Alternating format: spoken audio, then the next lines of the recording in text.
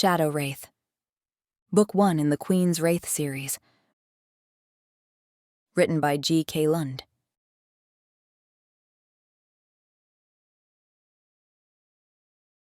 Chapter 1. Strange things happened inside the shade. It was the natural way of things in a most unnatural place. The sight of werewolf tracks stopping in the middle of an open space with no sign of the culprit in sight was an oddity, but not impossible in such a place. The Wraith tasked with tracking down the werewolf stopped next to the last print it had left behind and studied it. The sand crunched softly under her boot when she turned and took in the immediate area. The barren wasteland, which was the border between the city of Agartha and the Vale, the gateway between realms, stretched far, surrounding half the city. It was a desolate place, shrouded in a darkening, yet slightly pale yellow light. It gave the sense of being in a perpetual dusk that would make the hair on one's neck stand up. Nadia Navarra, one of the Queen's Wraiths, was less concerned about that at the moment. The missing werewolf was a more immediate threat. She scanned her surroundings. The tracks in the sand were visible, not faded in the least. The nearest house was 15 meters away. It appeared that the werewolf she was tracking had gained the ability to fly. Nadia frowned. She was the first to admit that the rules of magical forces were unpredictable and gave room for many outcomes. But flying werewolves was far-fetched. She would know. She was, after all, half werewolf herself. This she used to her advantage.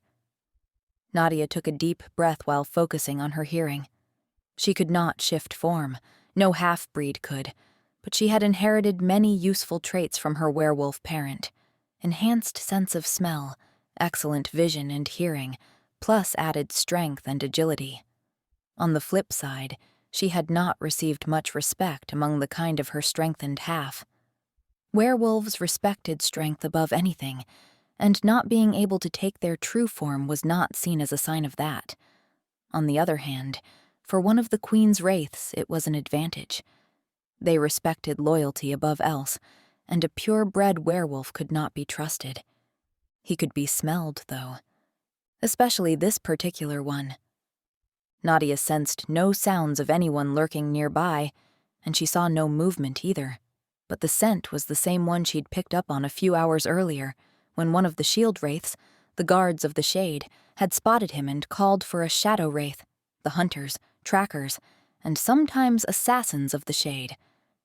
The werewolf in question smelled like he hadn't washed in days, which he likely hadn't if he'd been wandering aimlessly around inside the shade, the magic in there festering in his mind. But there was another scent that marked his trail too. It was something metallic and burned. Nadia couldn't identify it, but that didn't matter at the moment as long as she could use it to track her intended target. With a glance at the last footprint in the sand, she began walking again. So far, he had not changed into his wolf form. She would have smelled the fur then. The area that made up the shade, surrounding Agartha, was a desolate one. Derelict buildings stood everywhere, a testament to the fact that everything around her had once been part of the city itself. It was well known that the shade was not stagnant in Agartha, but ever moving. It happened slowly, a few centimeters a year, but that was more than enough to swallow up houses when enough centuries went by. The houses disintegrated in there over time. Sometimes nothing more than the shell was left behind. It was a city of ruins surrounding Agartha itself, and no one knew what caused it. That is to say, everyone knew it was some sort of pollution coming from the Vale, but not why it was happening. Insofar as Nadia spent any time philosophizing about this, she assumed no one would ever find out. It simply was, and more so for her and the other shadow wraiths than any other. This was their hunting ground. Strange things did indeed happen inside the shade, and it was their duty to see to it that nothing ever grew strange enough to harm the Queen's city. Many were drawn inside the shade, often out of desperation, like the werewolf who had fled the police in Agartha after succumbing to his urges and killing an entire family a week ago. He was, unfortunately, not a special case. There was also the matter of those who came the other way, through the veil and its shimmer, traveling to Agartha to visit or start a new life there.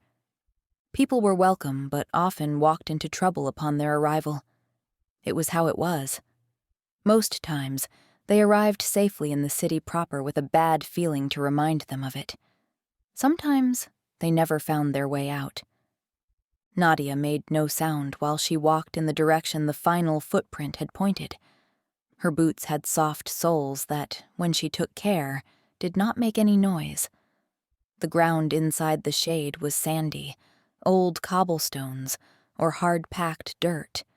But when dealing with targets with enhanced hearing, making noise was a bad idea. Every wraith had been trained from childhood on how to move without being heard or seen unless they wanted to.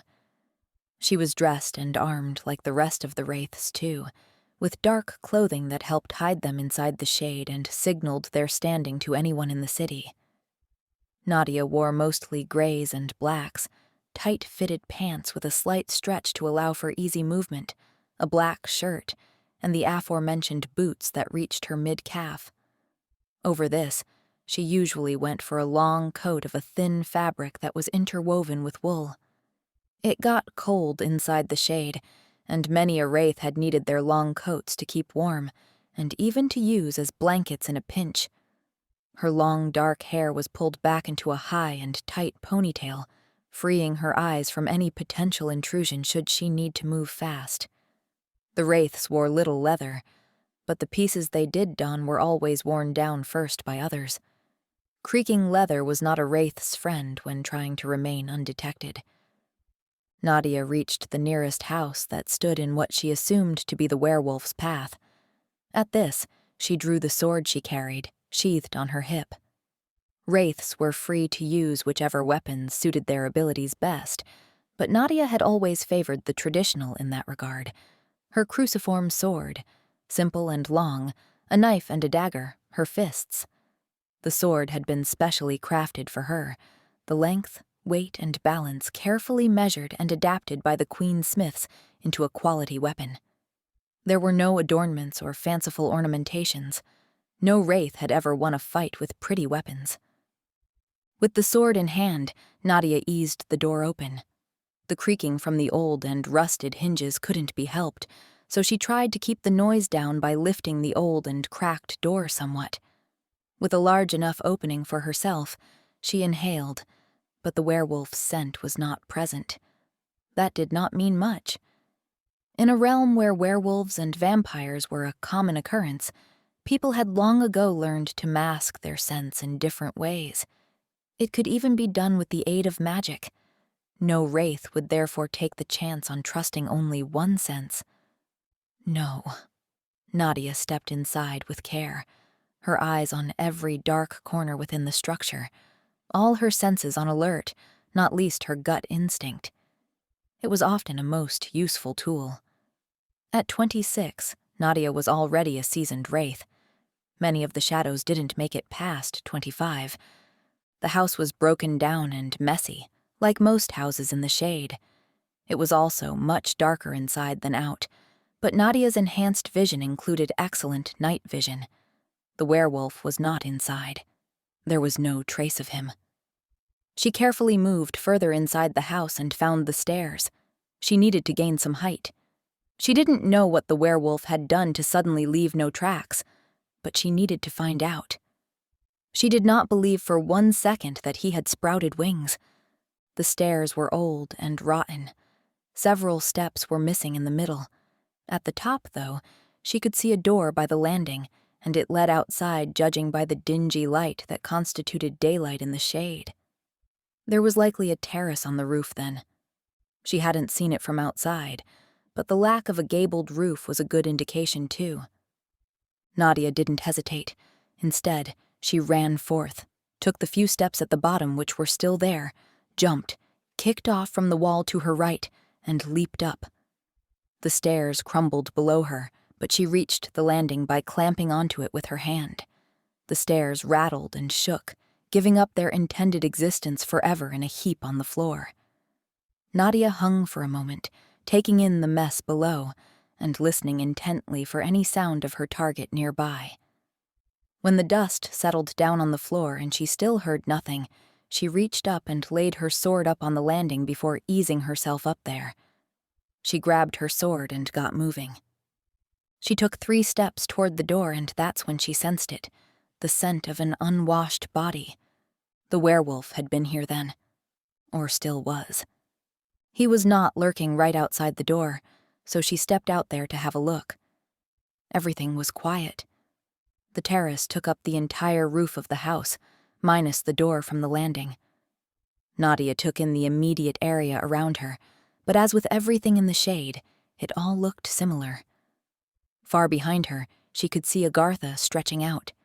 Behind it, vast fields of farmland took up more space. The sky above was blue with a few clouds, mirroring the sky above ground. It took a magical force of the most powerful kind to wrangle sunlight to the underground city, but that feat had been achieved centuries ago. That light nurtured Agartha's citizens and made the crops grow. Unfortunately, it was not quite natural, and there were reasons the Agartha realm was sought out among the undead.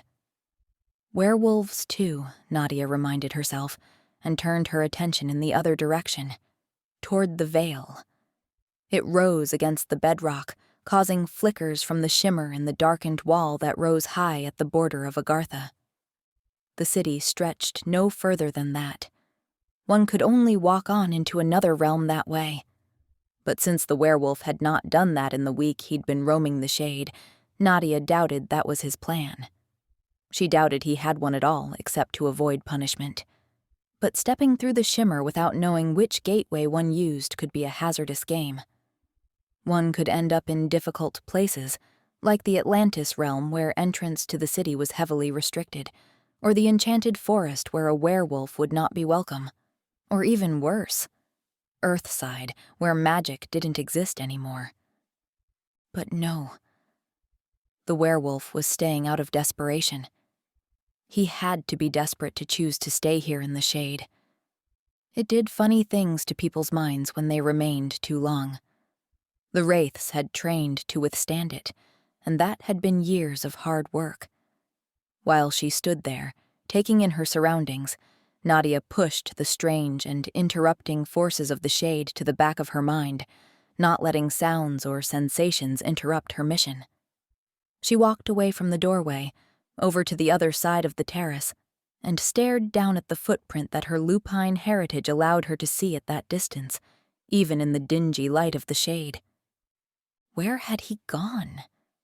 She stepped back and eyed the half-a-meter-high barrier between the terrace and the drop. Something dark caught her eye. A scorch mark?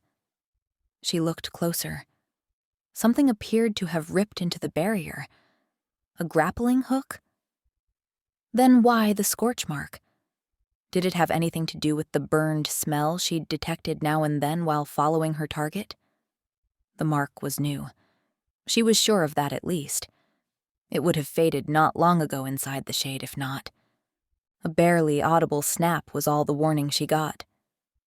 She whirled around but was running sideways before she'd turned the full 180. That was what saved her life. Something that glowed white-hot smashed into the barrier right where she'd been standing, while a huge, hulking form of a man climbed over the barrier on the other side of the terrace. Bits of rock flew everywhere, but the weapon that had crashed into the barrier carried on in its trajectory, straight for Nadia. She raised her sword and parried, all the while stepping back. The glowing threat connected with her weapon and was then beaten back, retreating to the man. "I figured they'd send one of you," he snarled at her. His voice was husky, probably from not having been used much the last few days. It was also hard to come by water in the shade. Nadia was more interested in his weapon, though. Now that she'd deflected the initial blow, she saw the solution to the flying werewolf conundrum. In his hand, he held a chain whip. The long metallic links were held together by smaller ones, and on the end a sharp and no doubt deadly hook. This was more than a regular chain whip, and those were bad enough. The man began swinging the weapon, and the motion or something else made it glow, the same white-hot glare from before. The snap came again, but she was more prepared this time. Did the man honestly think wraiths had not been tested against such weapons as mere bolt wraiths? She easily parried the attack, noting that the magic infused in the chain whip allowed it to stretch a lot farther than the metal could on its own. "You murdered an entire family," she told the man, circling him, noting his agitated stare at her calm demeanor.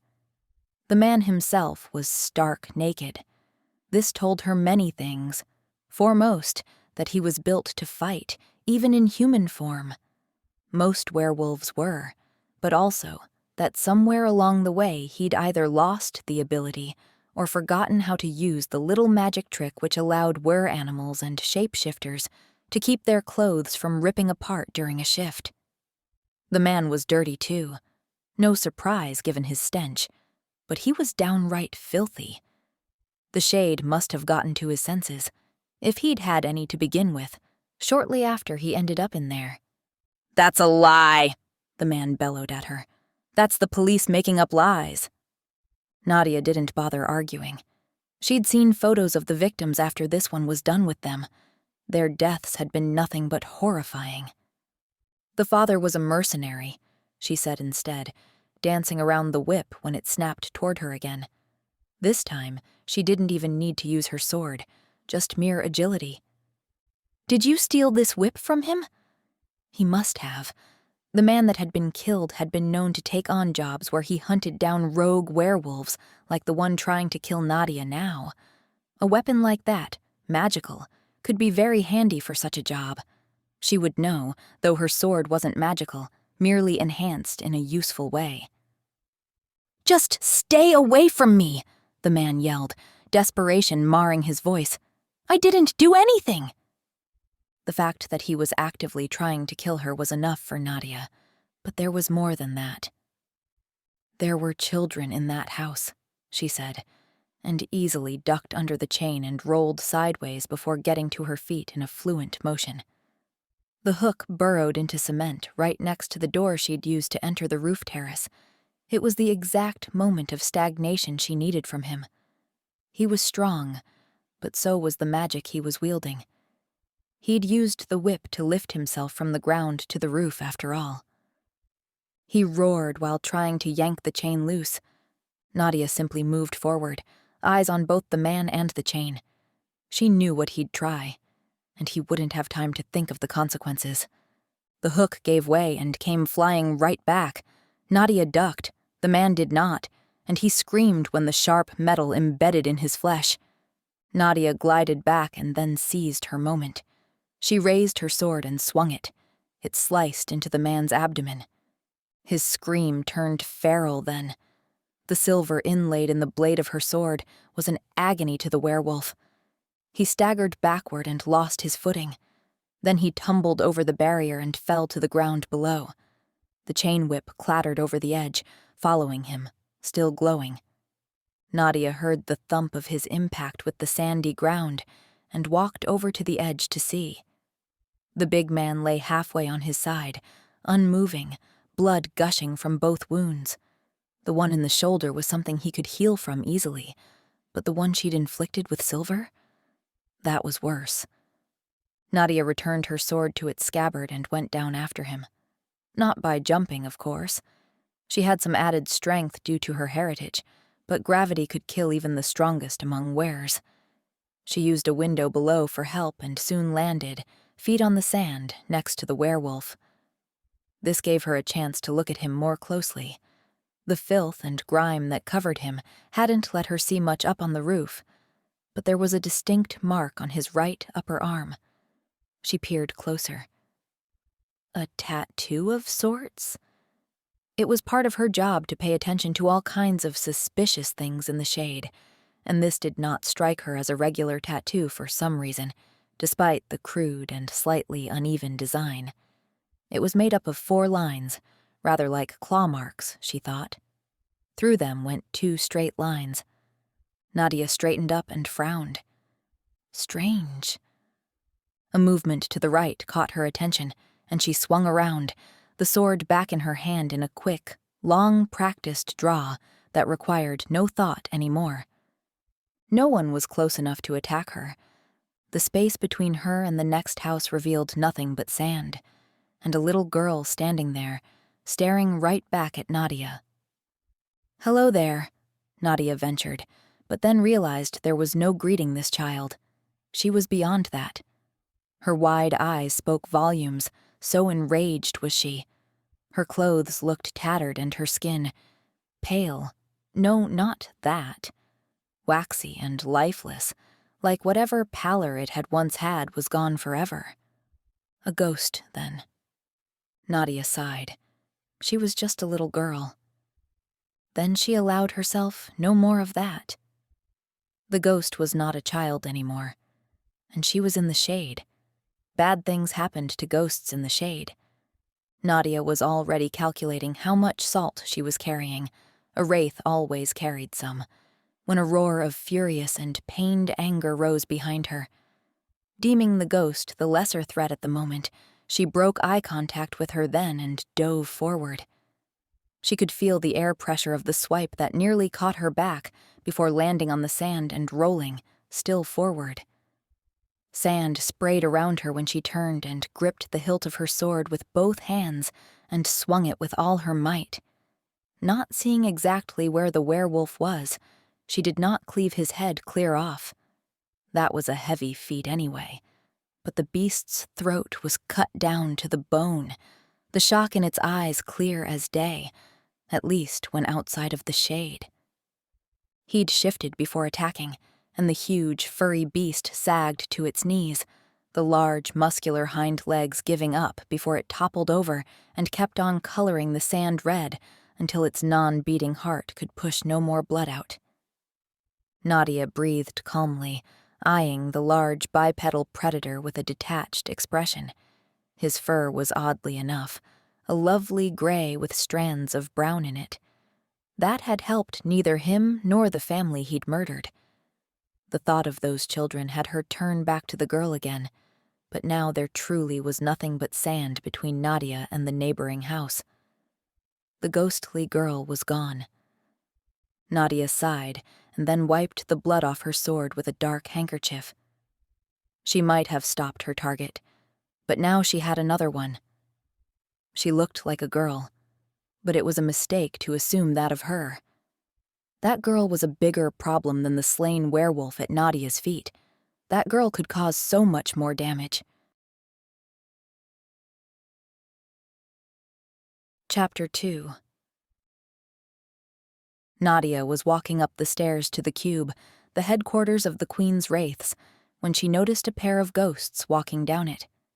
They were dressed in the dark blue of the Queen's ghosts, and were talking quietly together, not paying Nadia any heed, though she was sure they were aware of her and the rest of their surroundings just like she was. This time she sighed on the inside. As far as any of the little girl she had once been remained, this was one of the few slivers. She had always wanted to join the Queen's ghosts, but admittance required a select pedigree that had nothing to do with her family's mixing of blood and everything with their lack of high social standing. Still, it was not unheard of for a wraith to rise high enough in the ranks to become a ghost. It was what she had worked so hard for her whole life. Some would say she had more than many an Agarthan could dream of. She outranked the police and many of the wraiths too in her position as shadow wraith, but to Nadia, it had never been about power, and certainly not about riches since the wraiths had none. No, it had been about the honor of the thing. The loyalty of the wraiths to the crown had not been hard to instill in the young Nadia, because it had already been there the day she arrived as a green bolt wraith. The cube had been named so because of its shape, a large cubic construction on the far side of the Agarthan royal palace. The building was dark and loomed over everyone at ground level with its dozens of floors. The shape was none too spectacular, but the gargoyles and the figures cut out on every wall showed someone had bothered to do something interesting with it, even if it did look rather uninspiring in an imposing way. "Here," Nadia said, and laid the coiled-up chained whip on the desk of the Wraith in charge of intakes today, one of the younger ones, named Cade. He wasn't fully trained yet, still a bolt Wraith, but would soon get to try himself as a shield Wraith. "Wow," he said. "That's magical?" He bent down and eyed the whip closely. He was one of the Wraiths with some mage abilities. They could usually sense magic. The whip only looked like the regular metal whip it was now when not in use. "Where'd you get it?" he asked her. "Took it off a rogue werewolf in the shade," she said, and pointed at a large leather-bound book on the Wraith's desk. "It's in the docket. Case 13475. "Oh, right. Is Chronicler in?" she asked Cade while he found the case number. She couldn't help wrinkling her nose at the thought of the Chronicler. With her heightened sense of smell, his general odors were not something she looked forward to, but she had no choice after seeing the ghost. "What?" Cade said, distracted, and then put his finger on what was likely the correct number in the book. "Oh, yes. He's in. New fellow." "New," Nadia repeated, not without hope. Cade smiled and stepped closer without moving his index finger away from the page. "Yes.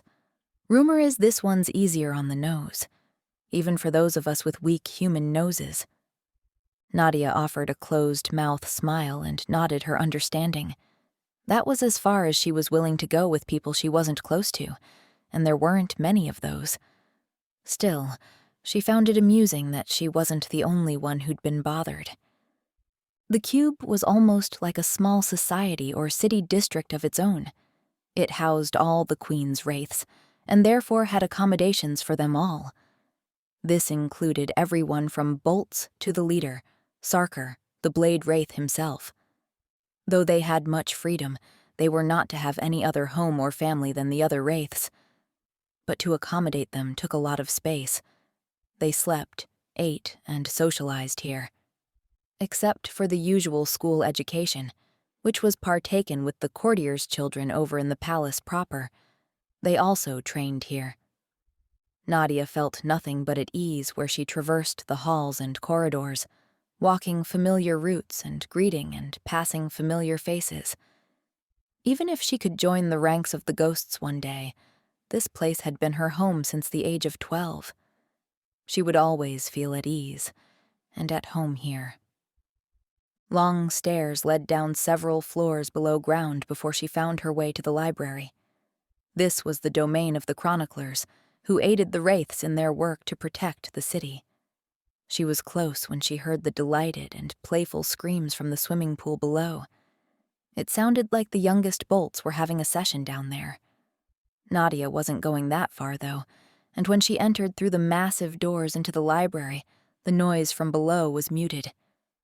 The library housed everything a Wraith was supposed to need, everything from books on every subject imaginable, archives of their previous and ongoing doings, as well as the chroniclers who managed it all for them. The Wraiths all received an excellent education. How could they not when they were schooled with the children of the Agarthan nobility? But managing the library was beyond them. So, the chroniclers were in charge down there, and every Wraith knew and respected that this floor was their territory.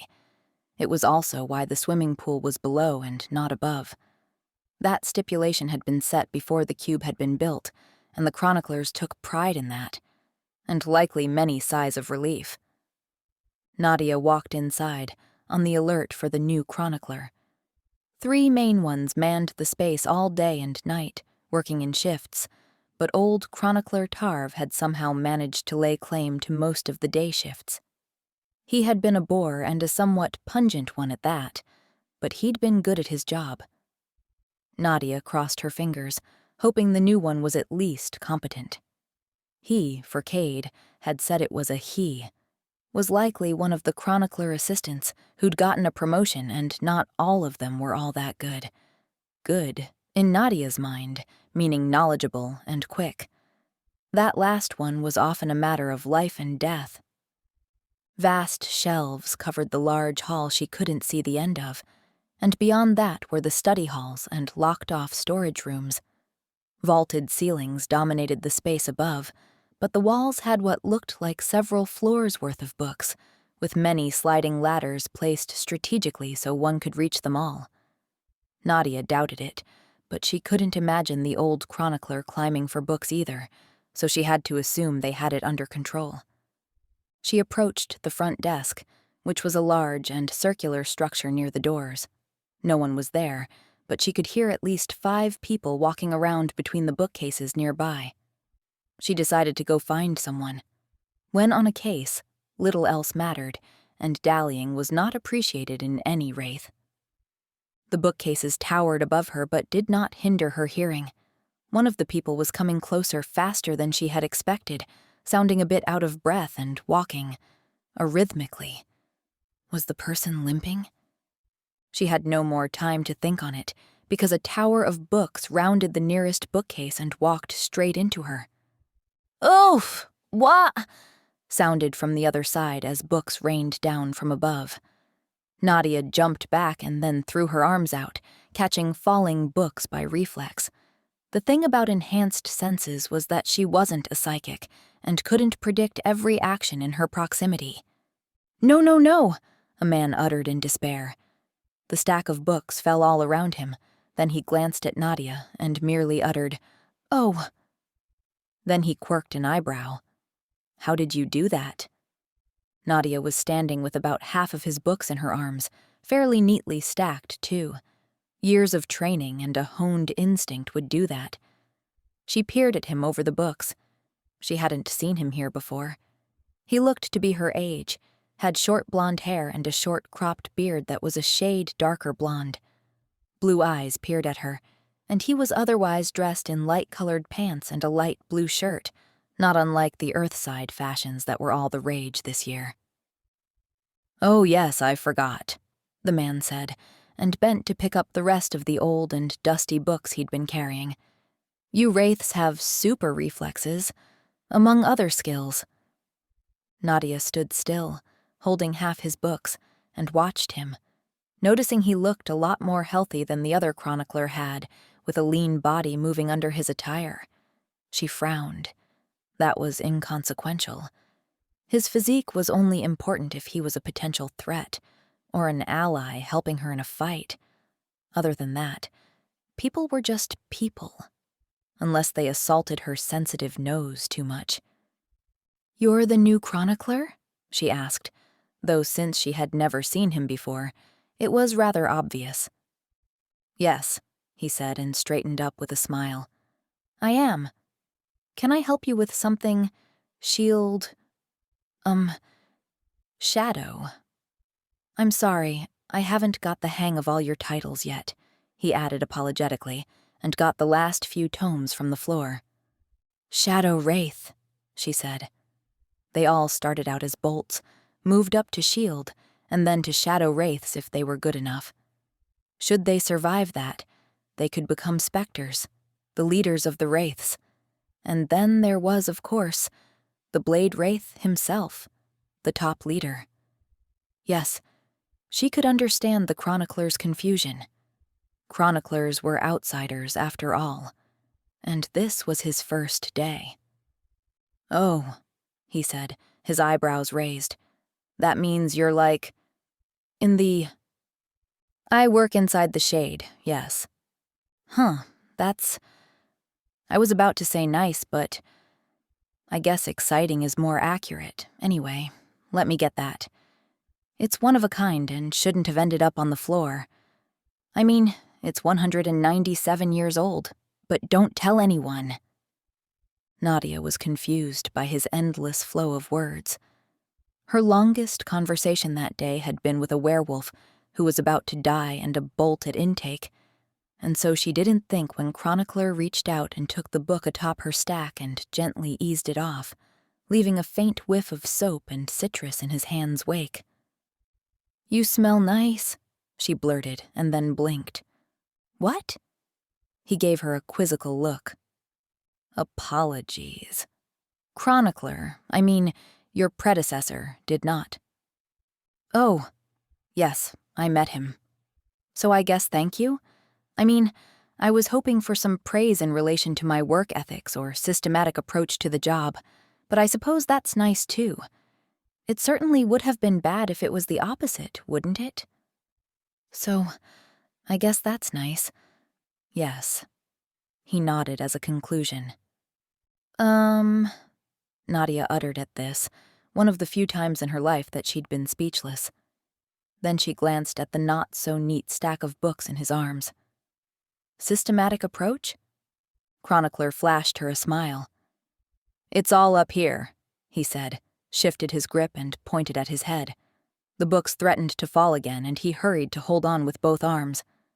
So, can I help you with something? Nadia. And yes, I do need your help with some information, Chronicler. Harmiston. What? Harmiston, please. I had enough of all that impersonal stuff with the ghosts. Here, let's put these down, he added and headed back toward the front desk with his half of the books. Nadia opened her mouth to ask, but he was already gone. Wait, you worked for the ghosts? She said when she hurried to catch up. Oh yes. As a chronicler's assistant mostly, and then a chronicler for the last 6 months. He reached the front desk and put the books down on top of it. So you... Nadia stopped herself, utterly confused by his revelation, because that was what it was to her. She carefully put her stack of books down. You worked for the Queen's ghosts and then quit and came here? On purpose? Harmiston smiled. Much more to do here, don't you think? There is?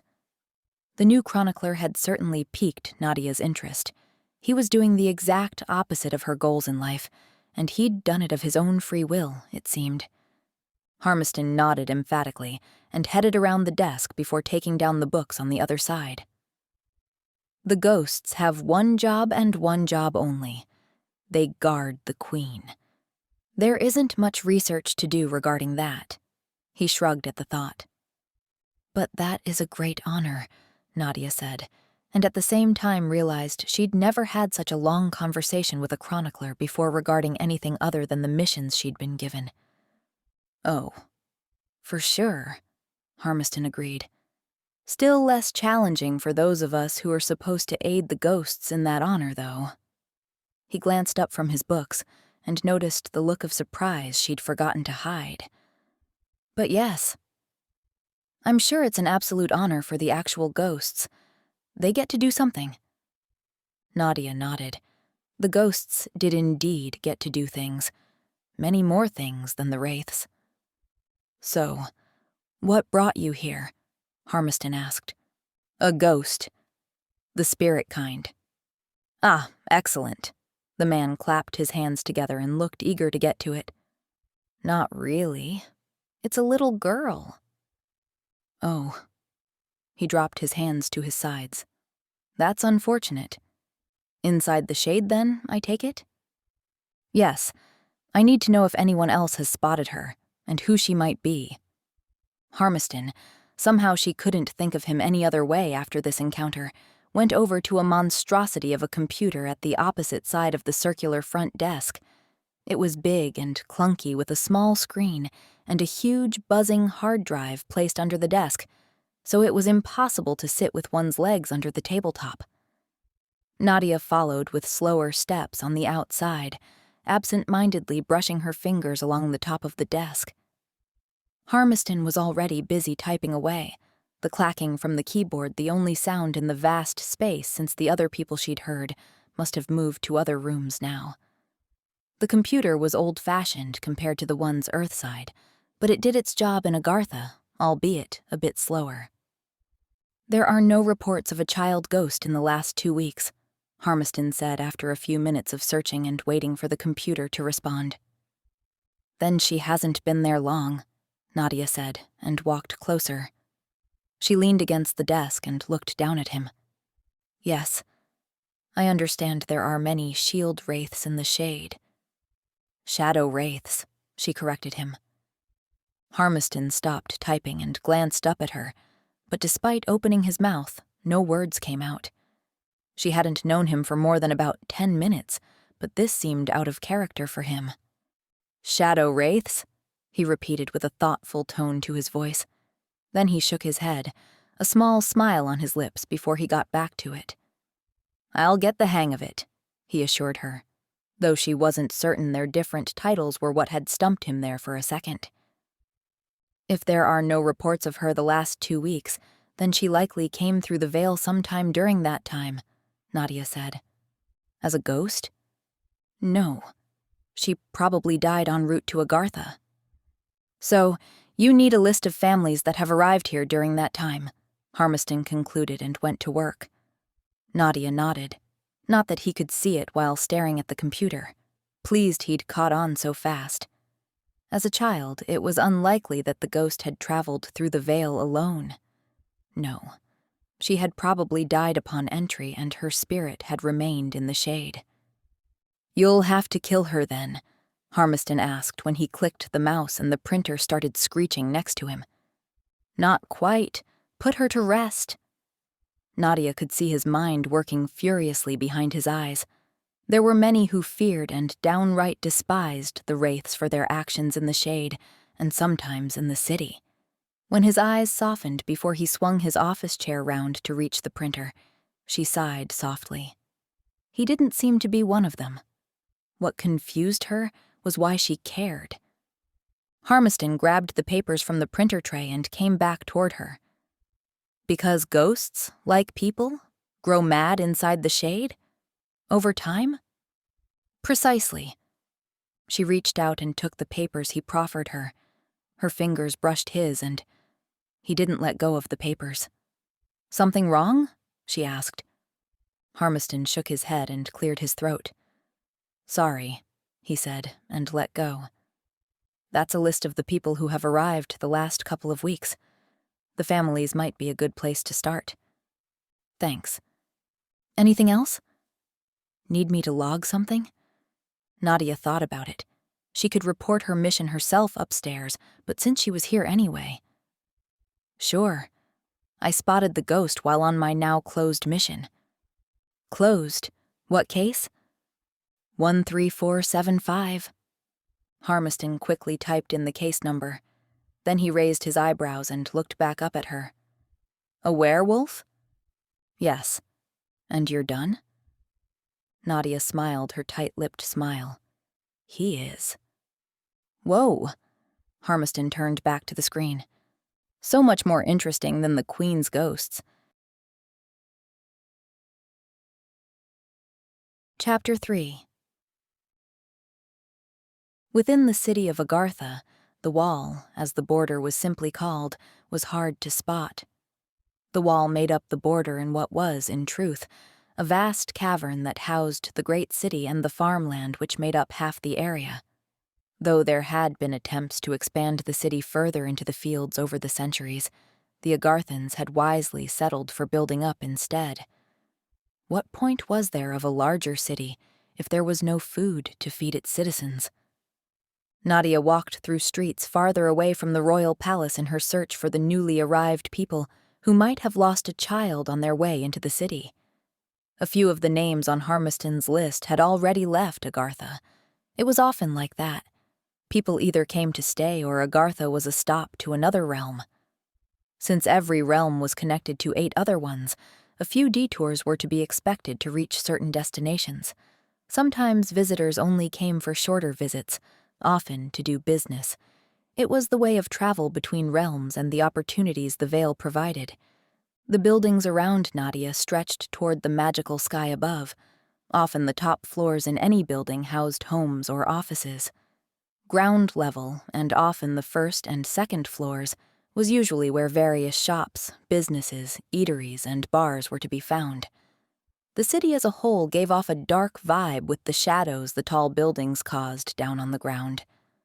Add in the ever-present gargoyles or other ominous figures carved into or placed on building walls, and the scenery was darker than maybe one would have striven for had one settled in the cavernous landscape of Agartha today. It was not, however, how the original settlers and first few generations had thought, and now it was too late.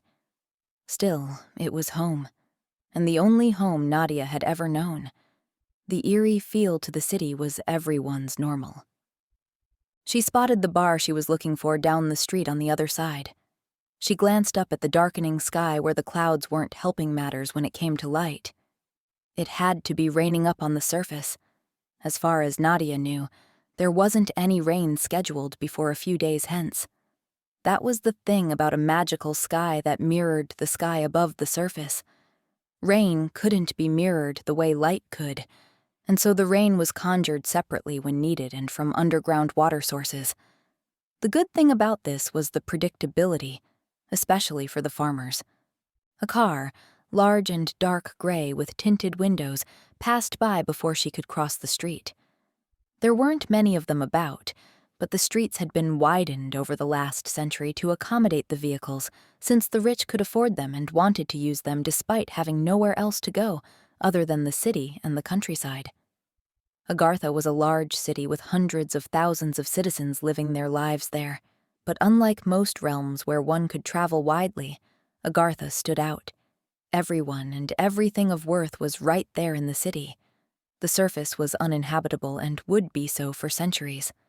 Besides, the shimmer of the veil was down there with them and surrounded half the city, making sure no one was trapped. It was not lost on Agarthans the magical and technological feat that had created their home in the first place. Nadia reached the bar and headed inside. It struck her at first glance as a clean and popular place. It wasn't full of people yet, but a sizable group was in there, their laughter and chatter having reached her long before she opened the door. The sense of washed and unwashed bodies mixed with that of alcohol and soap. Upon her entry, many stopped their talk and eyed her openly, men and women alike. Not all, though, she noted thankfully. It was when every single person stopped whatever they were doing to stare at you that you had a problem. This was normal suspicion. Her weapons and dark clothes left little doubt of who she was. The Wraiths didn't wear uniforms beyond dressing to move unseen in the shade, and like the Queen's ghosts, who were a bit more uniform in their clothing selection, they were heavily armed. Just like Nadia was now. Her black coat almost reached down to her ankles, but it did nothing to hide her sword, knife, and dagger, and various small things to ward off supernatural enemies. She noted the stairs and strode over to the bar in what was a lull in serving. The sullen bartender had no choice but to step over and see what she wanted when she hailed him. "Listen," he said. "I have no wish for trouble, all right?" "Nor do I," Nadia assured him, her tone of voice level. Her kind was not popular because they often had to stop their targets the hard way, and that included damage to other people's property. They could file an indemnity report with the city, of course, but only if it could be proven that a wraith or a ghost was at fault would they get any kind of recompense. Nadia was therefore speaking truthfully when she answered the barkeep, but she would never fail to defend herself or fulfill her mission. She could understand the man's wariness. "I'm looking for a man named Koberik Lakana. He's listed as working here. He started recently?" The bartender sighed and leaned his hands atop the bar. "What did he do?" he asked, likely deeming it better to admit to employing him and hope the man would go peacefully if Nadia was here to bring him in to the police. "Nothing as far as I know," she said. "I need a word with him. He came to the city recently, yes?" The bartender nodded and seemed to relax a fraction. "He came in asking for a job, not 10 minutes after I had to fire the last of my waitstaff. Hired him on the spot." "Good for him," Nadia commented. Not every new immigrant had such luck in the job department this early. "Is he here?" "Yes, hold on." The bartender walked toward a door behind the bar that led into the back. "Koberik!" he yelled before he reached it. Nadia looked around and saw that most of the patrons had gone back to their business, though one man, slightly wobbly on his feet, was not only eyeing her but slowly coming closer. Probably someone who'd been in conflict with a Wraith at one point, or knew someone who had. It wouldn't be the first time someone had had it out for her because of something a long-dead Wraith had done years ago. Those kinds of grudges were long-lived in Agartha. "Kobarik," the bartender repeated, louder this time. "On my way," came a muffled voice from somewhere in the back. The man kept ambling closer, brows narrowed over squinting eyes. Nadia didn't know how inebriated he was. Liquid courage rarely lasted that long, but doing something stupid didn't require much time. "There you are," the bartender said when an out-of-breath man in his 40s came bustling inside the bar, wiping his hands on a clean-looking rag. "Someone here to see you." Kobarik stopped and glanced around before his eyes settled on Nadia. He was a slim man with dark hair and beard, dressed in simple yet good-quality clothes. He had a whiff of dried clothes about him, and 2 types of soap, one for himself and one more industrial type for cleaning things here at work, no doubt. He didn't seem to be doing too bad, and wasn't someone Nadia would have looked at twice when sussing out troublemakers.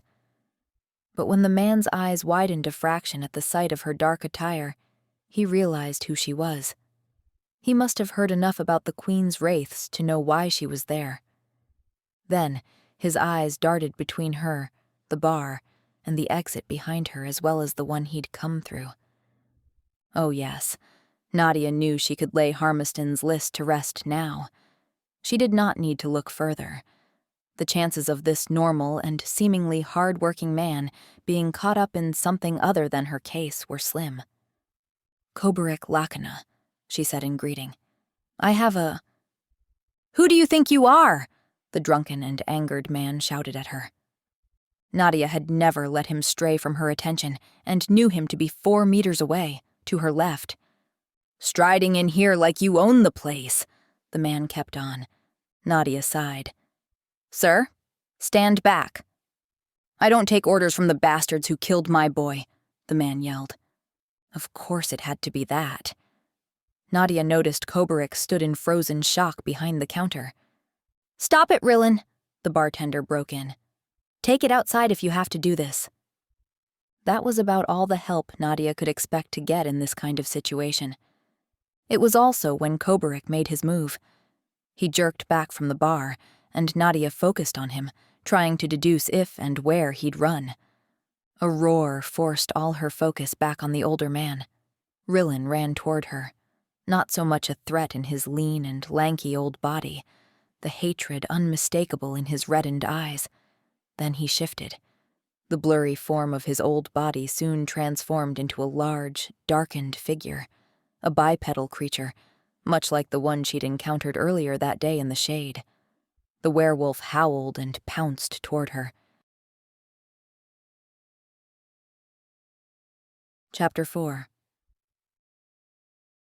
People screamed, and the noise mixed into the scraping of chairs against the floor and the stampede of those who wanted out. Life for shifters was heavily regulated in Agartha, so most people weren't used to seeing one so publicly, especially a drunk and out-of-control one. Nadia's life differed somewhat from the fleeing patrons in regards to dealing with supernatural creatures. With a hand on the hilt of her sword, she backed up several paces, her eyes glued to the wolfman shape of Rillin. In this form, he could speak no more, but the growls and snorts said more than enough. The beast hated her on principle. A clawed paw swiped her way, and she easily ducked it and glided to the side, avoiding the were crashing into her. She noted his weakened form. It wasn't so much the alcohol he had on board, but more the lack of bulging muscle under the dark fur, as well as his inadequate speed and agility. The wolf was old and frail, going on hate rather than any physical attributes. This did not make him harmless. A table and a few chairs flew between the walls, the werewolf snarling at her when the way was clear. He pounced again, and Nadia reacted accordingly. She swept to the side and kicked back. A yelp told her she hit something painful. Instead of turning, she leaped up and grabbed hold of a ceiling beam. She swung herself like a pendulum, letting go when the beast attacked again, aiming for her legs. She flew forth and landed on top of the bar. "Take it outside!" the despairing bartender shouted at her and the werewolf both. She had a split second to notice that Kobarik was nowhere to be seen before Rillon reached the bar and swiped his claws into it where Nadia's foot had been a moment ago. She sprinted down the length of the bar, pulling her gloves from a pocket in her coat. She yanked them on fast, trapping her ring and little finger in the same space. It didn't matter. She bent and grabbed 2 bottles of liquor from behind the bar. The werewolf raged toward her and she threw the lightest one right at its head. The beast barely avoided the bottle, twisting sideways and hitting the bar with its back. The bottle crashed to the floor, spraying glass and liquor everywhere. Nadia ran forth and grabbed a chunk of the werewolf's fur on top of his head before she swung the last bottle. It hit him on the side of the head, the bottle breaking and dunking the beast in glass shards and alcohol. He stumbled sideways, and Nadia, still holding on to the top of his head, leaped onto his shoulders and went with him. She snaked her legs around his neck and held on for dear life when Rillon panicked and tried to shake her off. The werewolf stumbled over furniture, and Nadia took a few random hits before she could extract the silver chain coiled up on her belt. She quickly let go of Rillon's head to get the chain over it and around his neck. Then she tightened it with all her might, her gloves protecting her from the pain of handling the silver. Rillon panicked then, raving through the bar, eliciting screams from the last few patrons still there, toppling over more tables and chairs. "Please, stop!" the bartender pleaded somewhere behind them, and to no avail. Nadia did not let go. Bolts of pain stung in her right leg and hip when the werewolf went to his knees and then fell over. Nadia held on until she felt his body relax into the grip of unconsciousness. Only then did she release her hold on the silver chain. No one stepped in to help her push the enormous beast off her, so she did it herself, pulling her leg loose. She got to her feet, and then took a second to study the werewolf while coiling up the silver chain in her gloved hands. She had every right to kill him. Anyone who attacked a wraith or ghost like this did so knowing that it was a high crime. But the werewolf was an old man, angry about something that had been done to his son. That son had probably deserved his fate if wraiths had been involved. Yet, Nadia let the old man be. What was the point of taking him in? She knew he wouldn't be grateful, only more angered. She drew a breath, hardly winded from the exertions, and turned to the bartender. "Where did he go?" she asked, her voice clipped, leaving no room for misunderstandings. Kobarik had done a runner, and she did not want to waste time. "Out the back," the bartender wisely answered her, pointing toward the door behind the bar. She nodded and hurried around it, straight for the door. "Hey, what about my bar?" the bartender said. Nadia stopped, one hand on the doorframe, and stared back at him. "What about it?" Your patron attacked me," she said, and then walked away before the man could muster the courage to argue further. There were too many witnesses for the man to try something. In this case, she had been in the right. She found the way out from the bar via the back door and caught on to Kobarik's scent easily enough, adding the different kinds of soap, and it didn't matter that he'd gotten a head start. If she was quick about it, the distinct scent trail would not be too disturbed by other smells around the city. A few people who'd escaped the bar noticed her on the street and gave her a wide berth, one of them nearly getting hit by a car. The screech of brakes didn't faze Nadia, who felt the scent lingering like a trail of breadcrumbs leading her away from the bar. As long as no one attempted to stop her, they were little but possible threats in her alert mind. Nadia peeled her gloves off while navigating the streets. She didn't know where he was going. He had no home address registered, only his place of work. People had 3 months to file all the necessary information after arrival through the Veil. It was done this way to give new arrivals time to settle, but some information had to be given quickly. In Koberik's case, he'd chosen his place of work. Wherever he was going, it was far from the bar.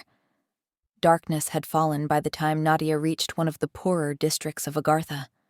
The buildings were still tall and sectioned into various spaces much like the rest of the city, but the upkeep of the facades and streets looked worse. So were the living spaces. Nadia had been here many times during her years as both a shield and shadow wraith, and the building owners tended to section off the apartments into smaller and smaller units. People who were desperate for a roof over their heads would still pay for the cramped homes. Koberik's scent nearly disappeared for her while passing a food market, the smells of spices, raw meat, and cooked dishes interfering with her senses. She picked up the scent of him while circling the market, though, and finally tracked him down to an at least 20-story building with paint peeling off its walls.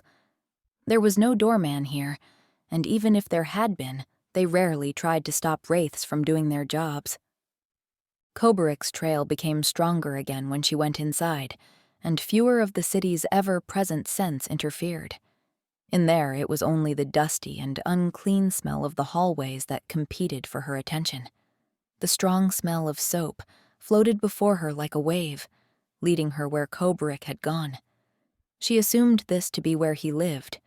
He must have thought himself safe since he hadn't reported this address to the authorities. According to Harmiston's list, he had a wife and children, so Nadia assumed they'd be here too. When at the correct door, she knocked politely and then listened intently. No telltale scuffling noises came. Nothing that sounded like a window being opened. Instead, Nadia heard footsteps approach the door. Koberik must have come here, but no one inside that apartment thought he could have been followed, judging by this. The door opened a fraction, and a woman peeked out. "Yes?" she asked, and then her visible eye lowered and noted Nadia's dark clothes. "Oh!" she gasped, and then tried to shut the door. Nadia was faster. She stuck her foot in the gap and then pushed the door open. The woman stood no chance against the strength of a half-werewolf and stumbled backward, catching herself against a rickety kitchen table. "Apologies," Nadia said, and meant it. That didn't mean she regretted making her way inside. "No!" Koberik shouted, jumping up from the side of a bed tucked into the corner of the room. "Sit down, Koberik," Nadia ordered him, her hand on the hilt of her sword as a warning. There were 2 children in the room, no more than 2 and 5 years old, she gathered, seated on the floor behind the kitchen table playing with marbles, and she did not want to scare them. "Let's not have any more trouble." But... He was a werewolf, Koberik stuttered. He must not have believed his luck when Rillin had attacked Nadia and then assumed her to lose. The corner of Nadia's mouth twitched. "So am I. To some extent." Koberik's eyes widened before he looked at his wife. Then they both seemed defeated. Koberik sighed in despair, and his wife sat at the table, a heavy sigh escaping her too. Nadia focused on the wife and stepped closer to the table. "Hika, I take it?" Her name had been listed with Koberik's. Hika nodded and indicated one of the other chairs. Nadia walked over and sat, hoping this could ease their fears somewhat. She was not there to harm them. Koberik may have thought so. The Wraiths had a reputation after all. But Nadia only needed information from them.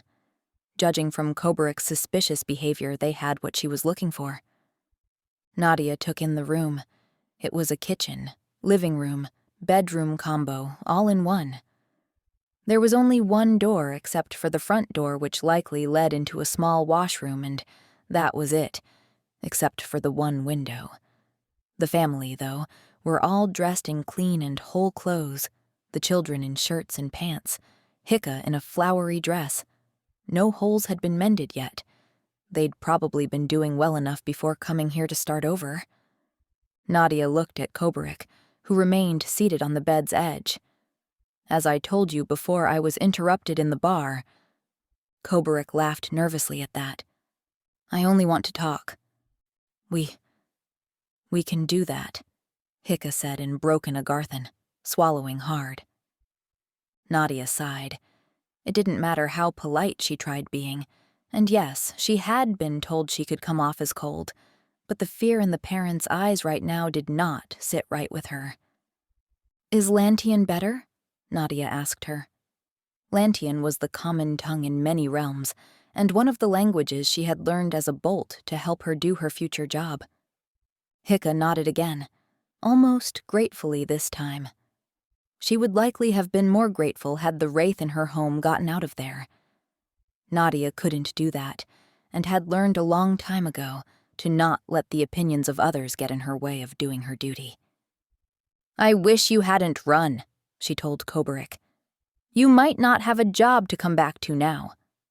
It wasn't his fault that Rillin had attacked Nadia, but with the subsequent mess and damages to the bar because of a Wraith that had come looking for him and no one else, the bar owner was probably not going to be positively inclined to his newest staff member. Koberik merely nodded in defeat, yet a streak of curiosity crossed his face. Compassion from a Wraith? This was not something people said about them, but most of the Wraiths were, in Nadia's opinion, compassionate people, sworn to the same duty she was. "What can we do to help you, Wraith?" Hika asked. Her eyes darted to her children and back to Nadia, the worry in them clear. "I am not here to harm any of you," Nadia repeated, and smiled warmly at the children who smiled back and then returned to their game. "I need some questions answered, and judging by Koberik's running away from me, I believe you have something to share." Hika and Koberik locked eyes and seemed to communicate in silence for a few beats. They were afraid of something. Then they turned their attention back on Nadia. "All right," Nadia began. "You came through the veil 13 days ago?" "Yes," Hika said. Apparently she was to speak for them then. "How many children do you have?" She glanced nervously at her son and daughter on the floor. "2, as you can see." "How many children did you have upon your arrival through the veil?" Nadia specified. Hika's eyes darted to meet Koberik's again. She licked her lips nervously, not used to being in this situation at all. "I don't understand what you mean." "Don't lie to me, Hika," Nadia said, her voice calm and non-threatening. If she was right about this, then these parents were traumatized. "You had 3 children, didn't you?"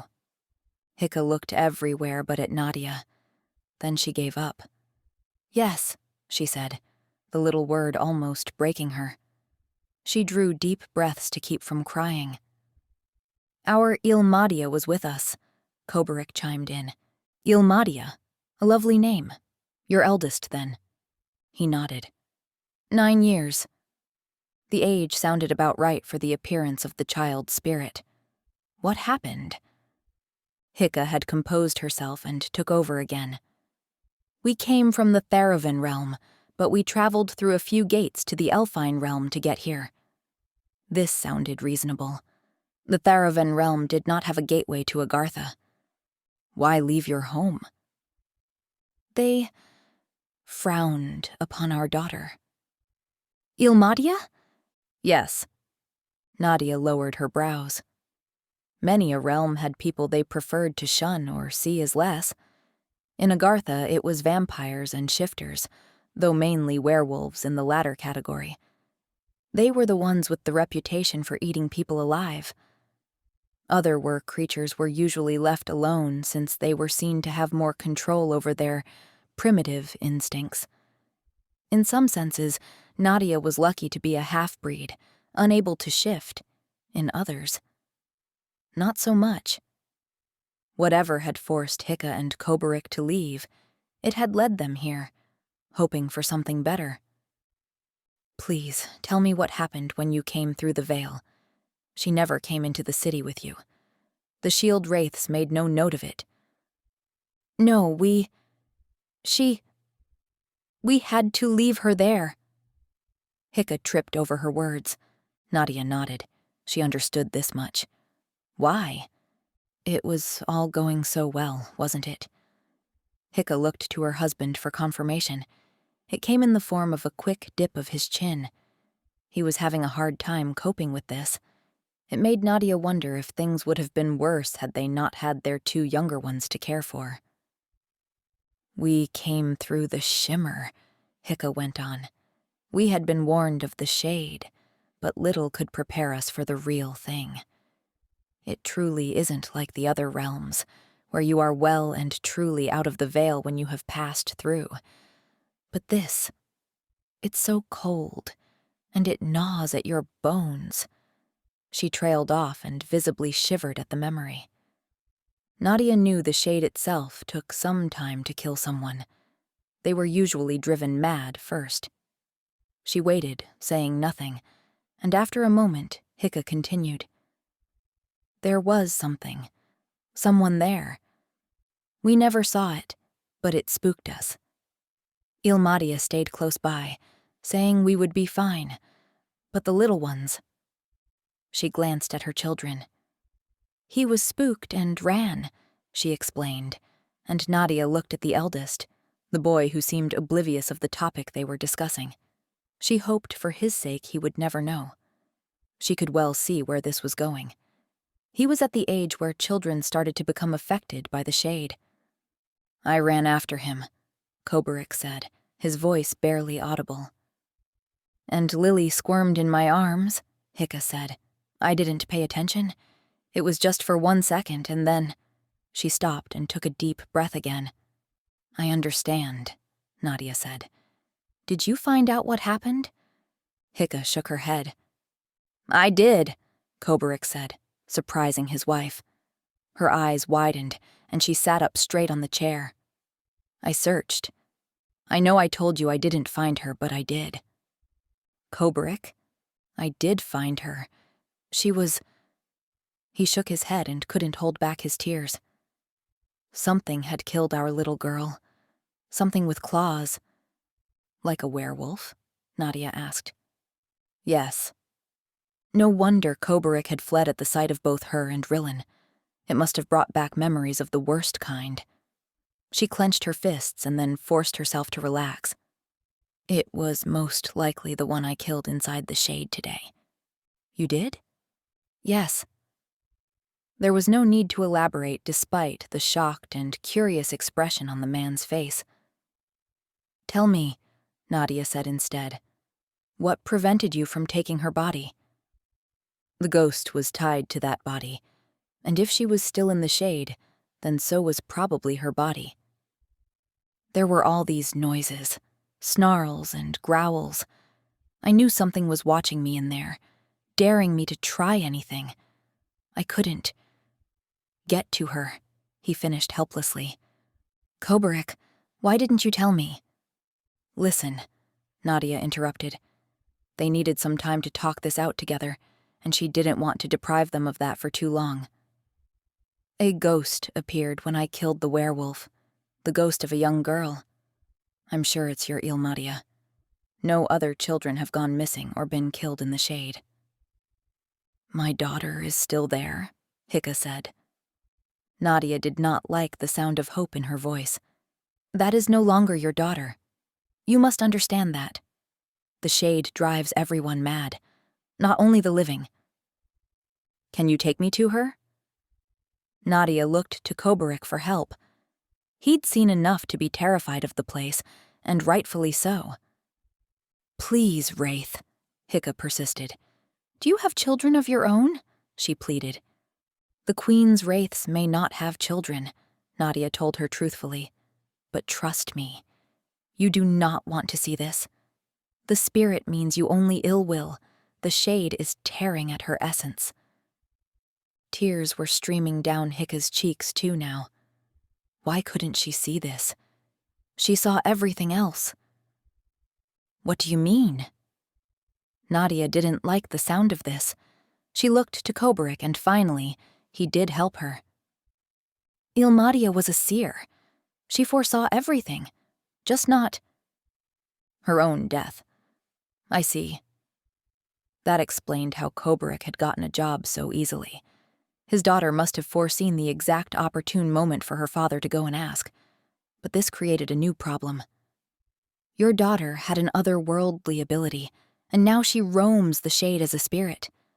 This causes more problems than I had thought." "What do you mean?" Hika asked. "What will you do to her?" "I promise you, Hika, I will not harm her. But I must put her to rest." Which meant Nadia had to return to the shade sooner than planned. There was no other choice if she was to help the girl move on. Chapter 5. "Nadia, a word?" Nadia was heading up to her rooms when the familiar voice of one of the specter wraiths hailed her. She stopped on the steps leading upstairs from the common areas and turned and walked back down. "Of course, Spectre," she said, and approached him. Terrace, Spectre Wraith of the Queen's Wraiths, was one of the leaders in the organization, which in and of itself meant he was capable since he'd survived as a shadow wraith long enough to get the promotion. Like Nadia, he was a half-breed, but of a different sort. The man was half-elf, and a striking one at that. Tall, graceful, and with a face that was a little too beautiful to be quite human. Like most of the male wraiths, his hair, a naturally platinum blonde, was cropped short. It contrasted with his black clothes, and Nadia had often wondered if he had always worn a hood when working in the shade, or if he'd simply colored it back then. "I understand you finished your mission this morning?" he asked her, his voice, like most wraiths, calm and collected. They'd been taught early on to either let go of or suppress any unnecessary emotions, especially when working. "Yes.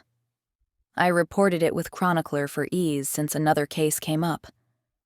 Terrace nodded. "I saw it in the files. This is what I wanted to ask you about. There is a ghost in the shade?" "A child spirit," Nadia confirmed, and then gave him the details. Terrace uttered when she was done. "Leaving a dead body behind in the shade is a crime." "It is," Nadia concurred. Ghosts were attached to their physical bodies, and when adding in the shade, and what it did to both the living and spirits, bodies had to be removed or destroyed. Nadia had sent shield wraiths to fetch the dead werewolf earlier to prevent something like this. "And you can send the police after them, Spectre," she added to Terrace. "But honestly, I don't think there's anything we can do to punish them more than they already have been and are." "Why?" Nadia blinked. "They lost a child.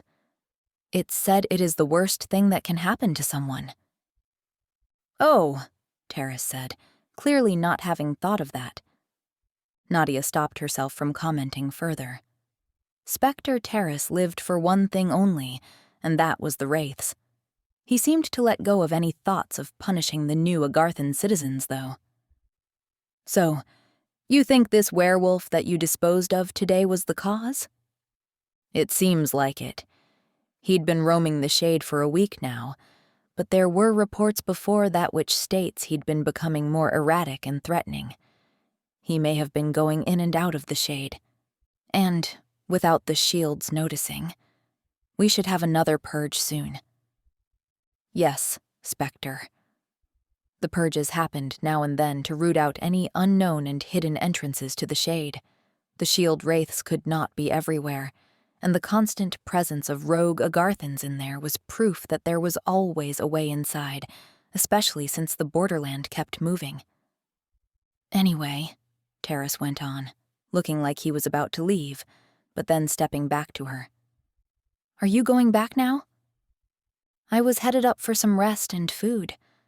I'd been in there a while before I found the werewolf." Terrace nodded. Good, and then walked away, catching the attention of one of the other specters. Nadia kept her relief to a quiet exhale and then broke into a smile when someone else hailed her. This time she walked away from the stairs, figuring she could rest later. "Nadia!" her friend Victoria shouted, and waved through the crowd of dark-clad wraiths surrounding her. No one batted an eyelid at this since she was a known fixture in the wraiths' halls after all these years. There were a few courtiers in here at all times, and they were easy to spot in their colorful clothes. It was bound to happen when bolt Wraiths and the children of the court went to school together. Friendships blossomed. Many of them lasted. Sometimes more than that, too, and judging by the heads turning after Victoria, there were those who wouldn't mind something more with her. Victoria Vidzora was a lady-in-waiting for one of the ladies at court, and was bored with the whole ordeal which had lasted about 5 years now, and so she snuck out as much as she could. Her hair was perfectly coiffed, but tonight she was dressed rather subdued for court, though they couldn't all run around in ball gowns and tuxes all the time. At least, Nadia couldn't fathom how they got anything done that way. Victoria wore straight and wide green pants and a white, voluminous blouse with bobbin lace and other sewn-in ornamentation. "Hey," Victoria said when she reached Nadia and pulled her along by her hand toward the nearest bench. "I have grievous news," she announced and grinned. "News or gossip?" Nadia asked and went with her and sat. "In my world, those are the same and equally important." Nadia rolled her eyes playfully. Victoria was the only person she allowed herself to let loose a little with. They had met at school at 12 and instantly hit it off, despite their vastly different lives in the city. It took a certain cunning and intelligence to survive at court, though, and Victoria had that in spades. "All right, tell me, what is so grievous that it has you almost laughing?" The Earl almost proposed. "Huh. What? That's all you're going to say, huh? Well, isn't he the one who prefers men? Or was that the Count? I'm confused." Victoria shook her head in feigned despair, almost shaking a chestnut ringlet loose. Her hazel eyes were full of mischief, though. "How you survive in the shade is beyond me, Nad. Well, separating werewolves from vampires is easier than keeping these highborns straight." Victoria waved that off. "It's the one that finds me aesthetically pleasing, not attractive." "Ah, and how did he almost propose?" I found an excuse and fled before he could do so. "Because," Nadia prompted. As far as she could follow the intrigues of the court, such as Victoria relayed them to her regularly, a marriage to the Earl would be a very good one. He'd even hinted that she'd be free to pursue her own relationships outside of it. And given his wealth and the development of Earthside technology, a journey there could help secure an heir with little fuss between them. Victoria was a pragmatic woman, and this would secure her place at court and give her ample freedom. It had often been completely bewildering to Nadia why someone like Victoria would choose to remain in such a dated institution. But she had come to realize over the years that it was the only life Victoria knew. Having been raised there, just like Nadia knew no life outside the Wraiths. She was sure Victoria sometimes wondered the same about Nadia, but she never questioned it, so neither did Nadia. Victoria was a loyal friend, loyal being the most important part, and a concept Nadia had no trouble understanding. It was how she lived her life. Victoria sighed and leaned in, lowering her voice so that any Wraith could not easily overhear. At least she hoped so in a place where there were people like Nadia with enhanced auditory senses. "What if it's a mistake?" "The Earl?" Victoria nodded. "Is this because of the Count?" Sure, the man had a lower rank and position, but for all Victoria's maneuvering within the Queen's court, Nadia didn't think that ultimately mattered to her friend. Besides, she mentioned that man more often than the one who looked best on paper. "Don't know what you're talking about," Victoria said and huffed, not quite pulling off the haughtiness she was reaching for. "Count Elasso or other... I forget." "It's Elasatra," she said, like she couldn't bear to hear his name mispronounced. "You know, for all your skills as a Wraith, you'd be eaten alive at court." "I have no doubt," Nadia said, and couldn't help a laugh. It startled a nearby shield Wraith enough to stop and stare at her. He must have never heard her do that before. "What's your problem?" Victoria said with none of the fear other citizens had, and had him scuttering off before Nadia could do so. You Wraiths are a funny lot, Victoria added when the man was out of earshot. I think you're one of very few who think that mildly of us, and dare to say it. Victoria waved that off. Ah, pish! And, hey, look over there, she said, and indicated the direction with a nod. The Wraiths are just like the rest of us. Nadia followed her line of sight and saw a young female Wraith being called by one of the female specters. The look on the specter's face was stern. She knew Victoria had meant that Wraiths made mistakes too, but there was something about the specter's cold eyes which told her there was more than simple rule-breaking going on here. Something seems off, Nadia mumbled, watching this. There were several other young Wraiths paying attention too, and now the specter was taking her away from the common area to talk to her. Odd. Of course something's off, Victoria said. Haven't you been paying attention? No. To what? She's a bolt, right? Yes, and so are her peers over there, whispering like mad now. But do you see that boy in the middle of that bench? Nadia did. A boy about the girl's age was not taking part in the gossip. In fact, he looked rather pale, and he received a few curious glances. Her boyfriend, Victoria explained. There have been rumors lately. Oh, that can't be good, Nadia said. If you've heard them, that means all the Wraiths are talking openly. Exactly. They're saying she's pregnant, aren't they? Nadia felt dread coil in her stomach, and it didn't get better when Victoria nodded to confirm. I thought you knew, she added with a look of concern. No, I've been busy tracking a werewolf in the shade, she sighed. They must have been careless for it to get out like this. Hard to keep it secret when two young bolts are in love and living in the same place. I'm sorry, Nad. I thought you knew. Nadia nodded. What happens now? Victoria asked. That specter will have her take a pregnancy test, and if it's negative, she'll be separated from that boy.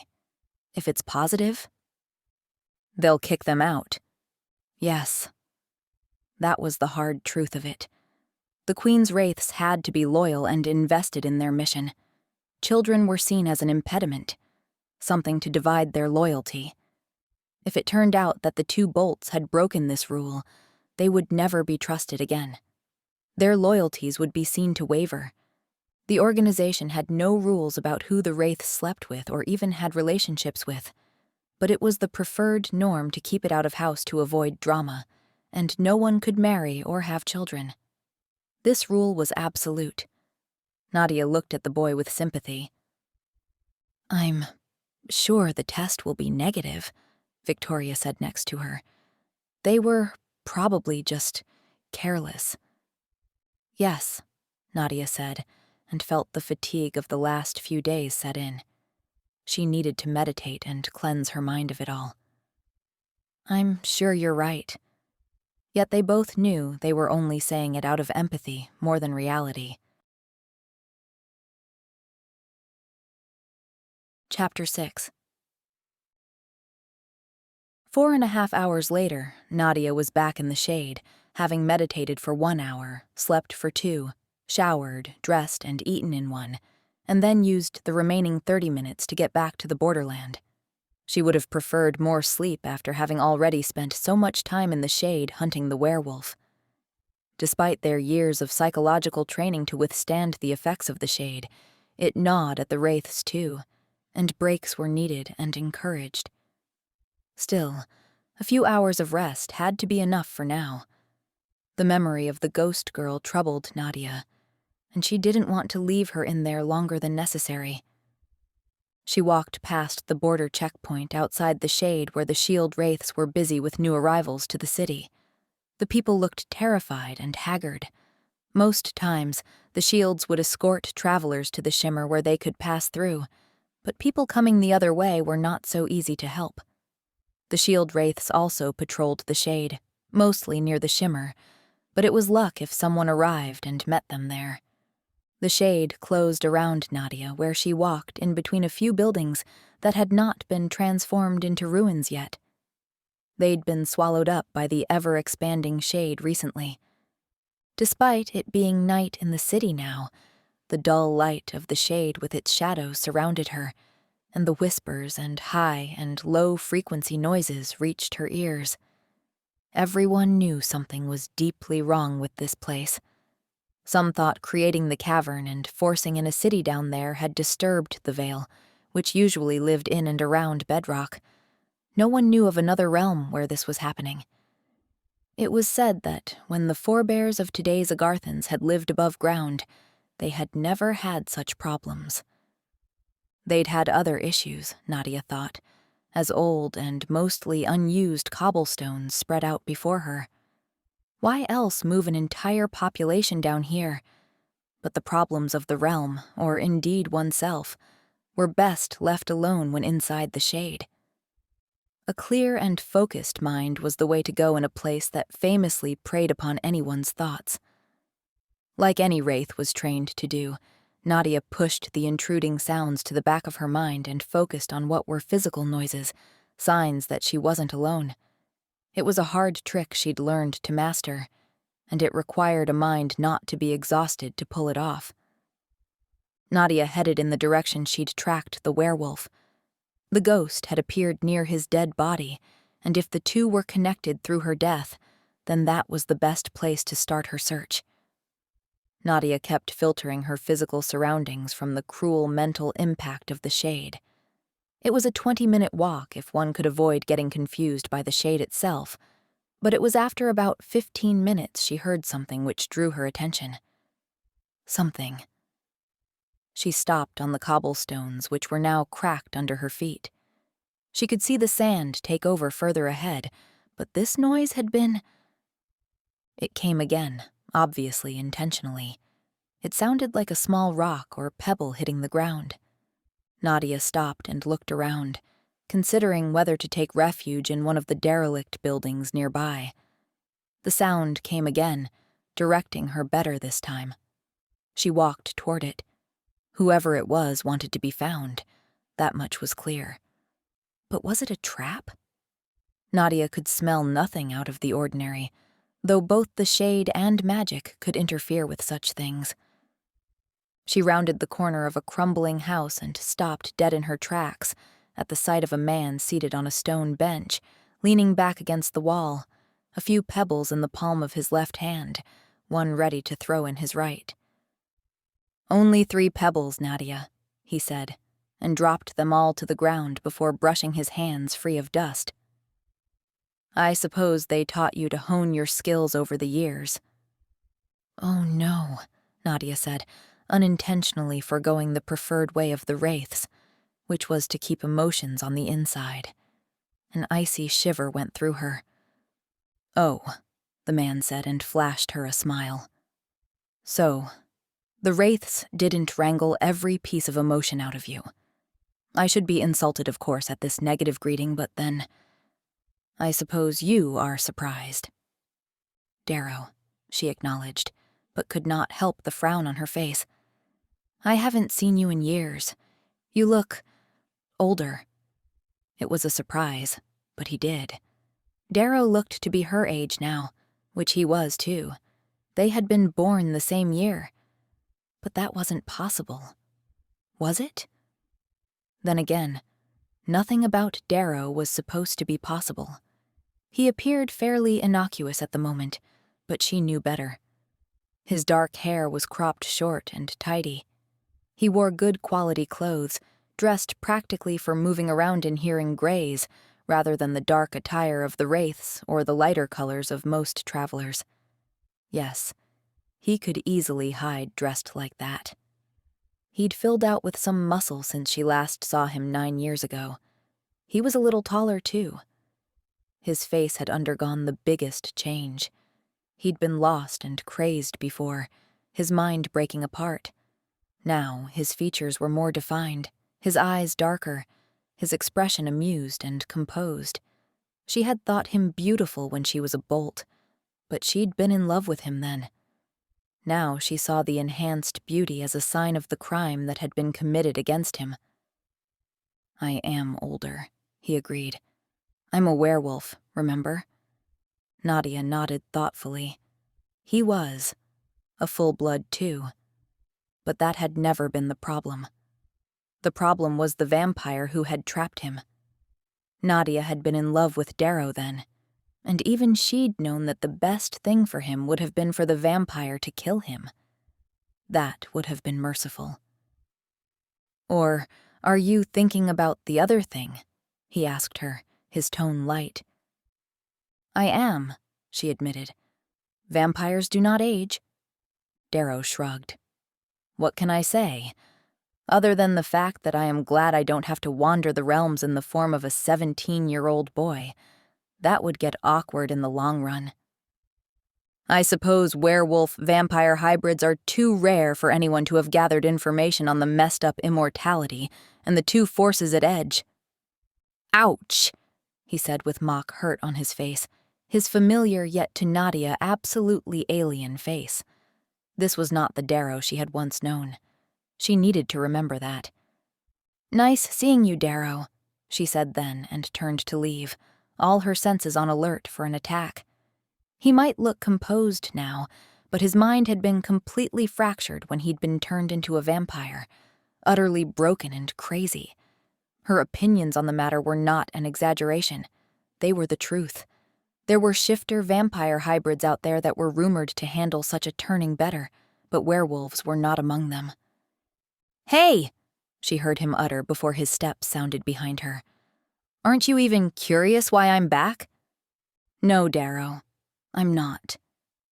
She walked onto the sand, recognizing the building with the roofed terrace in the distance. Oh, that wounds me coming from someone who was going to marry me once. You never actually asked. He barked out a laugh. I knew they hadn't squashed every part of your personality. Nadia knew well that they meant the Wraiths.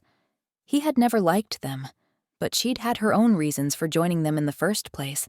Yes, the honor, the camaraderie, the excitement, all of that had been factors. Nadia had never been accepted much among the werewolf population in Agartha, but the Wraiths had never seen her half-breed status as an impediment. Then there had been everything with her brother and, well, how could she not have joined? At the time, Darrow had wanted to get married. She could have chosen to leave the Wraiths, yes. But that had never happened, and she would never know if it had been for the best. Darrow was who he was now. A dangerous, unstable hybrid, an abomination to vampires and werewolves alike, and dangerously strong. What do you want? She asked him instead of commenting on his stab at the Wraiths. Do I have to want something? He parried, walking next to her like it was nothing. You disappeared for years, but don't for 1 second think you're not still wanted. Dead, rather than alive. And then you suddenly show up? Of course you want something. I find it a little offensive that they want me dead for simply being me. Maybe I want to be left alone? Then seeking out a Wraith is not a smart choice, is it? Well, you haven't acted on the preferably dead part yet, have you?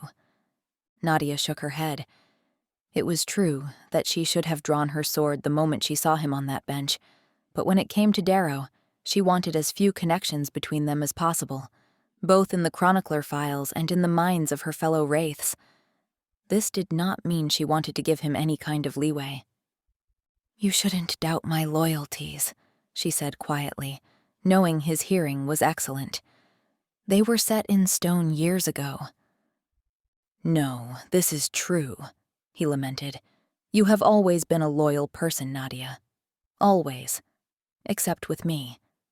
Something big had to happen to cause that. Nadia stopped. She felt the ensnaring and cold whispers of the shade writhe into her mind, demanding she lose her focus. She looked to Darrow, who'd stopped patiently beside her. He was not affected. How was that? He looked so calm. It was like something was missing. Yet she couldn't find any calm until she looked away and forced the disturbance of the shade away again. When she looked back at him, he was watching her with curious eyes. "You changed, Darrow," she told him truthfully. "Not my fault." "No, it wasn't. But suddenly you became the very thing I'm sworn to protect people from." "Everything changed then," she said. Wasn't that a good enough reason? It surely was part of the truth. Just not all of it. But the look on Darrow's face suggested he didn't quite believe her. That was bad. No wonder she'd lost focus and let the shade inside her head for the first time in years. But it would have to be enough. She'd have to make him believe it because she could never tell him the whole truth. "They gave you the name Tricandis, broken mosaic, and that is the very picture of your mind," she said to hammer in her point. "And what if I spent all these years putting those pieces back together?" he asked, bristling a little. "It doesn't matter," said Nadia, who would have once fought to help him do exactly that. "Because the cracks are still there, waiting to fall apart." Chapter 7. "Blood and fur," Darrow commented when they rounded the house and Nadia stopped next to the spot where the werewolf had met his end. He'd probably smelled it before seeing any disturbance on the ground. "A werewolf died here. You're doing?" Nadia ignored him and stepped around the spot. Dried blood, brown now, remained, caked into the sand. The body had been removed by the shield wraiths to be properly handled. They took no chances in the shade with the possibilities of evil-minded spirits. It was the reality in there.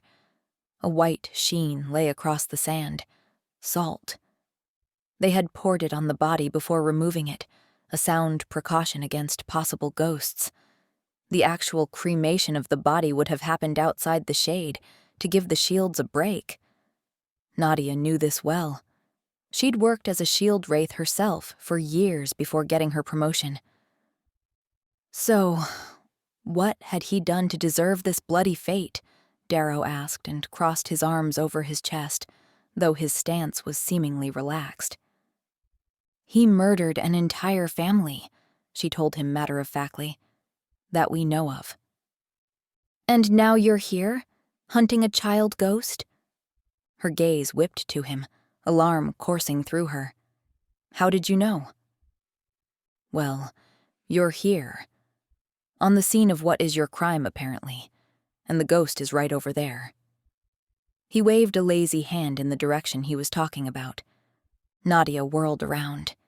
He was right. The ghost was there, tiny and frail, pale and gaunt, her eyes raging. Nadia took one step toward her, and that was all it took. Sand whipped up around the spirit and struck forth, straight for Nadia. She dodged the first onslaught with a jump and twist, but there was too much of it. A wave of pure force mixed with sand smacked into her and sent her flying back. She landed on her side, pain shooting through her. A blurry form approached, fast and unaffected by the spirit's powers. Instinct took over. Years of hard training that had formed into a subconscious way of reacting. The sand and force from the spirit still pushed at her, and Nadia rolled with it, planting her feet on the ground. She drew her sword and a small knife, ready to face the oncoming threat. "Hey!" Darrow cried, hands up in a non-threatening gesture, way too close for comfort. There were only 2 meters between them. Even with knowing, she'd forgotten how fast he could move. "I was just trying to give you a hand," he pointed out, looking innocent. He glanced down at the sword in her hand and the knife in her other one. Like her sword, the knife blade was inlaid with silver. "But I suppose you've got it all in order," he added, and took a step back. Nadia circled him, her weapons still raised so she could get a better view of the ghost, but the girl was gone. She focused on Darrow again. "What do you want?" she repeated, her voice clipped with irritation. She'd had to focus on him instead of Ilmadia, and now she'd lost her chance. Now she'd have to spend more time in here looking for her. I get the feeling you don't trust me anymore, Nad. Whatever gave you that idea?" Darrow's gaze returned to her weapons, but a smile appeared on his lips. "Maybe I just want to help. Last time I saw you, you wanted me dead." Nadia forced any emotion of that memory away. A shadow crossed his face, and the smile withered. "That's not true. As I recall, your face looked like a battered steak when I was done with you," she said truthfully. "It's the only reason I'm still breathing." "That was not my intention," he said, his voice almost a whisper, like the memory pained him too. "What was your intention?" "I don't know. That's the truth. I wasn't myself." Nadia nodded and sheathed the silver knife. "You were raving mad from being turned," she said, giving him that much. "But you don't belong here anymore," she went on, needing him to believe that to be why she'd walked away from him. "There's a reason they'll kill you on sight. The Queen's ghosts, Wraiths, and the police would do so without hesitation. So why are you here now?" It didn't make sense. Surely there had to be a realm or two out there who would take even him. "Maybe I wanted to make amends? Maybe I just want to help you?" He swept his hand in the direction Ilmadia had appeared. "You didn't even know why I'm here, or that I was here until we met. Besides, I don't need help with stopping a stray spirit. Which reminds me, why are you here? In the shade, that is?"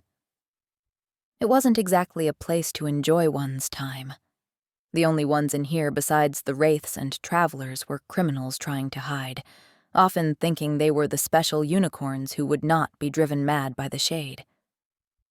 "It's safer here," Darrow shrugged. "Doesn't bother me much." "Exactly." Then again, Darrow of all people might be onto something. "No. I suppose you're already mad. There's little the shade can do to worsen your condition." He put a hand on his chest, over his heart with feigned drama. "Oof, that's harsh. It's the truth. Is it that hard to believe that I've gotten better?" "Yes. There is no getting better from what happened to you. It's like having one's head chopped off. There's nothing to be done about that afterward." "You wound me, Nad." "Do I? Really?" she said, not believing him. Her voice was level, but a sense of regret intruded upon her mind. She'd felt a lot of it those first couple of years. Regret for the boy she'd known, for what could have been. But time had eased the emotion and her resolve had finished it. Mostly. "It's merely the truth. And if it is, if I'm so evil, then why haven't you attacked me with that silver-inlaid sword yet?" He pointed at it. She'd lowered it slightly, but she was ready, and she suspected he knew that. "Evil," she repeated thoughtfully, then shook her head.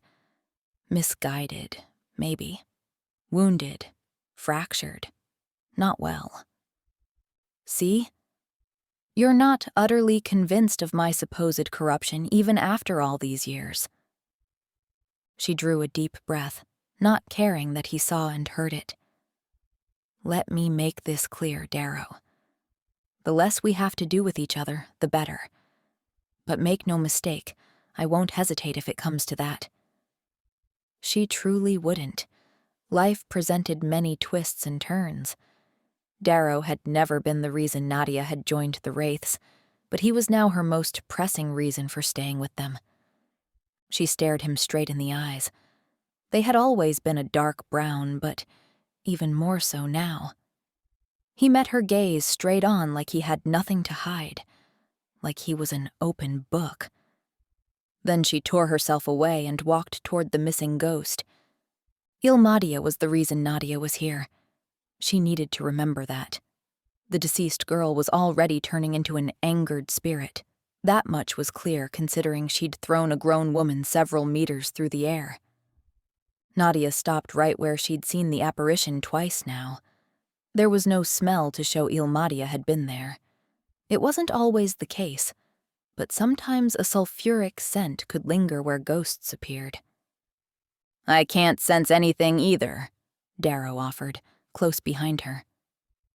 Nadia closed her eyes in exasperation, then opened them and walked on. Darrow's footsteps followed. He did not seem interested in attacking her. She couldn't understand why. She was technically supposed to kill him on sight. It was foolish for him to reveal himself to any Wraith. Or maybe not. In her case. But something was not right here. There was something she wasn't seeing with this whole situation. "So," Darrow said, like they had not just had a conversation wherein she'd threatened to kill him if necessary. "Is it your assumption, then, that this werewolf you killed is connected to the child's spirit? Go away, Darrow. I don't want, nor do I need, your help. A wise person knows when to accept a hand offering help. And you pointed out twice already how unwise I am because of my position among the Wraiths." "I never said unwise, merely a little suppressed." "Nice one, Darrow. So now I am mindless instead." "No, never that. No, you are very clever." Something in his voice made her turn around, but by then his face was a mask of innocence again. "Just don't get in my way," she told him and moved on. "Of course not. Wouldn't dream of it." Nadia didn't know exactly where Ilmadia's body was. Koberik hadn't been able to answer that. He had been confused by the shade and grief-stricken at the same time. All Nadia had to go on was the general area, and that area was a barren wasteland of ruins and the everlasting dingy and unreal light of the shade.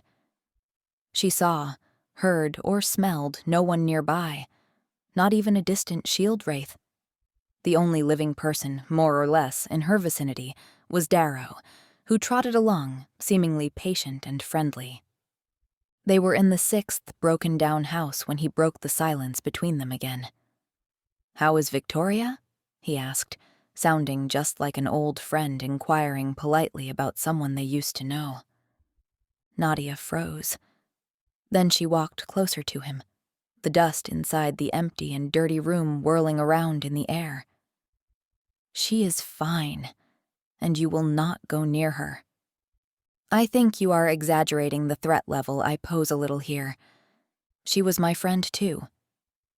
"Yes, and now she's not." The thought of him hurting Victoria, of him hurting her to get information. Nadia could feel her blood begin to boil. Then she felt oddly cold. She blinked and stepped back from Darrow.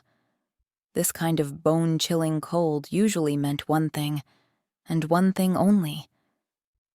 Nadia scanned the room, and there, in the far corner, stood Ilmadia, staring right at them. Her eyes were not anything good of this realm, yet they were oddly fitting within the shade. She flexed her hands, her nails more like claws than anything. Nadia approached her with care, slowly reaching for a pouch in her belt containing salt. She eased open the press button and took out a pinch.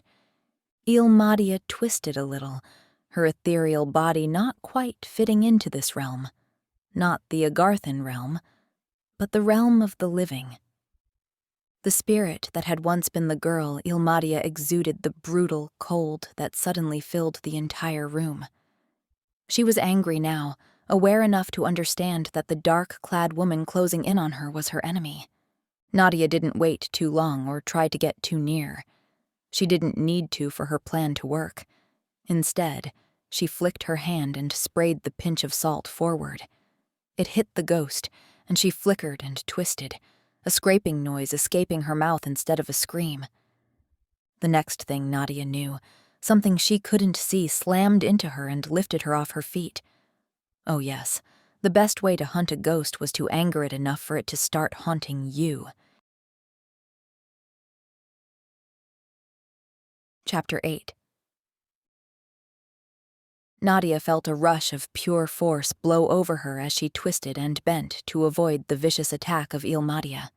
The child's spirit hardly moved, relying on her unusually strong powers to attack. The only thing that fazed her was Nadia's pinches of salt, which she threw at Ilmadia. Then, the same gurgling and shiver-inducing screams escaped her. Nadia could see, while trying to evade the spirit's ill-tempered attacks, that Darrow moved evasively, circumventing the ghost's powers narrowly. Keeping her eyes on the other threat in the room for even a second was enough. Ilmadia struck Nadia hard, the invisible force slamming into her. She was lifted off her feet and thrown straight at the wall behind her. A pinch of salt fell from her hand and mixed into the dust on the floor. Nadia winced at the pain that pounded in her body. She forced any thought of desperation against these odds away. Pain was fine, but any emotion connected to it inside the shade was asking for trouble. She pushed the mental anguish back and forced herself back up on her feet. At this point, the child's spirit was still quicker. Her dead eyes were set on Nadia, and before she could regain her balance enough from the pain already inflicted upon her, another blast hit her straight in the chest. She flew back, hitting the other wall. Something blurred near her then, something bigger than Ilmadia, something taller, broader, and out of focus. The next thing Nadia knew, strong arms held her around the waist, keeping her from falling to the floor. Darrow had moved incredibly fast across the room to catch her. Her heart sped up as she glanced up into his dark eyes, but from adrenaline, not excitement. "You all right?" he asked her. "I'm fine." She twisted out of his hold, and he didn't fight her on it. Ilmadia staggered closer, her little spectral body all wrong in this place. If Darrow had increased Nadia's heart rate, the sight of Ilmadia twisted at her heartstrings. This wasn't right. This was horrifying and sad. Unfortunately, it was also not unheard of. This was not Nadia's first encounter with a dead spirit, nor a child spirit. More than one had roamed the shade over the years, and Nadia knew what to do to put a stop to it.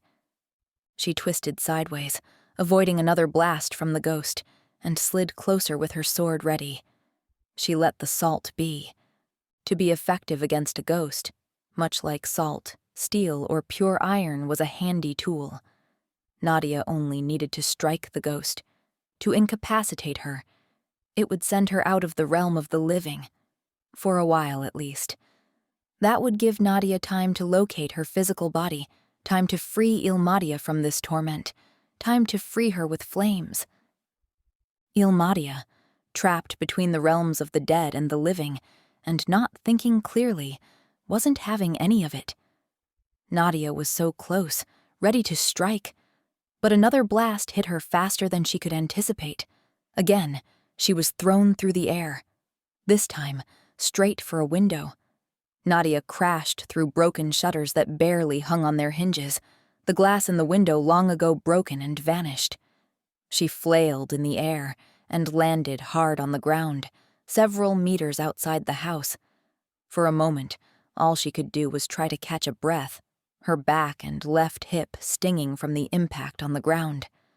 She tightened her grip on her sword, thankful she'd held on to it. She couldn't ascribe that to forethought. It had been pure instinct. She pushed up to a crouch and stared back at the decrepit house in shock. She knew the girl's psychic powers when alive could pose a threat in the afterlife. It wasn't uncommon. Some deceased people of magical dispositions could regain their powers after death, but Nadia hadn't expected this. This was more than seeing the future and maybe leaving marks like dead man's pinches. The girl was stronger than many mages. Nadia arose properly and brushed some dust and sand off her coat and her braid. Then she focused on the house again, refusing to let the shock of the girl's abilities hold her back. Noises escaped the building, the cracking, dry screams of the ghost. Her force threatened the foundations of the house. Nadia craned her neck, straining to hear more, but through the sounds of the haunting, she could not discern anything from Darrow. Had he been knocked out cold? He was strong, but by now she wouldn't put it past the ghost to do so. Nadia didn't quite know what to think about that. but she had a duty when it came to the child's spirit, so she ran back toward the house. She kept her steps as light as possible, despite the creaking noises which drowned out everything. The shade tugged at her mind, not helping in the least. She couldn't think about that. No wraith ever could if they wanted to survive in the shade. She reached the window she'd been so unceremoniously thrown out through. She grabbed the sides, ready to leap back inside, but something stopped her. Darrow. Nadia froze in her ready-to-jump stance at the sight of him. He was in the middle of the dank and dusty room, kneeling on the floor, utterly focused. He didn't even seem aware that Nadia was so close. His full attention was on the ghost, his eyes locked on her, one hand resting in a relaxed manner on his thigh, like he wasn't worried about what she could do at all. His other hand was in his jacket pocket, a small blue glow emanating from it. Ilmadia flickered into sight, then vanished, then appeared right in front of him again. Nadia watched in stunned disbelief. Darrow was saying something. She could see his lips moving, but even with her hearing, she couldn't make out the words. Ilmadia looked agitated, more so than before, her eyes wide in pure, unadulterated hatred. Darrow kept talking, and the child's spirit listened despite her erratic movements. Was he stopping her?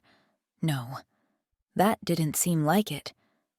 Nadia couldn't quite see what was going on, but she was fairly certain. Darrow wasn't fully in control in there. However, he wasn't at risk of being hurt either, come to think of it. He barely reacted to the ghost being so close, a ghost who could throw adults through the air repeatedly. He had to be helping her. Nadia couldn't understand what else it could be. Either that, or he was controlling her to a certain degree. It didn't matter at the moment. Nadia had a job to do. She set her foot on the windowsill and went through. The moment she came inside, Ilmadia's attention turned from Darrow to Nadia. Oh yes, the girl was trapped somewhere between life and death. It left little room for rational thinking, but Ilmadia knew Nadia had been the one to douse her in salt, the one who had caused her pain. Nadia was the one who needed to pay in the spirit's mind. This was all part of hunting a ghost. Darrow reacted to Nadia's entrance more peacefully than Ilmadia did. In a fluid motion, he arose, his hand nipping out of his pocket.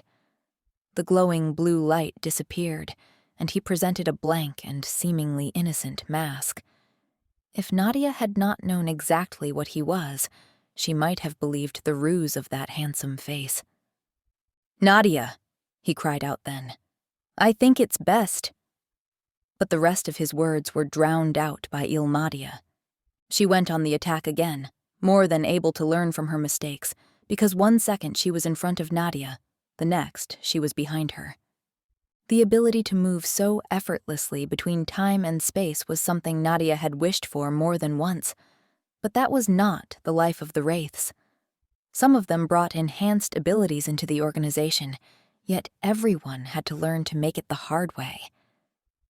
Nadia swung her sword, whirling around, but Ilmadia was faster. She disappeared again before reappearing to Nadia's left. "Careful, Nad!" Darrow shouted behind her. She didn't even know why he cared. He didn't interfere, and he didn't help her. This was up to her. Nadia had no choice but to go back to the salt. She retrieved another pinch of it and brought it to her mouth, blowing the grains straight at the ghost. The clean mineral struck Ilmadia, and though it weakened her, it also angered her more than she already was. Nadia needed to be quick. She only had a few seconds when the spirit was weakened to react. With care to monitor Darrow and his whereabouts, Nadia went for a full-on attack on the ghost. It was her only chance while Ilmadia was stuck in the middle of the room, her pale and gaunt face twisted into a nightmarish grimace of hatred, pain, and anger. Nadia could feel a shift in the surrounding air. It flooded toward the ghost like she was drawing it in. Even Nadia was sucked forward with it. She only needed one strike, One true hit and the girl would rest for a while. It was all so clear. This was more than Nadia had expected when she set out to hunt this ghost. Something was wrong, so very wrong, but she was almost close enough, her sword raised and already swinging. The air began pushing the other way, away from Ilmadia, toward Nadia. It was the spirit's powers mixed with the air pressure around them. She was going to explode. Nadia understood it as surely as she knew she couldn't give up. That was not the way of the Wraiths, nor was it her way.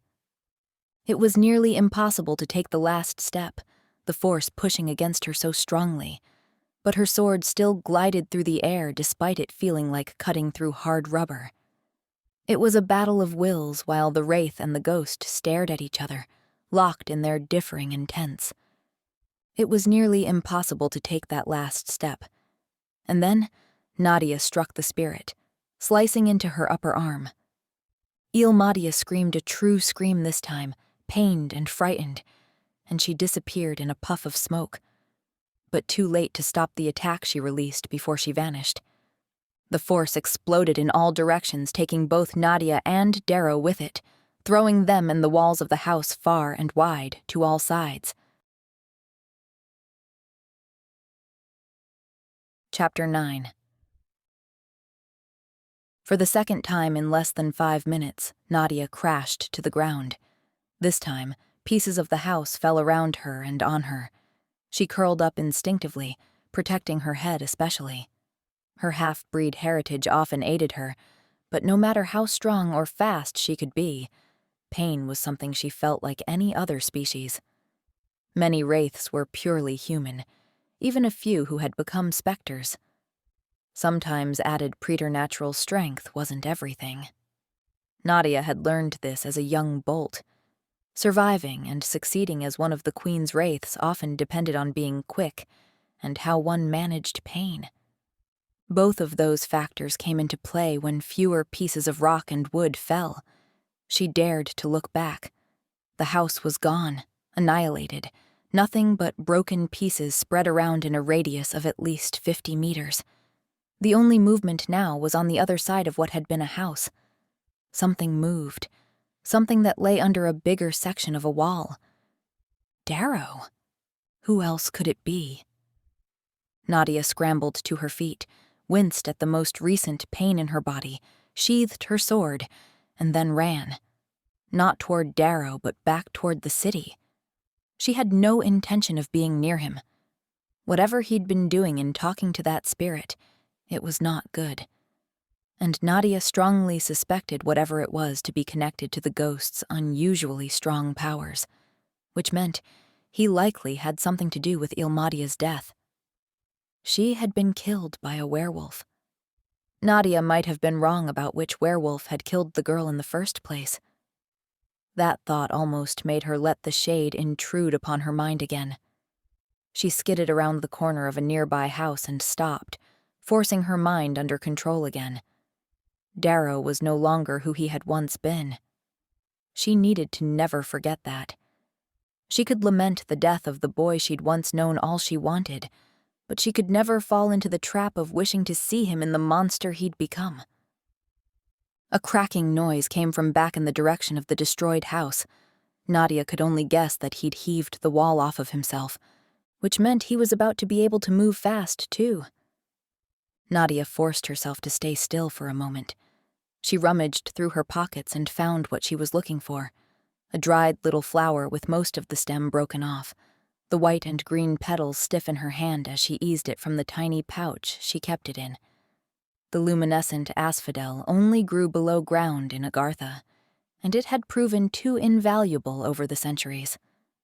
People called it bland asphodel because of its lack of smell and luminescence when in its dried state. Nadia took it gently between both hands and raised them above her head. Then she smashed the flower together and ground it up before she let loose on her grip, and the crushed pieces rained down over her. Her nose itched immediately at the irritation of breathing in a few of the fragments, and then nothing. she could still smell everything around her. The dry sand, the occasional weed, the traces of someone having walked through recently, all there. But not her own scent. Like this, covered in bland asphodel, no one could track her by smell. The problem with Darrow, though, was his hybrid status. He might not be able to track her by smell now, but vampires had incredibly good hearing, better than werewolves, it was said. They could hear their victims' hearts pumping blood through their veins. It was time to run. The shade both offered cover and forced her into open spaces. All she could do was keep a quick pace and avoid trampling onto things that could cause much noise. She only had to keep ahead of Darrow, and maybe she could make it. She doubted he would follow her into the city proper. He'd been hiding in the shade for a reason. Or maybe he wasn't hiding, she reminded herself. Maybe he was in there working on a plan. Whatever his connection to the ghost was, it was thought through and not something done on a whim. Ilmadia was no longer a child, but she had been once. That mattered. Now she was something different, despite that. Something powerful, something hateful. She could easily become useful to someone with ill intentions, someone like Darrow. The sound of feet hitting the ground at an impossible speed reached Nadia's ears. Contrary to popular belief, vampires could not fly, but they moved fast on their feet nonetheless, and some had the ability to levitate. Nadia ran inside a barrel of a house, all doors and windows rotted away years ago. It was the only cover she could reach in time. Maybe if there was a forgotten cellar, maybe... His steps came closer, and then he stopped somewhere outside. Nadia forced her breathing to slow, closed her eyes and willed her body to calm down, allowing only the minimum of oxygen to pass through her system, her heart rate slowing. Every bolt had to leave Agartha to learn the deep dive tricks in actual lakes. This was not the first time she'd used it on land. "Nadia," came Darrow's voice, "you're hiding from me? Using bland asphodel?" He smacked his tongue in dismay. She heard him walk around out there, maybe 20 meters from the house, judging by the volume of his voice, though she couldn't be sure. But if he came too close, she was certain he'd hear her. "Come now, that's not nice. And after all this time, I thought you'd be happy to see me." Nadia allowed the slowest and calmest inhale, not making a sound. "It's like, well, if I didn't know any better, I'd say you are hiding something from me." He was trying to make her trip up. She already knew he didn't believe her shortened version of why she'd abandoned him all those years ago. Now he was being blunt about it. And he was right. She was hiding something more important than him. Once upon a time, that thought had seemed impossible. He'd meant everything to her, even more than the Wraiths. But time and circumstances had changed everything. "Oh, yes," his voice came again, closer this time. Nadia didn't move. She wouldn't. "You're hiding something from me, and I am going to find out what." Whether it was the shade or something deep-seated in her, her breath fluttered at that. It was all he needed, and she knew it.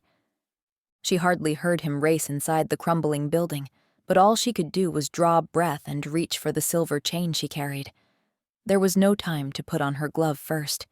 She hissed, further revealing her location when she coiled it around her right hand. The silver burned into her skin, leaving her hand in pain, though not as much as for a full blood. She just managed to lower her hand before he was there. "You do wound me," he said, drawing his conclusion from their earlier conversation. He stood not 2 meters from her now, looking exactly like before, his hair slightly disheveled from having a wall land on him, but other than that he looked fine. Except for his eyes. As she met his gaze, and he quieted, she saw it. The intensity, the manic gleam. It was a bit more subdued than the last time she'd seen him, years ago, but he wasn't bothering to hide it now like he'd had since she'd found him an hour ago. Broken mosaic put back together. His moniker had never seemed more fitting. You do still think I'm mad. I don't think it, Darrow. I know. You know nothing. You don't know what I've endured the last years. I'm better. Maybe so, she conceded, yet unable to lie to him about this. The you I knew is still dead. His face softened into what could look like regret, and he stepped closer. The silver burned around Nadia's hand, yet she pushed the pain away. A bigger threat was right in front of her. Instead of harming her, though, he raised his hand and reached out, his fingertips almost touching her cheek. "What happened?" he whispered. "Something happened for you to turn on me." Nadia didn't want to answer, because she would have to lie. Taking advantage of the situation, she swung her fist up, striking him in the gut. It hardly hurt him, with his shirt blocking the silver from his skin, but his surprise had him bend forward a little, and Nadia, whose fist now hurt from the blow and silver alike, pushed her hand toward his face. He reacted and twitched away, but not fast enough. Her silver-clad hand connected with his neck, and the precious metal seared into his skin. Darrow cried out in pain, but Nadia pushed on. When he twisted away and fell, landing on his hip, his hand going to cover the wound, she ran again. Waiting to see if Darrow was all right was, like before, something which could inflict badly upon her own health. She bolted through the opening that had once held a proper door and legged it, running like a madwoman across the cracked and uneven cobblestones between the scattered houses out there. With her hand on the hilt of her sword to keep it from bumping against her leg, she looked like a wraith not to be stopped. A glance over her shoulder showed her she was right to flee. The hulking, bipedal form of a giant werewolf bounded after her, using his long and thick arms to gain speed like most wers did. It seemed Darrow's wolf form had grown older and bigger too over the years. Nadia pushed herself, refusing to give in. She had no idea if he wanted only to stop her or to stop her and kill her. He certainly wanted her to talk first. None of those options were agreeable to her. The only thing that was the checkpoint a few houses down. The buildings began to look more put together now since she was closing in on the boundary between the shade and the city. She just needed to reach it. A snarl came behind her. She didn't dare look back. That could slow her down for a second, and that was a second she didn't have to lose. She didn't scream for help when she rounded the last corner and saw the checkpoint, a small shack of 3 walls and a roof next to a large table, surrounded by her fellow wraiths, their dark clothes marking them even there out in the night under streetlights. They were talking to someone, civilians judging by their colorful clothes. There was no point for Nadia to scream. That required energy she couldn't spend, but the other wraiths caught on to the movement inside the shade, the figures heading for them at an unusual speed. Nadia couldn't wave at them either. She merely pumped her free arm, having no other choice or option than to rely on them. And rely on them she could. When they caught on and noticed the large werewolf on her heels, they regrouped and loaded their crossbows. The civilians started screaming at the sight inside the shade and ran to all sides, except inside it. But the wraiths, all 10 of them, remained, some standing, a few kneeling, all of them aiming directly at Nadia and her pursuer. She knew what they wanted, and she knew she couldn't reach them completely. She couldn't know what Darrow expected and hoped it wasn't what she was about to do. Instead of running further, she drew her silver blade knife and threw herself down and slid forth, the cobblestones and dirt rasping into her. She turned her upper body so she could see when the shield wraiths fired. The bolts whizzed above Nadia, and 8 out of 10 hit home, striking Darrow in his bulky upper body and arms.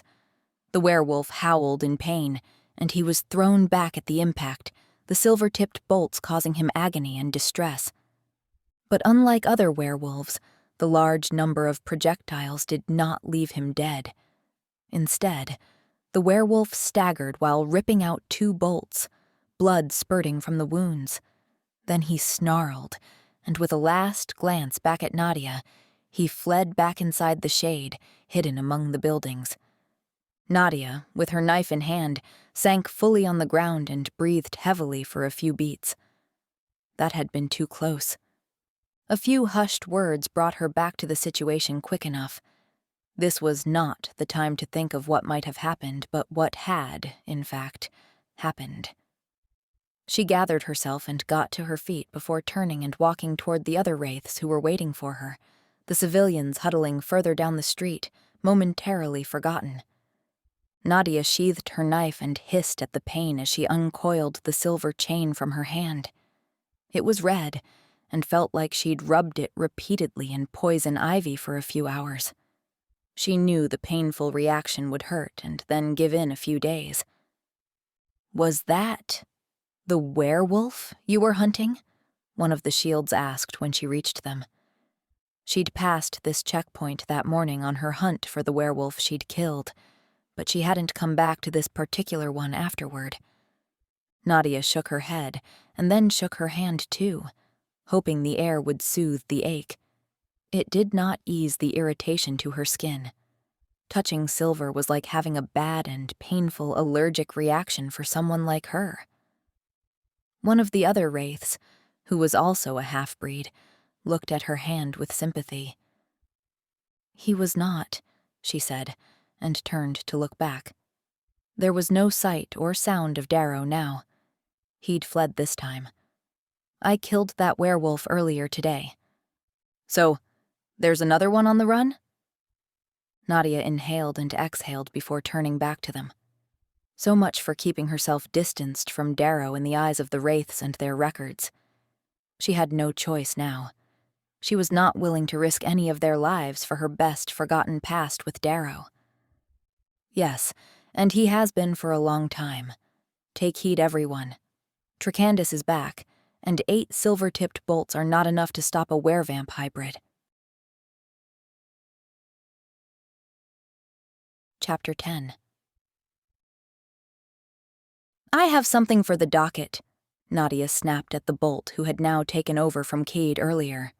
The girl, Lilith, Nadia thought her name was, hurried over, her face on the alert from Nadia's tone of voice. Yes, Shadow," she said, and reached for the book. Everything in that book was transferred into one of the few computers in the cube, keeping all the information up to date. The plan was to add another computer to the front desk, but Earthside technology was expensive, and the city prioritized building materials rather than computers, which meant they didn't buy the most up-to-date equipment when they decided to buy some. "You need to add that the werewolf-vampire hybrid known as Tricandis is back in the city." Lilith's eyes widened and her mouth froze in the shape of an O. Is that even possible?" she finally stammered, too young to remember when Darrow had been turned. She couldn't even have been a bolt then. Lilith looked to be 17 or 18, soon to qualify as a shield, so she wouldn't even have been accepted as a bolt 9 years ago. The lowest age to join was 12, and one needed a minimum of 5 years as a bolt to be promoted. It was when looking at the young bolt's odd and frightened face that Nadia truly realized how many years had passed. All that time. Her chest ached. Then she pushed it back like she was back in the shade. "It is possible." "I thought that was something the specters said to frighten us." "Yes," Nadia said. "They do. And for good reason." She nodded at the book still in the girl's hand. "Take a note of it. Tricandis. Back in the city. Spotted in the shade today," she repeated, and left her to do so. She didn't need to remain to explain more. The rumors would run through the cube on their own, and when their shifts ended in half an hour, the other shields would have more to report too. Nadia wished she could avoid the whole thing, feign ignorance, and be left alone. That had become an impossibility when Darrow had followed her to the border checkpoint. Covered in scuff marks and dust, and still protected by the bland asphodel, she avoided her own rooms and headed down to the library instead. She was still on edge from everything that had happened in the shade since Ilmaria had appeared inside the now destroyed house, and she strode in there, scaring one of the chronicler assistants who was manning the front desk. She'd seen him plenty of times before, but at the sight of her now, he popped into a standing position, dropped an expensive-looking tome of a book on the floor, and barely dared to look her in the eye. "Where's Chronicler?" Nadia asked, knowing her voice was clipped. She didn't care. There were bigger things at stake here than a frightened librarian. He pointed to his left. "In the lab." Nadia glanced to her right and spotted a few doors on the far side of the hall. "Aren't those the study halls?" Not. Any more?" Nadia narrowed her eyes. Was that a question? She walked over to check. It was probably faster than talking to this man anyway. She wound her way between many bookcases and could hear someone moving around in one of the rooms. There had been 3 study halls with one door leading into each, but she couldn't remember anyone using them much. When did the Wraiths have time anyway? That was what the chroniclers and their assistants were for. But someone was walking and then stopping in there now, judging by the sound of footsteps reaching her sensitive ears. Nadia skipped the first door, knowing that room was empty, and headed for the second one. It led her into something new in the cube, something they'd never had before. The 2 remaining study halls had been merged into one large room. Someone had knocked down the wall between the 2 to make something bigger.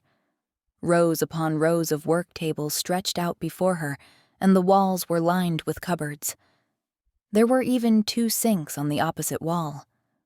On the workstations lay numerous artifacts in an orderly fashion, all of them tagged and with additional papers with notes on them.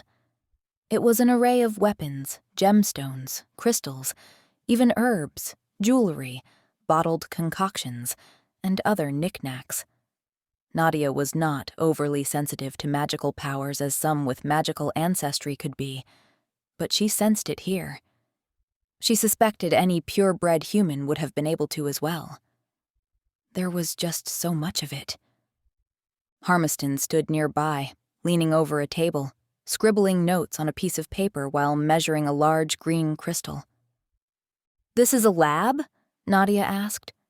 Harmiston jumped, caught the paper before it flew off the table, and then pressed his lips together in a tight smile, like he was trying not to laugh at himself. "I suppose I should be used to the soft footfalls of ghosts and wraiths by now," he muttered, and glanced over at her. "Nadia, was it?" "Yes." He took care to lift the crystal, gently, and placed the paper under it so it wouldn't fly off simply because of someone walking past. She noticed he'd done that with every single object in there. The man was systematic and orderly. "It is a lab, yes," he said, and turned to her fully. That was when his eyes widened and he quickly stepped closer. "Your eyes are yellow," he blurted. "They weren't before. They were a more soft brown. How curious." "Oh, I see. Are you a werewolf?" "No, that can't be it. They aren't allowed to join the Queen's Wraiths. Half a one, then?"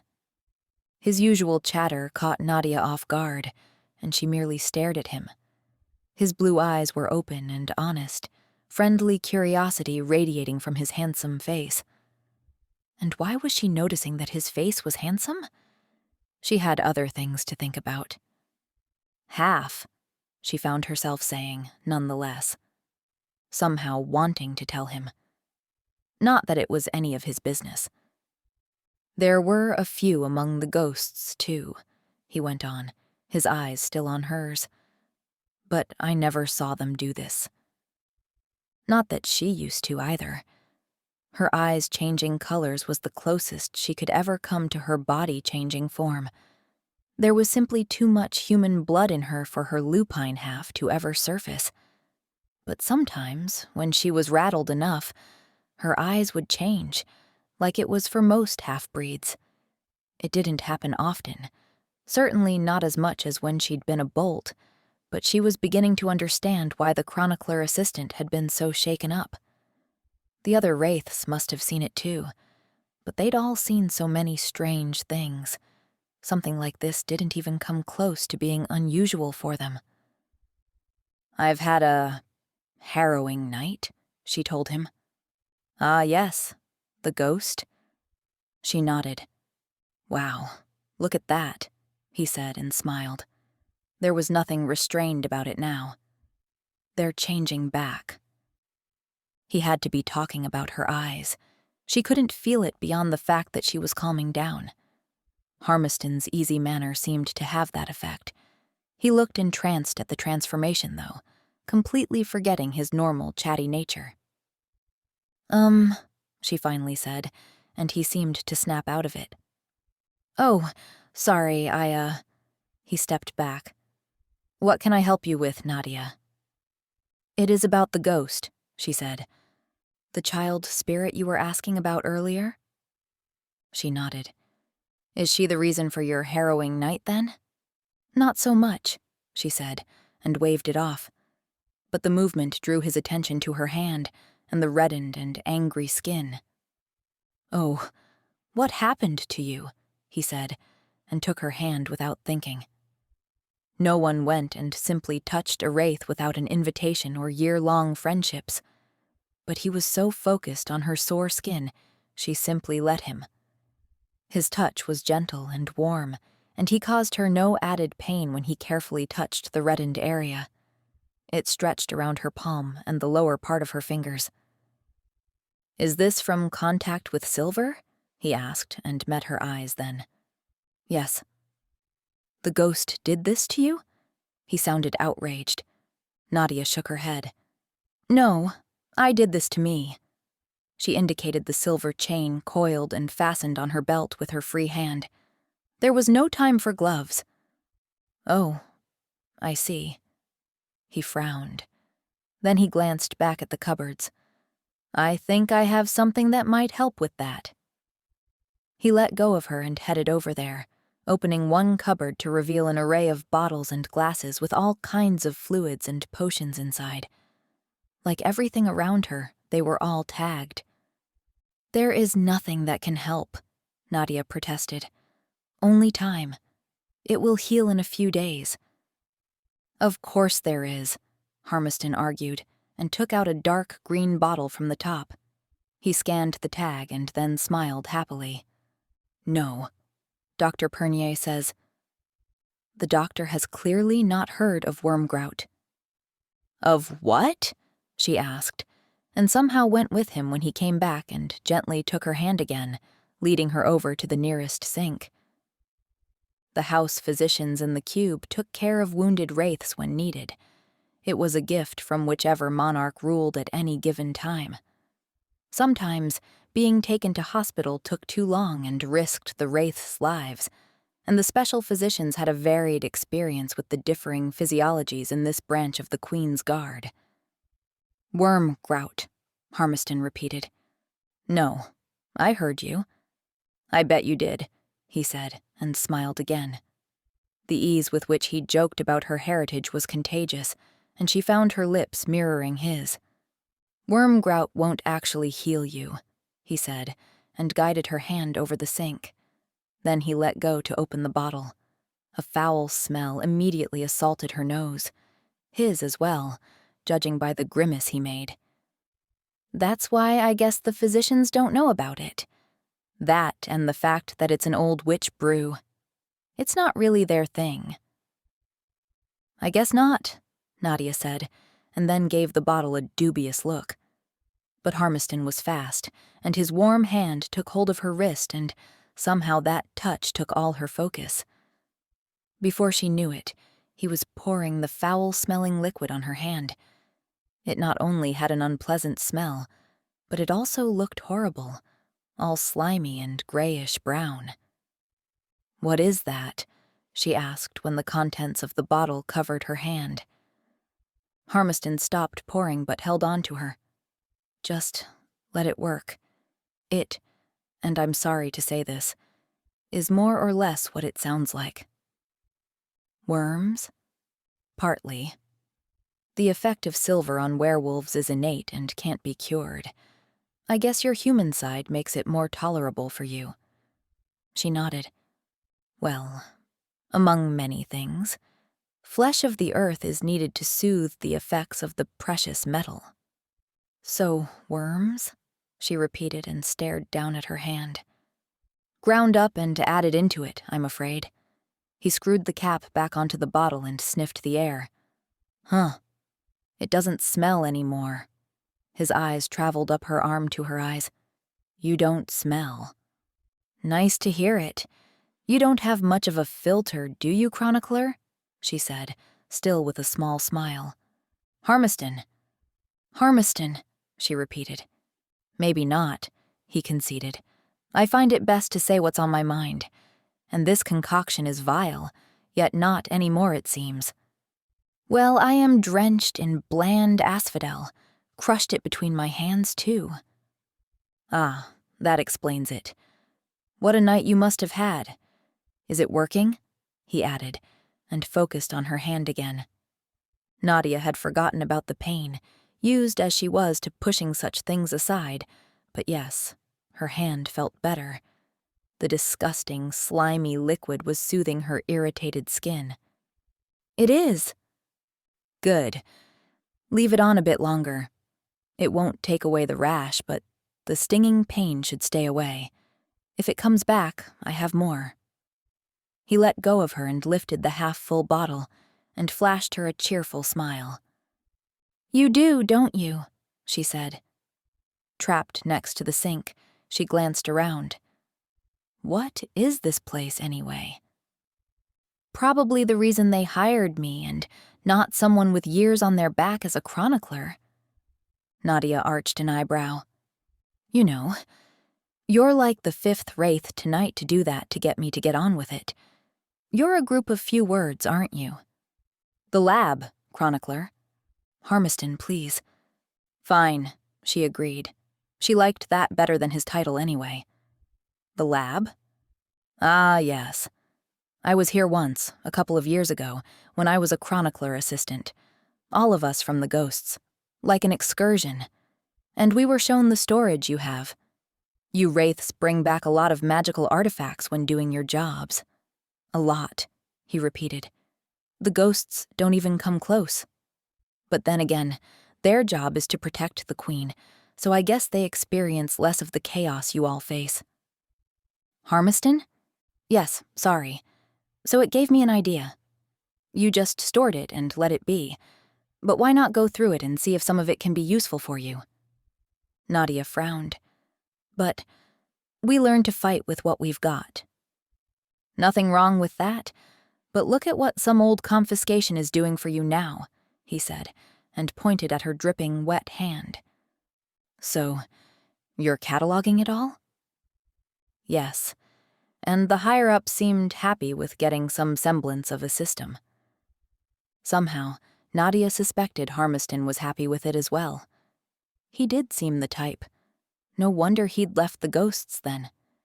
He'd wanted more to do, more varied things to do. But the ghosts themselves had plenty of responsibility, an honorable duty, and more freedom. That was something to strive for. There's a lot of magic in this lab, she said. It might not be safe. Not entirely. But my granddad was a mage and... You're a mage? She blurted. Somehow Harmiston brought out that un-Wraith-like trait in her, but he hadn't known she was a half-breed until a few minutes ago. Partly, he said. No abilities to talk about, but enough to sense the danger in these artifacts. He indicated everything around him with an elegant flourish of his hand. Then something seemed to occur to him. But that's not why you came here, he said, and focused on her again. How can I help? Nadia glanced at her hand over the sink. He was already helping, but he was right. It's about the child spirit, she said, and explained to him what Ilmadia's family had told her about the girl's psychic ability. "Well, the supernatural can often be enhanced in a ghostly state," he commented when she was done. "Yes, but I've never experienced something like this before. She is strong like a bomb. It was extremely powerful." "Right," he said, fully believing her. "So, what are you thinking? Is there a way for a werewolf or a vampire to control spirits?" "Not that I've heard of. How about boosting the strength of a ghost?" That was what she thought Darrow was doing after all. "With an object? A magical one?" Harmiston began, but didn't get further as a young bolt came running into the lab. "Oh, Shadow Nadia?" the young boy said. "There you are. Spectre Terrace wants a word with you." Nadia would never sigh out loud in exasperation, but that was what she felt like doing. Instead, she nodded at the bolt. "I'll be right up." The boy glanced around the lab in awe, and then turned and ran the way he had come. "I'll have a look around for you," Harmiston said. Then his eyes skirted back to her hand. "Maybe we should rinse that off before you see the specter." He reached for the faucet and then paused. "Let me find some soap." Chapter 11. Spectre Terrace waited in the common area when Nadia came up the stairs. That alone told her it was something serious. The specters were rarely in their offices. They had too many duties to tend to, so when one of them was waiting for you and not accidentally bumped into you, it had to be important. "Nadia," he greeted her and waved her over with one finger to join him. He didn't walk far, merely across the large open space where the Wraiths and their visitors spent time. "I hear the were-vamp hybrid known as Tracandis is back in the city." Of course that was it. She had expected it, but not so fast. They must have set in some precaution on the reporting 9 years ago. "He is," she said. "Bad news indeed," the half-elf said, his pristine facial features taking on a rare moue of disgust. Nadia frowned. And worry. There was worry in his eyes, too. She didn't think she'd ever seen that before. "Such creatures are an abomination," Terrace went on.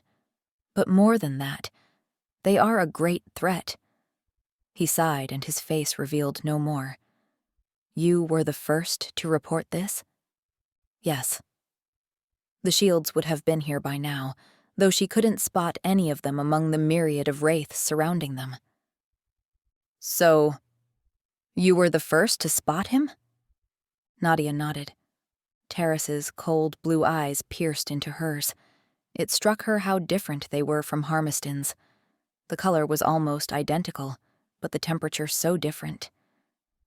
"If I recall correctly," Terrace said, "you knew Tracandis when he was a werewolf? When he was Darrow region?" "Yes, I did." "Did he seek you out in the shade tonight?" "I don't think so," she said, and wasn't sure whether or not she was lying. Darrow was invested in the ghost, but Nadia wasn't convinced it had anything to do with herself. It might just have been a coincidence. "What did he say?" "He has been gone from Agartha for years." "If he has any plans, he didn't share them with me, Spectre. I barely made it out of there alive." "Yes, the shields at Post 56 gave their reports. The beast took 8 silver-tipped bolts and was still moving. This is uncharted territory. Who knows what a creature like him can handle?" "Quite so." Terrace leveled her with his cool stare. "And he said nothing to you? An old friend?" Nadia wasn't sure what he meant by that. They'd never flaunted it, but it hadn't been a secret that she and Darrow had been involved when she was a bolt. They had, however, been young, and adults tended not to take such relationships seriously. When Terrace said friend, it could be he meant just that. What he didn't know was that Darrow had been one of the 4 most important people in her life, romantic entanglements notwithstanding. Full-bloods tended to look down on half-breeds, but Darrow, for all his sins now, had never done that. He'd always treated her like an equal. "We were friends once, Spectre, before he was turned into the thing he is now." She began, and then spaced off, turning her eyes toward a commotion among some younger bolts further inside the common area. They were flocking around someone while following another Spectre. "Ah, yes," Terrace said when he noticed where her attention went. "Two of our young ones." "Are you kicking them out?" Nadia asked, her throat suddenly feeling dry. "They are expecting a child. Their loyalties are now divided." Nadia nodded her understanding. She didn't trust her voice not to betray her and focused on keeping her face neutral instead. The bolts who followed the young couple were teary-eyed and saddened by this. The girl and the boy in question looked terrified. The other wraiths nearby stared curiously, or not at all. It took a lot to faze any of them. Behind this crowd, pressed up against a back wall, stood Victoria. She must have heard and seen where this was going. She knew all the gossip. Nadia caught her eye and saw the worry there. She didn't need to hear it to know what her friend was thinking now. Nadia heard Terrace draw breath, likely to keep questioning her. She wanted anything but that. "Did you need me for anything else, Spectre?" she asked him first. "No," he said thoughtfully. "Well, your report was brief. Anything of pertinence to add?" For the sake of her fellow Wraiths, she needed to be upfront. As upfront as she could be, of course. "He has aged." "But he's a vampire." "I'm only telling you what I saw, Spectre. I don't think the rules apply to him." "Very well. I shall pass the information on." Nadia nodded and left him there before he could reconsider his choice to let her go. She walked towards Victoria, keeping her pace measured so she wouldn't attract attention from the Spectre should he be watching her. She slowed down then when an idea struck her. She focused on her senses, trying to discern and separate all the people walking around in the large hall. The light and gliding steps of the half-elf sounded in the myriad of all the others. If he was moving away, then the coast was clear. Nadia dared to look back and saw him walking slowly after the group of bolts, probably waiting for the other Spectre to return from this ungrateful task. And it was ungrateful, Nadia thought. They could at least have waited until morning to do this. With a last look toward Victoria, Nadia raised her index finger in a just-a-minute gesture before she walked deeper into the building. She found her way out the back into the enormous garden that bordered on the more elegant and well-tended palace garden. She didn't head there, though, but hurried back along the side of the cube until she reached the street out front. It was the best way to avoid using the main entrance. Giving a helping hand was usually not a bad thing, but some things were best unseen, nonetheless. By the time she reached the street, the group of bolts and the Spectre had all returned inside, likely at the behest of the Spectre. It was best to cut these things short. Nadia had seen a couple of banishments over the years, but for other crimes than this, and she agreed on the making it quick view. Other than that, she felt bad for the young ones tonight. She couldn't see them anywhere, but judging by their terrified faces inside, they had nowhere to go and were not in a hurry to get there. Nadia crossed the street and quickly swept through the nearby alleys between the apartment buildings that were the closest neighbors of the cube on this side. It took her no more than 5 minutes to track them down, which further proved they were lost and frightened. They had been bolt wraiths long enough to hide well by now if they wanted to. She heard them whispering together, walking slowly down a quiet street when she intercepted them via a narrow passageway that crossed through that street. "Hey there," she said the moment she entered, not wanting to scare them. The boy and girl, undoubtedly able to defend themselves, pulled together at the sight of her, reaching for each other's hands. "I'm not here to give you a hard time," Nadia said, hands up in a placating gesture. We want no more trouble, Shadow, the boy said. They looked so young, both dark-haired and not fully grown into themselves yet. No, I'm sure you don't. You can call me Nadia, and I'm not here to give you any trouble. She realized she didn't know their names. As a shadow wraith, she had less to do with the bolts and their education. It was mostly left to the shields and specters, shadows only stepping in occasionally. What are your names? She asked them. They glanced at each other, but the girl took charge. I'm Para, she said, and Nadia noticed her free hand resting on her belly. Despite the darkness and rare streetlights in the alley, and the girl's dark attire, Nadia could see she didn't show yet, but the protective instinct was already there. Kurik, the boy chimed in. Good, Nadia nodded. Do you have somewhere to go?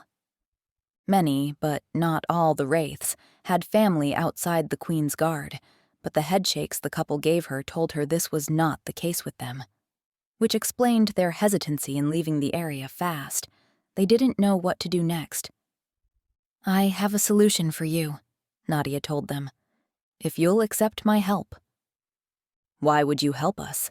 Kurik asked, suspicion written all over his face. We've betrayed the Wraiths. You broke a rule. You didn't lead an army of monsters through the veil.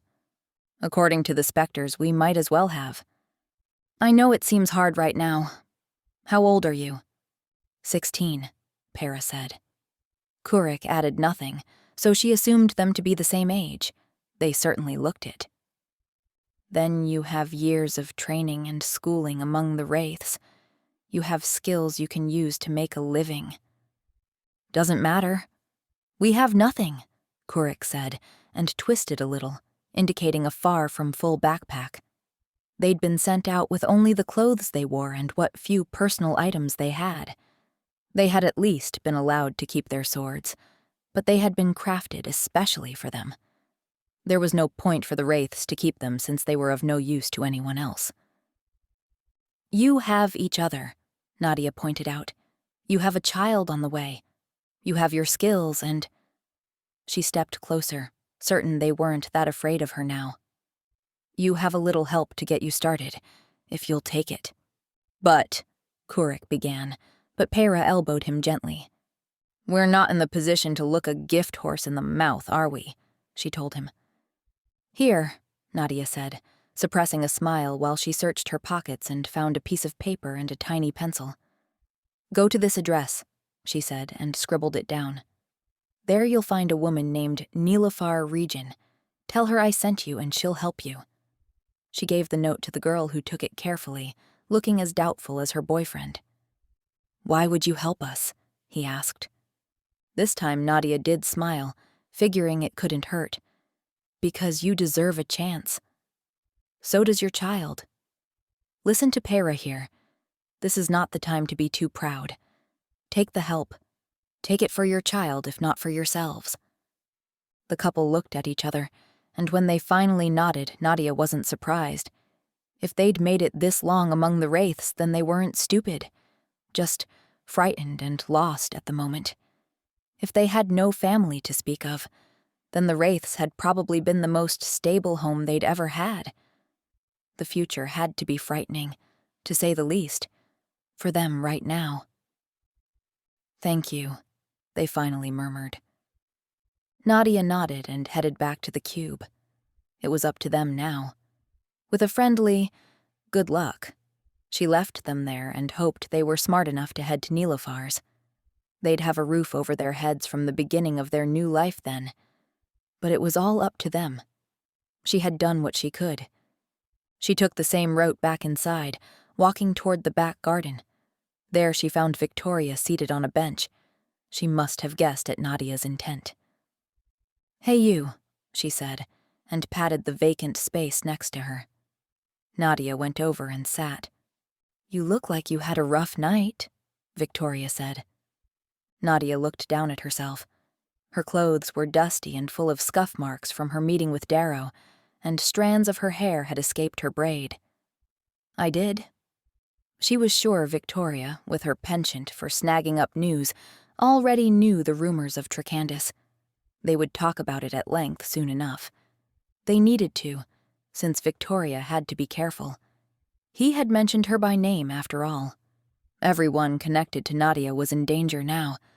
A few wraiths were walking in the garden, and a couple of lights mounted on the wall of the cube mixed with the far-off lights from the palace garden, leaving them in a pleasant atmosphere. It was warm and quiet there. Victoria didn't press the issue. Instead, she leaned her head on Nadia's shoulder. "Are they all right?"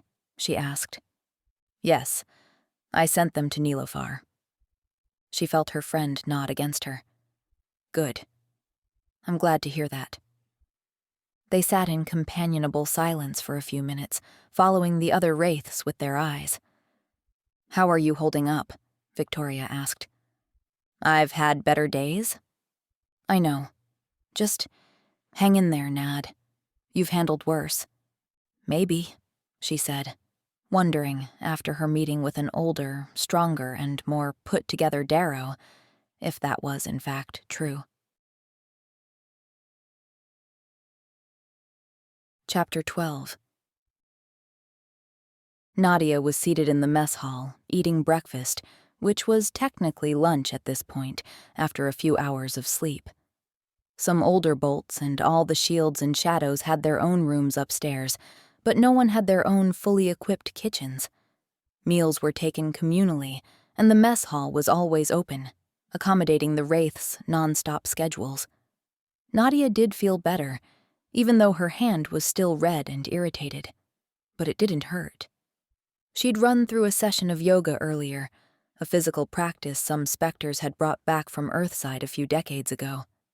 It did wonders for a sore body and a confused and stressed mind. Unfortunately, the surrounding conversation did little to help. "The specters are saying we need to bring silver grenades with us everywhere now," Atherton, another shadow wraith seated across from her, said. "Yes, but that stuff's expensive," Wetold, a shield, pointed out. "Do you honestly think we'll get as many as needed? I heard this creature is unpredictable." "I heard that too," Corin, also a shield, chimed in. "It's like the rules don't apply to him." Nadia had to agree with that. Everyone knew were-vamp hybrids were an abomination, but no one knew much about them. What they were really like, what their true weaknesses and strengths were. "I bet no one knows how this works," Atherton said. Nadia wondered how long before someone remembered her connection to Darrow. At 28, Atherton was old enough to remember the last time he'd been in the city.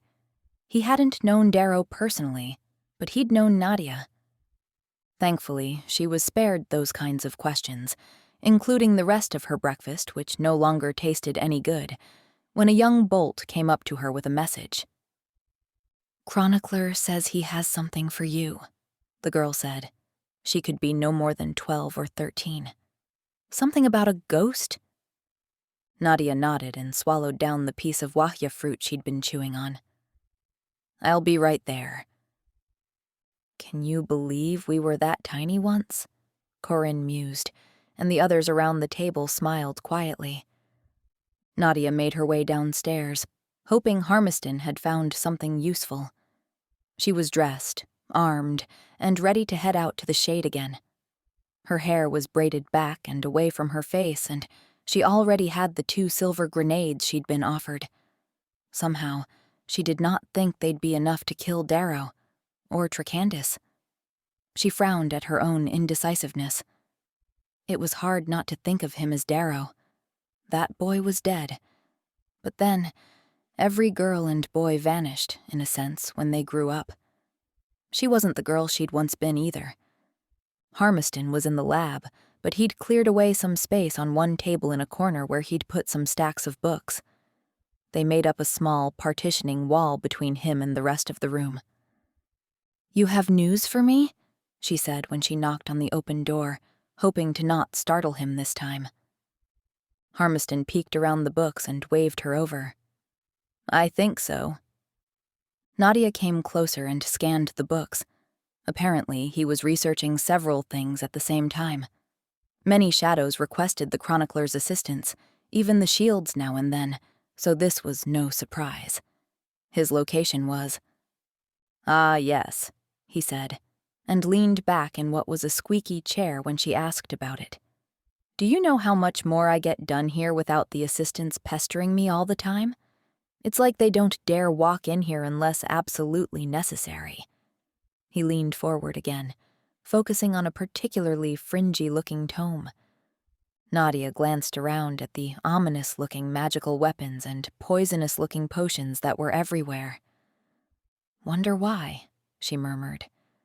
"Anyway," Harmiston went on, oblivious to her smile since his nose was in the book, "I think I might have found something for you regarding your ghost problem." "I don't think the ghost is the biggest problem." Harmiston glanced up. "No, I don't think so either."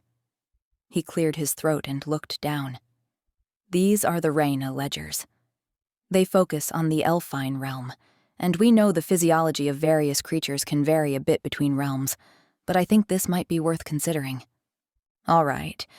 Ghosts seem to follow a fairly similar pattern in most realms, though." Harmiston nodded. "True. And therefore I'm curious to know if this is it." He cleared his throat again, clearly uncomfortable rather than struggling with a sore throat. "Something troubling you, Harmiston?" she asked. "Well, you asked yesterday if there was a way for a werewolf or a vampire to control a ghost?" "Yes, I did ask that," she said evenly. "Does this have something to do with the were-vamp hybrid everyone is talking about?" Nadia looked him straight in the eyes for a few beats, his warm yet worried gaze never wavering. "Yes," she finally said. "It does." She kept her answer short, giving no room for further questions. Harmiston pressed his lips together, thinking this through, but then nodded and went on with helping her. "It's called a waxing spell.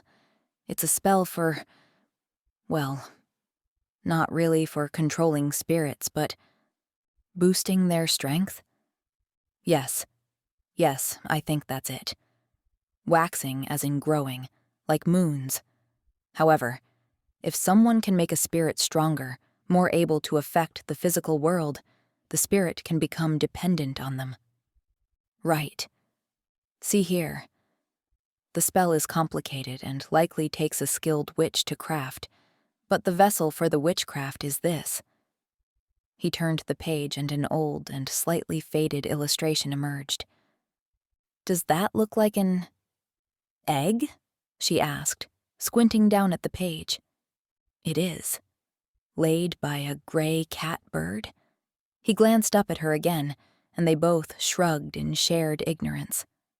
There were some birds in Agartha which had been released to keep the insect population lower, but none were native to the underground city.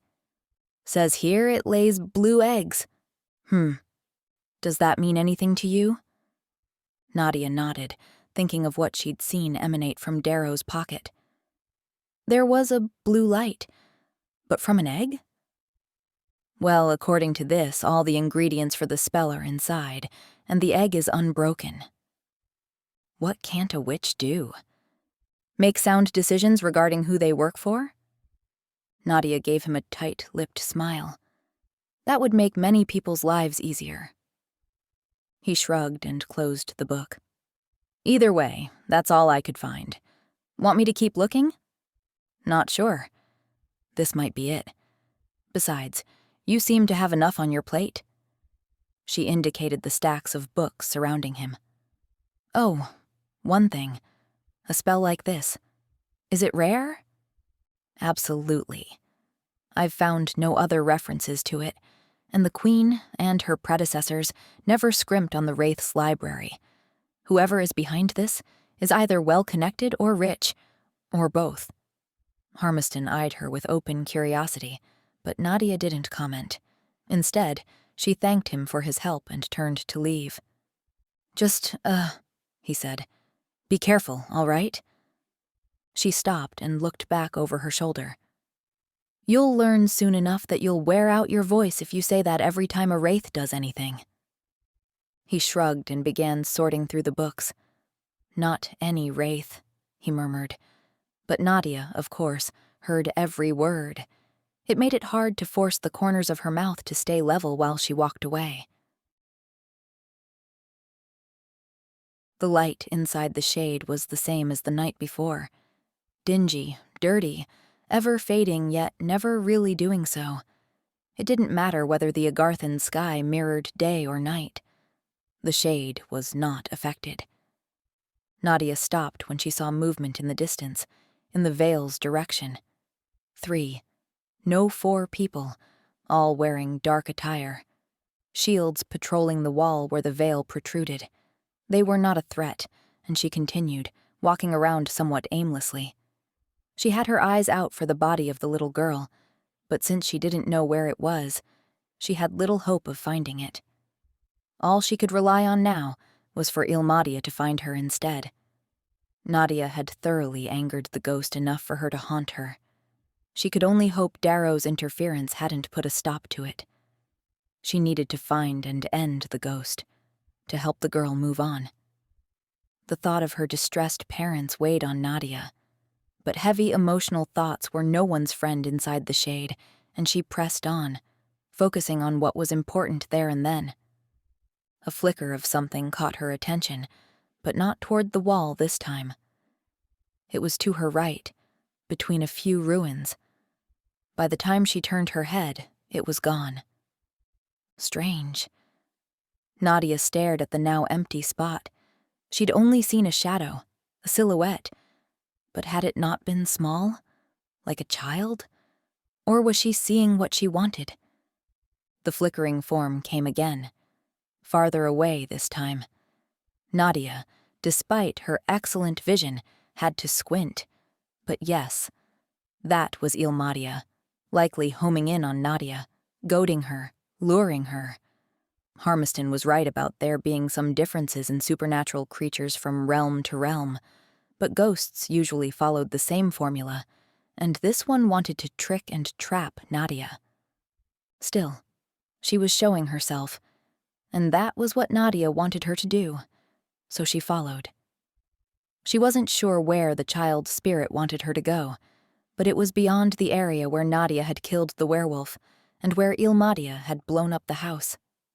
She passed those places, moving cautiously, her hand close to the salt she carried, and had replenished back at the cube. The houses here were nothing but ruins, only the stone foundations remaining with their jagged edges. She passed by a few of these on all sides, when the ghost no longer became her biggest problem anymore. "Seems my mother's had some visitors." It was the unmistakable sound of Darrow's voice. Nadia forgot about the salt and drew her sword instead. She'd hoped he wasn't around, but she had expected that to be the case. He seemed invested in the ghost.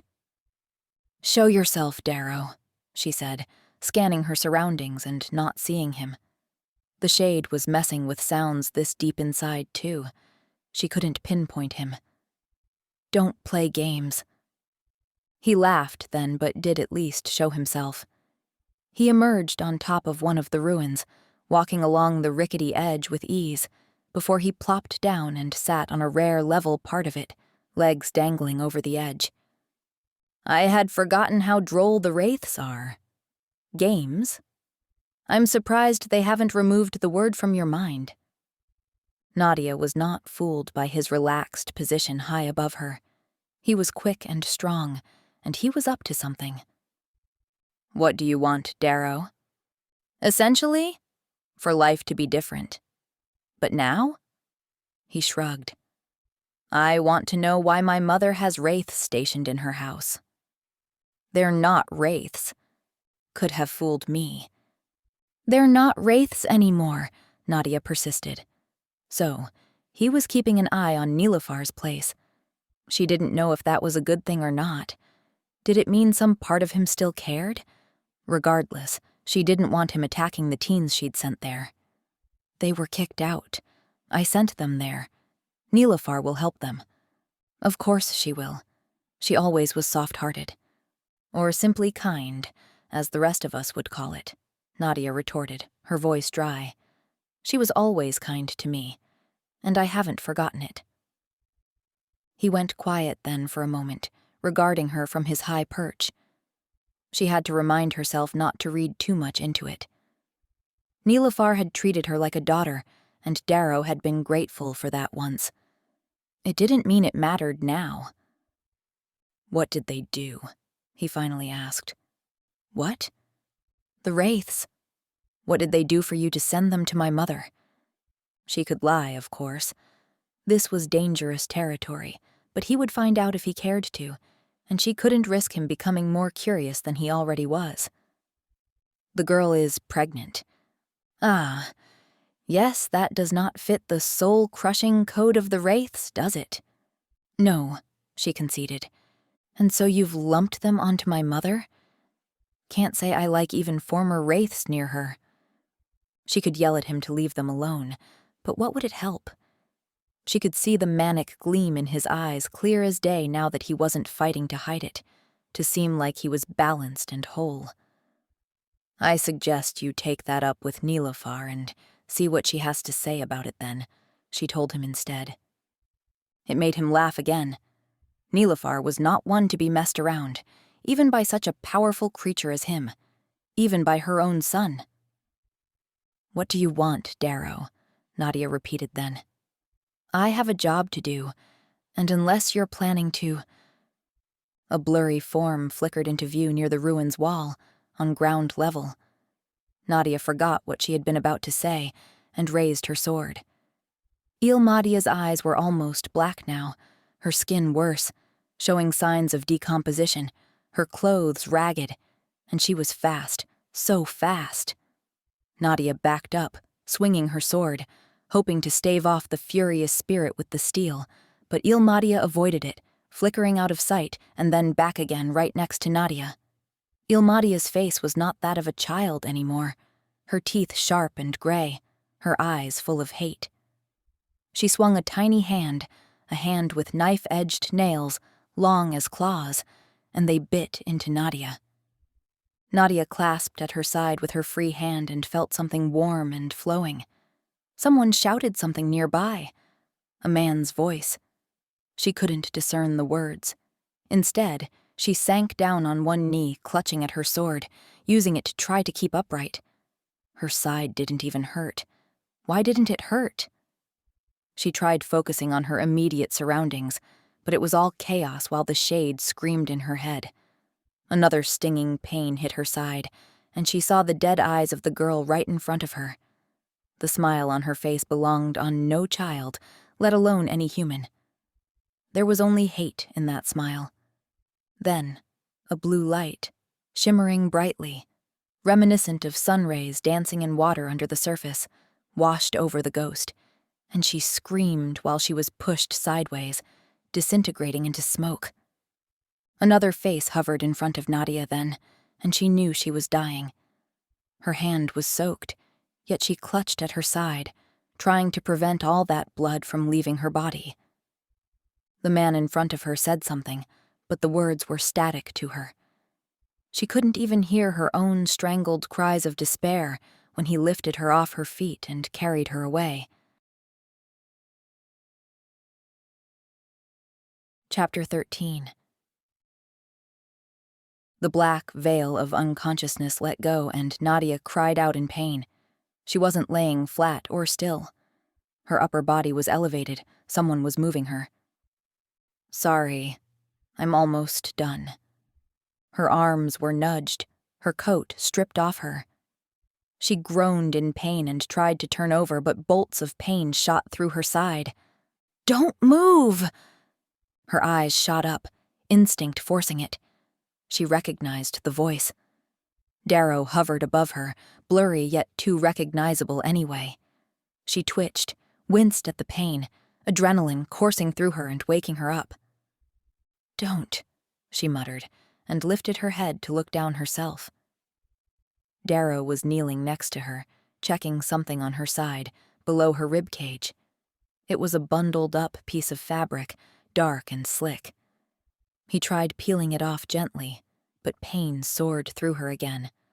Her head fell back against the hard floor, and it didn't even match 1/10 of the pain in her side. "She gouged deep," Darrow said. He removed the fabric completely. "The bleeding is less, but you're not healing fast enough." Nadia gritted her teeth, fighting desperately to keep conscious. Her heart pounded in her chest, the close proximity to the hybrid more distressing than the pain in her side. She could feel that something was wrong. The spirit had injured her badly.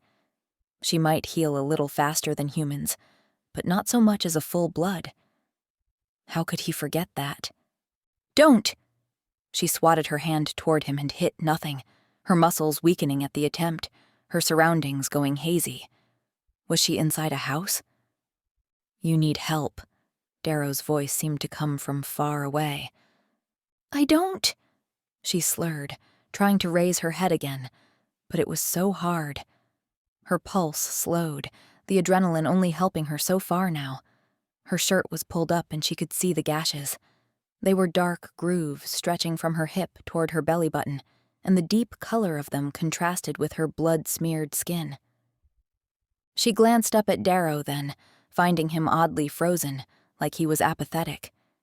His eyes were less intense, like he was solely focused on one thing, his mind for once not navigating his fractured thoughts. Then he seemed to steel himself, and Nadia's pulse made a pathetic attempt to speed up again. He changed then, right there in front of her, but not to his wolf form. No, instead of that huge creature emerging, his skin altered, losing its vibrancy, turning pale, paler. Nadia gasped. This wasn't the first time she'd seen a vampire, nor the first time she'd seen one change. It wasn't even the first time she'd seen Darrow do this, but it was the first time he'd done it intentionally in front of her. Years ago, when he'd first been turned, he'd had no control. But now, so quick and yet so slow since fear was slowing down time for her, his handsome features changed into the waxy white skin of the dead, the ice-blue eyes, the shredded edges of the ears, the elongated fangs, and the sharpened teeth around them, the claw-like fingers and nails, all the traits of a vampire. Every single one of that species paid for their enhanced beauty by showing their true nature when in vampire form. They looked hideous, like walking corpses, only smelling better. This was when they showed their true face, that of a bloodthirsty predator. There was only one reason for Darrow to show that side of himself now. He was sure she was dying. So was she, but she was not going along with this. She knew he wanted her to talk, but she was as desperate to avoid that as he was of getting her to do it. "No," she mumbled when he raised his hand to his mouth and bit into his thumb, tearing at the flesh. He didn't even bat an eye at the pain. Desperation took over her weakening body, ruling her actions then. She cried out in pain when she leaned on her elbow and reached out to stop him. All she managed was to grab the neckline of his t-shirt and pull at it, revealing several burning red wounds from the bolts yesterday. Darrow nudged her back, almost like an afterthought. "Don't do it," Nadia whispered, her voice waning. She couldn't shout the words she wanted to. "Don't turn me." But no matter her weakened protests, Darrow raised his hand over her wounds and let the blood drip onto them. Nadia opened her eyes in surprise. It felt like he was dripping acid in her wounds, not blood. It burned and stung, intensifying the already crippling pain. She could smell the metallic scent of her own blood mixing with his, and it hit her nose the wrong way. Bile threatened to rise in her throat, and then her body couldn't take it anymore. The terror of what he was doing couldn't stave off the darkness. She would rather die than become what he was, and therefore she desperately hoped unconsciousness would bring a merciful death. Nadia awoke, an uncomfortable light intruding upon her eyes when she opened them. Then she sat bolt upright, remembering there was danger all around her. She fumbled for her left side, pulling at the stained shirt with its ragged claw marks, but there was nothing but dried blood underneath. She rubbed her hand over her skin, feeling no pain, not even a trace of a scar. She inhaled and exhaled in desperation. What had happened? The girl. Nadia. Nadia had been distracted, hadn't paid attention. How could she not pay attention? Whispers and creaking noises interfered with her thoughts, and she realized she was inside the shade. She forced herself to breathe slower, to push the distractions of the shade away. Slowly, much slower than usual, she regained her equilibrium, the noises of the borderland easing and letting her be. How could she have been so slow? She glanced down at her stomach again and let the shirt fall. And what had Darrow done? His blood, mixing with hers. It was horrifying. She might not be a full blood, but her werewolf heritage had screamed in protest at the vampiric blood blending with hers. I didn't turn you. Nadia whipped her head around in surprise. She'd been too confused and worried to notice she wasn't alone in the room. She hadn't even noticed she was in a room. What was happening to her? This was not how the Queen's Wraiths were trained. She focused on Darrow. He was standing to her right, staring out a lone window. She couldn't see anything out there from the floor, but she got the impression they were on the first floor in some house. An intact house with more than the ground floor meant he must have taken her farther away from the wall and the shimmer. What? She said at his comment, her voice dry and raspy. I did not turn you, he repeated, and the words sunk in. She gave a heavy sigh of relief. He could no doubt hear it.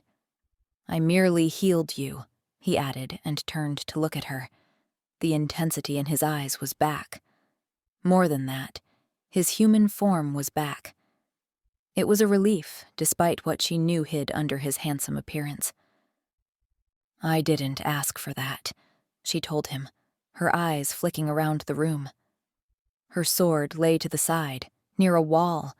Her coat had been rolled up and put under her head when she was unconscious. I don't want to be near your tainted blood, she said to hammer it in. For a moment, she stopped moving and stared at the floor. The memory of the pain of his vampiric blood mixing with hers flowed back, making her squint to force the thought away. He may have healed her, but it was a brutal way to do it. I didn't realize your half-breed state would fight me so much, Darrow said, catching on to her thoughts. That's the mistake of every werewolf, she said, and forced herself to meet his gaze. You always focus on the missing half, not how much the remaining half strengthens us. Darrow smiled. True. And I should have remembered that. It mattered to you once. He scoffed softly. A lot mattered to me once. But not anymore. She knew that. He had saved her life, but she was not some foolish girl thinking this was some long-lost romantic gesture. She was a grown woman who knew he had darker motives, and she had no illusions about that. But her secrecy was necessary and a years-long affair. No one could know, least of all Darrow. Nothing but cruelty would come of it. And to think the only reason he knew there was something was because she'd turned her back on him. The hybrid who now stood in front of her had no longer been safe for her, but a danger she had needed to stay away from. Darrow took a step forward, and Nadia sprang into action. He'd left her armed with her knives and trinkets, but not the sword. She could do a lot of damage with that. She pushed off the floor and moved toward it, but it would be enough to throw herself forward and she would reach it. Somehow, she didn't lose her balance. Instead, she stopped midway, bent forward, arms out for stability, trying to move, and not able to. She looked around, and then realized she wasn't doing that at all.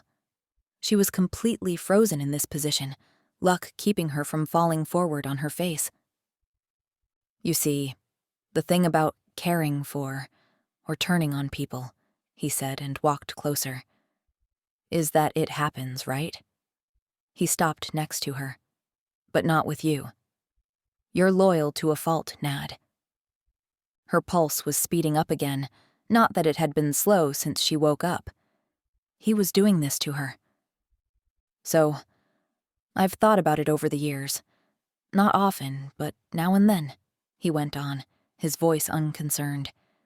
She couldn't see his face like this, only his feet right next to her. Droplets of blood had fallen on his boots. Her blood. She tried shaking her head, but couldn't. Her blood had not done this. This was all because of his blood. Gravity kicked in then, and she barely managed not to fall forward. She dove for the sword, grabbed the hilt, and swung around in a less than elegant move. Darrow hadn't taken a step further. Nadia didn't hesitate, though. She pushed up and swung the sword toward him, straight for his chest, and it stopped before she hit home. She stared at the blade. It hovered no more than 5 centimeters from him. She tried to move again, but couldn't, frozen anew. I hated this third of me when I was turned. Hated it so much, he said evenly. He might as well have been talking about the weather for all the emotion he showed. If not for his eyes, Nadia would have thought him bored or disinterested in the whole situation. But the thing about vampiric blood is that it isn't just for turning someone into your kind. It's strong, powerful. Always needs replenishing, she broke in, unable to stop herself despite her dire situation. Darrow didn't finish what he was saying, but he didn't need to. His blood had healed her and now flowed through her body. He had all the control now, and that knowledge was like a fist of ice taking hold of and squeezing her heart.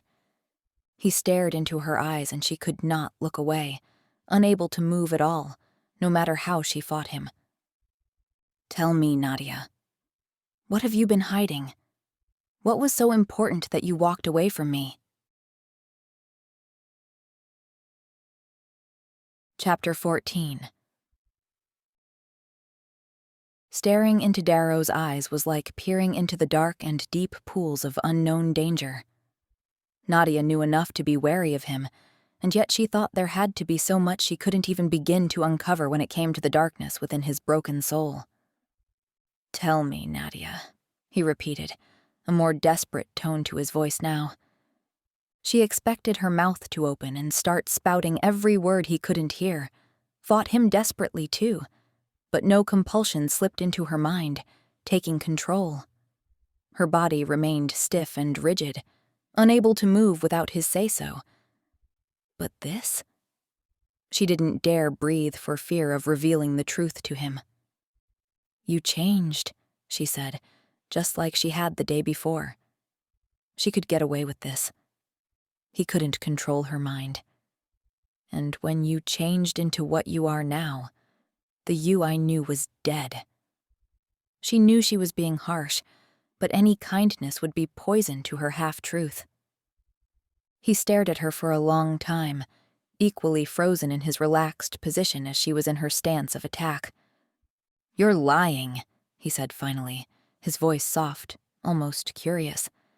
Then his eyes flicked back and forth while he looked at her in confusion. I can hear your heart beating faster and faster. You're lying to me. Why? How? So much for fooling him then. I told you, she said calmly. She couldn't brace herself for anything, but she could prepare mentally. You lot always forget about our remaining half. Werewolves and vampires don't mix well.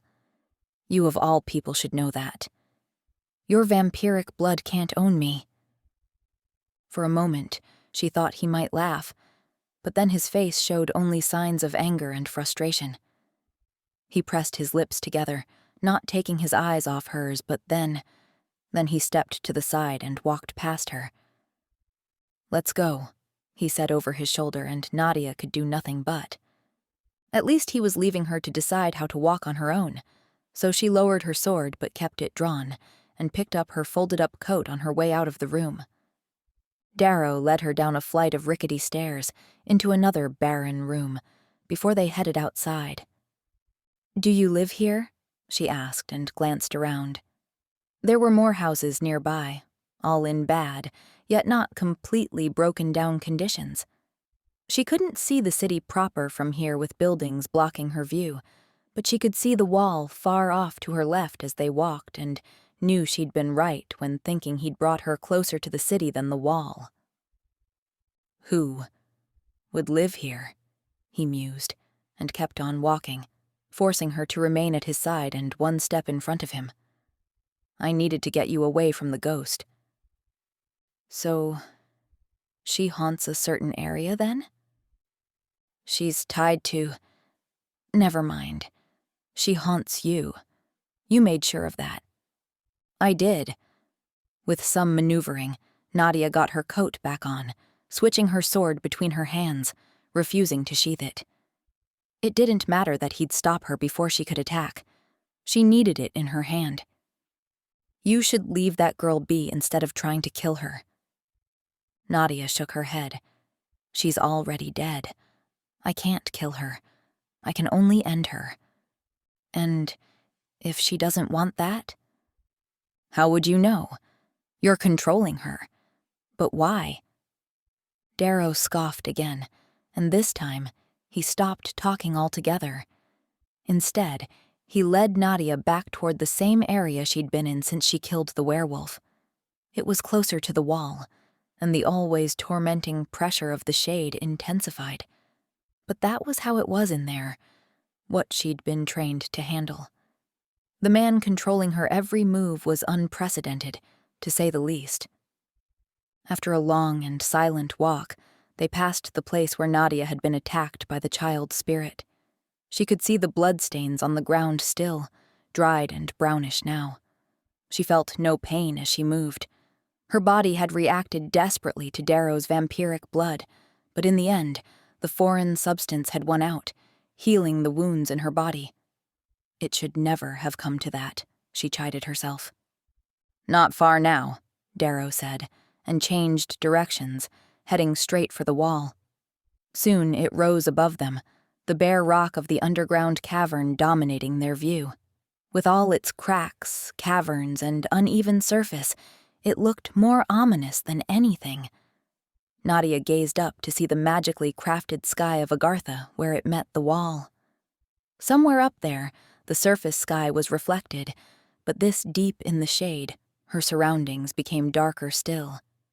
The shimmer flickered and glimmered in the various places it broke through, allowing for people to travel through the veil, the gateway between realms. The dark green spotted with silver did nothing to brighten the area. There was no wonder travelers were confused when they first came through to the Agartha realm. They were not greeted with anything but shadows, and the almost sentient borderland that was the shade. For many, the worst part was traveling from here and into the city proper. Only when they arrived there could they breathe properly and feel safe. And this was where Koberic and Hika had come through as well, through one of the shimmering gateways Nadia now laid eyes on. They had experienced the eerie place like most people except the wraiths and ghosts did. No one else was trained for this. Who would want to be? "There," Darrow stopped, indicating something to his left with a wave of his hand. He allowed Nadia to move freely because she stepped around him of her own accord to have a look. And there she lay, the little girl who now roamed the shade in spirit form, angered and furious. Nadia's breath hitched at the sight, but she walked on, toward the lifeless body. "Why did you bring me here?" she asked him, unable to look away. Unlike her spectral image, Ilmadia's body looked like she died only a day ago, not the 2 weeks it had been. Nadia had seen this before. She dealt with death regularly, and she dealt with it inside the shade more so than any other place. Sometimes the rules of nature didn't apply in there. Strange things happened all the time in the shade. It mattered little to her. Nadia's stomach had been hardened over the years, yet the sight of the little girl in front of her now still wrenched at something inside her. It just wasn't right. "You are deeply affected by this," Darrow commented somewhere behind her. Only a monster wouldn't be affected by this, she retorted. Our bolts are barely older than her. Darrow walked closer and stood beside her. He didn't say anything. It's my job to put her to rest. I can't believe you killed her. She truly couldn't. Even with what she knew he was now, this was too cruel, too unforgivable. He turned his dark eyes on her but still said nothing. Why would you do such a thing? You come here claiming to be better, to have some semblance of control over what you are, and yet... She stopped the string of words she wanted to throw at him and simply waved toward the deep claw marks that had ended Ilmadia's life. Darrow didn't turn his head. Instead, Nadia's arm moved, and through his manipulation, she swung her hand hard and threw her sword away. It clattered to rest between some jagged rocks, too far away to be of any use in a pinch. "The werewolf you killed a couple of days ago," Darrow said with a flat face. "He did this." Always easy to blame the dead. How are they going to defend themselves? "I suppose little Ilmadia can confirm it," he said, a wry smile emerging, the gleam in his eyes, too. "But you yourself thought he was behind it, didn't you?" Nadia nodded slowly. Yes, but that was before another werewolf popped up, in full control of the ghost. Full control is a bit of an exaggeration. The other werewolf, Zale, he was going mad in here. Everyone does. Except the Wraiths? Except us. We're stronger than that. Huh, I bet. Zale actually thought Ilmadia was one. A Wraith, that is. Nadia stared down at the lifeless body again. She's smaller than the youngest bolts, and we never send them out here alone. He was mad, Nadia. Reason is hard to come by when your mind in the shade plays tricks on you. I guess you're one to know. She didn't raise her voice or taunt him with the fact. It was the truth, and they both knew it. It was likely why he didn't harm her for speaking it. That and the fact that he needed her alive to tell him what he wanted to hear. Her secrets. She eyed him discreetly from top to toe, looking for weaknesses, hidden weapons, anything she could use against him. She spotted something dark inside the cuff of his jacket. Against his wrist? She couldn't quite discern. A hidden knife? He was armed with a long-bladed knife which was fully visible, but that was all. He hadn't even drawn it all the time she'd seen him lately. Of course, he didn't need to, did he? He was a weapon in and of himself. Two, if one counted his hybrid status, and how could anyone discount that? Nadia certainly couldn't, especially now that she was his prisoner. The vampiric control grated on her. It wasn't just her personality. Rules and honor codes to follow were fine. But this? Not being able to move freely? Her werewolf half recoiled at that. Ruled by a vampire. She curled her fingers into an unforgiving fist, and then realized she had done that. Darrow's mental hold on her was giving. She focused on slowing her breathing, keeping her heartbeat steady. She could still feel the control over her body. She couldn't move away. If he caught on before she could, she hoped he wouldn't. She had no idea how long she'd been unconscious, and therefore did not know how long she'd already been under his control, or how long it would last. The only thing she knew, which lifted her spirit enough to threaten an elevated heart rate, was that it wasn't permanent. She'd heard that vampires, pure vampires, could wield some control of their progenies. Thankfully, Darrow hadn't done that to her by turning her. "How well did you know him then, this werewolf?" she asked, keeping her voice and face neutral. "You sure seem to know a lot about him." "Not much. But you're out here, in the shade, somehow controlling the girl he murdered." She didn't add that she knew how he was doing it, with dark witchcraft. The less he knew about her knowledge of the situation, the better. Besides, she could very gently move her right arm. She didn't dare try the left in case he'd notice it out of the corner of his eye. A lot is going on that neither you nor the rest of the Wraiths know about, Nad. Something you need a ghost for? She is strong. She was a true seer before she died. That kind of thing doesn't die with the body. Nadia stared at him and realized that despite his reluctance to kill her now, she was certain any other Wraith would have been already. She'd made the right choice 9 years ago. Cutting him off from anything she held dear had been a necessity of life, and not only hers. "Leave this one be," Darrow said, oblivious to her thoughts and tentative movements. "If it makes you feel better, I'll bury her." "How gracious of you," Nadia said, saddened by how that had not mattered to him at all. Not even now. It was up to her. "The problem with that is that I'll keep searching until I find her. She needs to be cremated." Darrow drew a deep breath like she was finally pushing too much at his patience. "Come on," he said instead, and turned to walk away from there.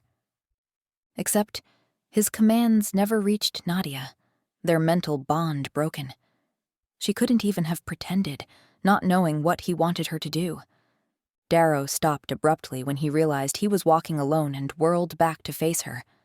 The smile on Nadia's face was subdued as always, but she wasted no energy trying to stop it when she leaped forward, straight at him. Chapter 15. Two thoughts flew through Nadia's head when she went on the attack, the dagger sheathed on Darrow's hip, and the weapon concealed up his sleeve.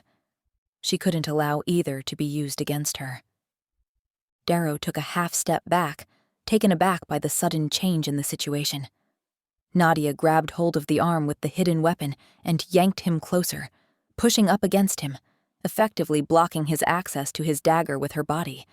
It was a precarious position for her, but better to be hit than stabbed. Darrow grunted in surprise, but she paid him no heed. This precious second of surprise was what she had, and she had so much to do. She tore at the sleeve of his jacket to reveal the hidden weapon. The moment she could see well enough, she let go of his sleeve and slid her hand to her side, toward his jacket pocket. But instead of a small knife emerging into view above his wrist, which she held with a steel grip, it was something else entirely hiding on his arm. "What is this?" she hissed, too surprised and confused to use her voice properly. If she hadn't already set out to steal the waxing egg in his pocket, she would have stopped her movements.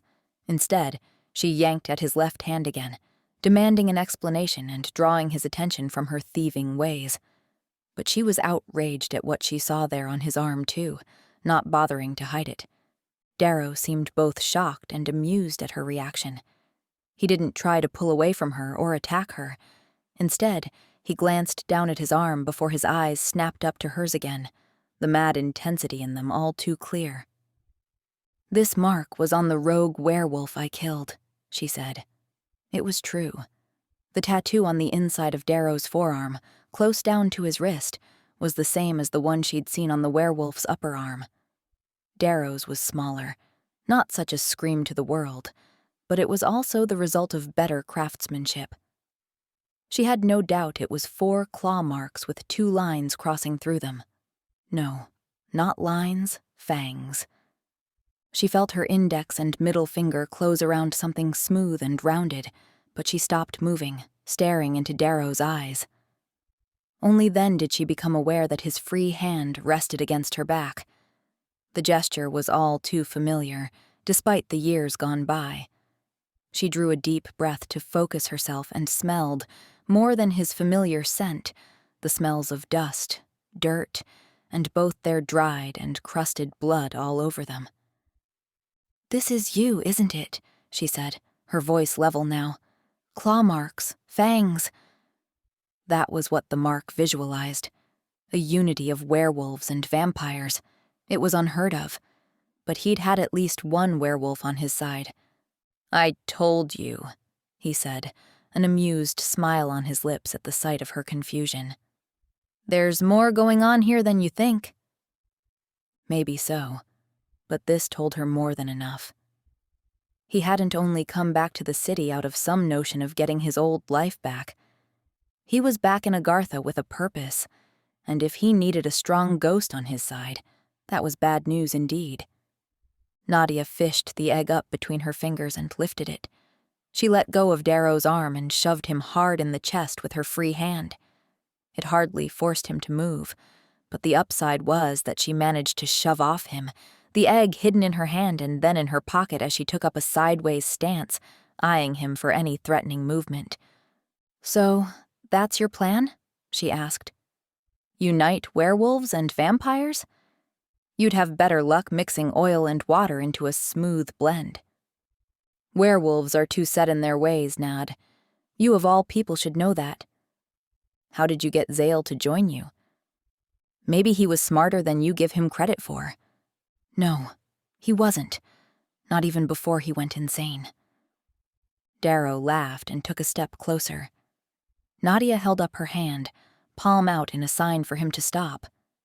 He did, but the laughter only turned into a lopsided grin. Who says he joined me? There was something to his words, something that poked at her curiosity. She didn't think he was lying. You're saying he got that tattoo without your permission? Darrow didn't answer. He just tipped his head in a that-might-be-it nod. What did that mean? That the werewolf had wanted to join Darrow in whatever scheme he'd been planning, but had overstepped? Were you out here hunting him then? Can't say I was sad to see you got there before me. Thank you for that, by the way. The end result was the same. He pursed his lips and thought about it. Maybe not quite the same. Your kill was slightly more on the merciful side. And the girl? Collateral damage. Nadia sucked in a short breath. What happened to her? Zale killed her. I didn't lie about that. But you know how it is in here. He indicated their barren and eerie surroundings with a flourish of his hand. She didn't move on, and she told me you'd come. What? That's when I knew she had potential. Oh, Darrow. I don't think you know how horrible you sound. He shrugged like this was the least of his concerns. I'd like her on my side. Simple as that. On your side of what? Of everything, Nad. Everything that matters. Nadia couldn't even possibly begin to imagine what mattered to a creature like him anymore. How he could even find a smidgen of happiness in life. But she didn't have time to ponder it either. A gust of ice-cold air hit them both at the same time. Darrow didn't flinch in his confidence, but Nadia glanced around until she saw the child spirit emerge, far to her right, and Darrow's left. She looked hunched and ready to attack, her small but deadly claws all too visible for Nadia. This time, though, she wouldn't make the same mistake as before. Darrow was not the bigger threat of the two, and he seemed certain that he was in no danger here. Ilmadia. Nadia tried, but that vicious smile told her the ghost was not listening. Instead, Ilmadia looked to Darrow, albeit reluctantly, her face showing nothing but ill will toward him. Whatever she was looking for, it was not there, for the spirit frowned, suddenly looking uncertain. Then she looked to Nadia, who reached into her pocket and withdrew the egg. It felt freezing to the touch now. Darrow's attention whipped to her, his right hand going to his pocket, finding it empty. His eyes narrowed in realization. The intensity in them didn't. Ilmadia flickered back and forth, moving in confusion, probably waiting on something from the one who could boost her strength and thereby control her indirectly. Which was Nadia, and she had no intention of doing so. With a triumphant glance in Darrow's direction, she threw the egg to the ground. It didn't break. It merely cracked, jagged lines creating a pattern in the blue shell. "No!" Darrow shouted and bolted forward, but the few meters between them were too far. Nadia stepped forward, choosing between defending herself and ending the misery of Ilmadia. She stomped down hard on the egg and heard the shell breaking under her foot. The egg was smaller than a chicken's egg, and yet all kinds of things spilled from it. Sickly, slimy things. Nadia only had time for a glance before Darrow grabbed her arms, forcing her back. "What did you do?" he shouted. Nadia ducked and twisted, shoving her shoulder into Darrow's right upper ribs. It probably hurt her more than him, but he lost his grip on her left arm. She stepped back but got no further than the length of both their arms, Darrow holding onto her right one. Before he could make his next move, which likely wouldn't free her from his grip, she went forward, jumped, and kicked against his chest, and continued her trajectory in a backward flip that unbalanced him enough to let go. Nadia landed in a crouch, took note of Ilmadia still far to her right, unmoving, and rushed toward Darrow again. He didn't manage to get his balance back completely before she pummeled him with blows. He winced and staggered backward at the first ones, but his blocks became more pronounced, and he regained his focus. His forearms and fists dealt heavy blows against her own, and she glided away to avoid the worst ones. "Stop interfering!" he snarled at her.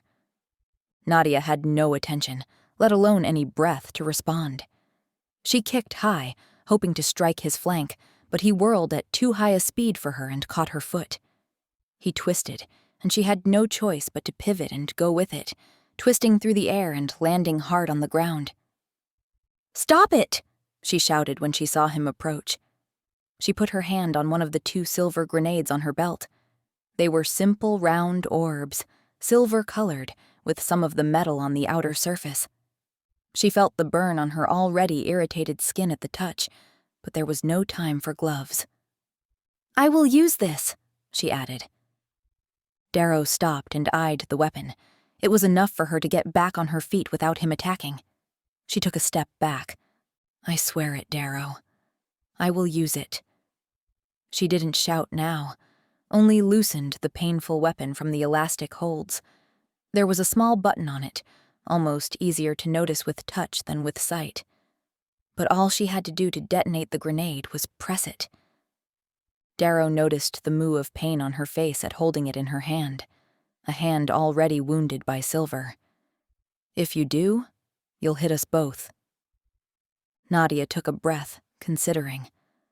Unfortunately for him, Darrow took that as a sign of doubt, because he leaped forward, ready to wrestle the weapon out of her hand. And she pressed the button. She threw the grenade straight at him. Darrow reacted, trying to both catch it and duck at the same time, but it bounced off his shoulder, flew back between them, and hit the ground. The explosion came fast, hurling tiny fragments of silver everywhere, carrying them on the pressure wave that expanded to all sides. Nadia couldn't do more than raise her arms over her head and face, and twist sideways before she was lifted and thrown back. She hit the ground, the pain of the impact sharp, yet nothing she wasn't used to, and then the true agony set in. A half-groan and half-cry of pain escaped her as the silver which had bitten into her skin showed its true effect.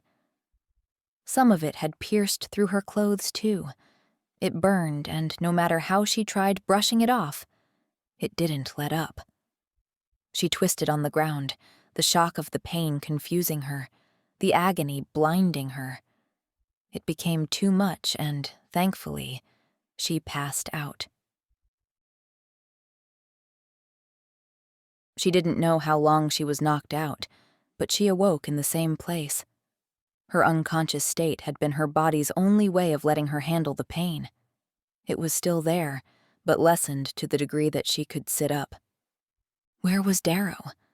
That question burned more than the silver which still stuck to her or had embedded itself in her skin. Her gaze darted everywhere. Fragments of silver lay scattered around her, most of it close around her, but it spread at least 5 meters in all directions, except a spot across from her. He had landed there.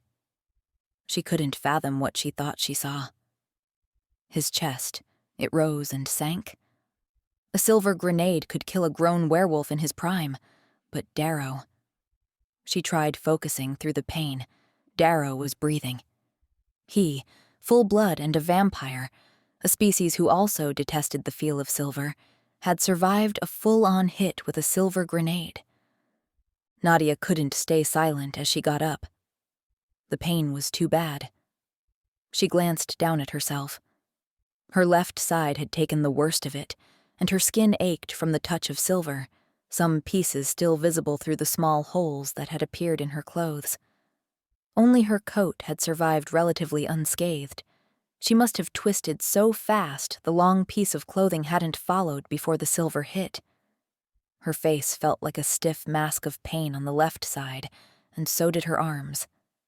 She didn't need a mirror to know it looked bad, but she did need one to pick the metal fragments from her skin. It was not a task she welcomed with joy. It would hurt even more before it got better. Darrow first, though. Nadia limped awkwardly while gasping for air. She needed her sword, and suddenly what would have been a quick run to fetch it felt like miles. It still lay where Darrow had compelled her to throw it, and she lifted it from the rocks, her right hand still stinging from the old and the new handling of silver now. She turned to go back to Darrow, but then noticed the little girl. Her actual mission. Ilmadia's spirit stood to the side of her dead body, staring at it, not concerned with neither Darrow nor Nadia anymore. Nadia changed her direction and headed toward her, every step making her wish she could just lie down. The smell of both hers and Darrow's blood overpowered anything else. It was both dry and fresh now. What a harrowing day it had been. Ilmadia, she asked when she reached the girl as she appeared before her in both forms, physical and spectral. The child's spirit looked like the spitting image of the dead girl on the ground now. Her nails were back to normal, her face too. They both looked like they'd been dead for a day, and Nadia wondered if her body was free to return to nature now that the witchcraft was no more. "I didn't want to hurt you," the spirit of Ilmadia said. "I know that, sweetie. I want my mom." Nadia forced herself to remain calm, to remain grounded and emotionally flat, but it was so hard. "I know," was all she could say to that. "Your mom and dad miss you." Ilmadia looked at her then, her eyes finally wrenched away from the dead image of herself. She was young, but the hope in her eyes showed Nadia she both understood and wished for something like only a child could. "Can you take me to them?" Nadia shook her head, piercing streaks of pain shooting through her neck. "No, I can't, but I can help you." "How?" "I can make it so this never happens again." She turned and pointed at the broken egg, and the contents spilled on the ground. A slimy, dark green fluid, needles, bugs, and something that looked suspiciously like a frog embryo had all spilled from it. Nadia shuddered at the cruel, yet anything but crude witchcraft Darrow had procured, and turned back to Ilmadia. "Will you trust me?" she asked her. The child's spirit looked behind her, likely at the same thing. She'd felt its compelling power for too long, and would have been trapped by it for even longer had not Nadia snatched it from Darrow. Ilmadia nodded and turned her gaze back on the Wraith. Nadia stepped closer and then raised her sword, slowly so as not to scare the girl. "Here. Prick your finger on this and it will all end." She held the weapon so the tip of the blade was easily within Ilmadia's reach. The ghost hesitated, then looked to Nadia, and simply did it. She pressed her index finger hard enough for it to pierce her spectral skin. Ilmadia didn't cry out in pain and anger this time. It was usually like that when they accepted it and wanted to be free. Instead, she dissolved into smoke and vanished. Nadia gave a sigh of deep relief and lowered the sword. This way, Ilmadia wouldn't feel it when her body was cremated. She would simply move on from wherever her spirit was now and to wherever she was supposed to go. Simple as that. And yet not simple at all. Nadia found some phoenix dust in her pocket, a magical dust made from the herbs a phoenix would gather before its death, that every wraith were smart enough to carry. Usually, she would call the shields to do this, but not now. There was too much haste about this. She couldn't risk Ilmadia coming back too soon and think Nadia had betrayed her. She sprinkled the phoenix dust over the girl and then found a match. She struck it against a granite rock protruding from the ground and simply dropped it on the body. The flames, boosted by the highly flammable phoenix dust, roared into life, and Nadia quickly turned and walked away, not wishing to see this. Now, she could alert the shields so they could help the parents bury the remains. She walked over to Darrow. He was still unconscious, his entire right side hit and wounded by the silver. He looked worse than Nadia, his full blood body reacting badly to the silver. But the fact that he wasn't dead from such a clear hit told her he wouldn't die without more force than this. She lifted her sword again. All she needed to do was sever his neck from his shoulders, and that would be it. He would be at peace, and the Wraiths would be ecstatic, insofar as any Wraith could feel that emotion. She might even be promoted to Spectre the next time such a position became vacant. And the people of Agartha would be safe because whatever he was part of and planning, it couldn't be good. A couple of tears spilled from her eyes, and she groaned in frustration and pain at the literal salt in her wounds. She wiped them away and then hissed at the pain of her own touch. But the sentiment stayed with her, the thought that brought it forth. She could still remember the boy she'd loved once. He'd given her everything then, everything that mattered. She shook her head, raised her sword properly, ready to strike, and then lowered it, the pressure in her chest too tight. Smoke from the fire intruded upon her and she gave up. Without a backward glance, she left him there, sparing his life. If being undead was even a life, hoping someone else would beat her to it at some point. It wasn't much more than the hope of a little girl who knew better. Chapter 16. 4 days later, Nadia emerged from her rooms in the cube. She'd kept to herself, which was possible for a shield or shadow, but if gone too long, someone would catch on. Besides, she'd gone to get food in the mess hall now and then, but only taken food back to her rooms, always with her hood on. It wasn't a strange sight in the cube, so no one bothered her and she was seen as being there. But she could only stay out of sight for so long, and since the irritation and pain of the silver had finally died down, she'd done what any Wraith did and headed into the common areas. It hadn't taken her long to realize she wasn't in the mood to socialize. So, she wandered aimlessly until she saw Harmiston in one of the lounges, standing next to two shadows, talking animatedly, a thick book in one hand, almost hitting one Wraith's face with the other. Normally, that kind of behavior would get people punched in the face, but the Wraiths seemed to have gotten used to his enthusiastic yet distracted ways. Nadia turned and walked away before he could see her. She'd never been friends with a chronicler before, and though she liked this one, despite his un-Wraith-like chattering ways, she couldn't risk more people in her life. Darrow was already a threat to everyone she cared about. She didn't need to add more to that pile. Harmiston had seen her when she'd returned from the shade. With her coat mostly intact, she'd pulled her hood up to hide her face and pulled the coat close to conceal the wounds on her body.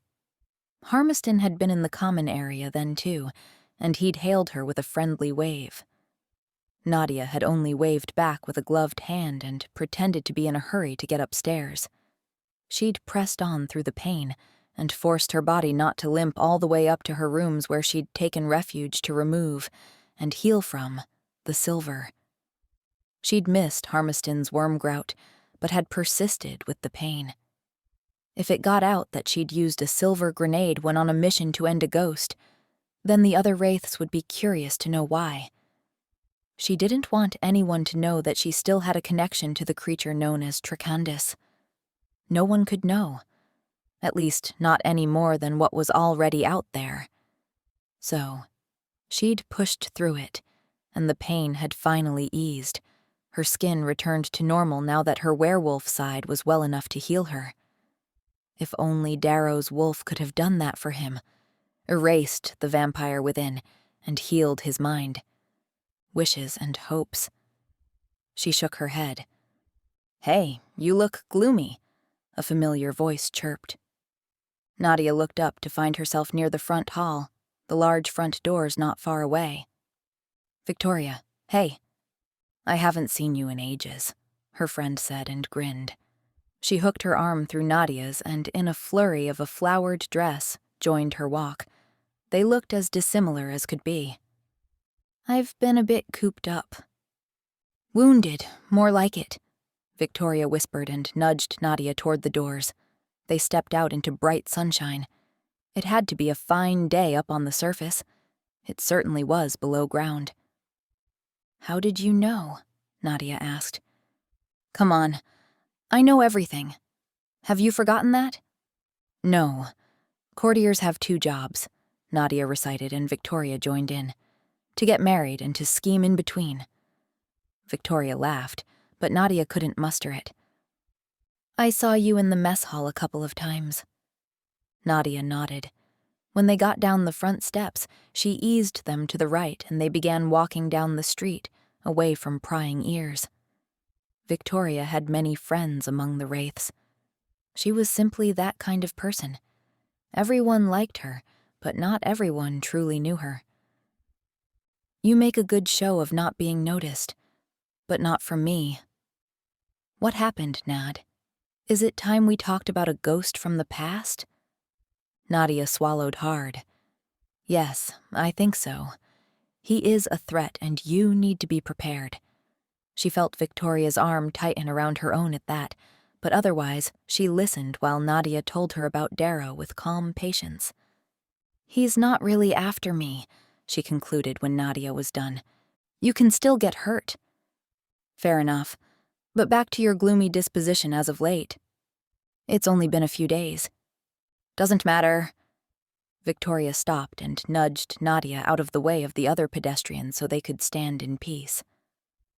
"Go see her, Nad," she said then and smiled, a warm, sympathetic smile this time. "I'm not sure. What with Darrow?" "Never mind him.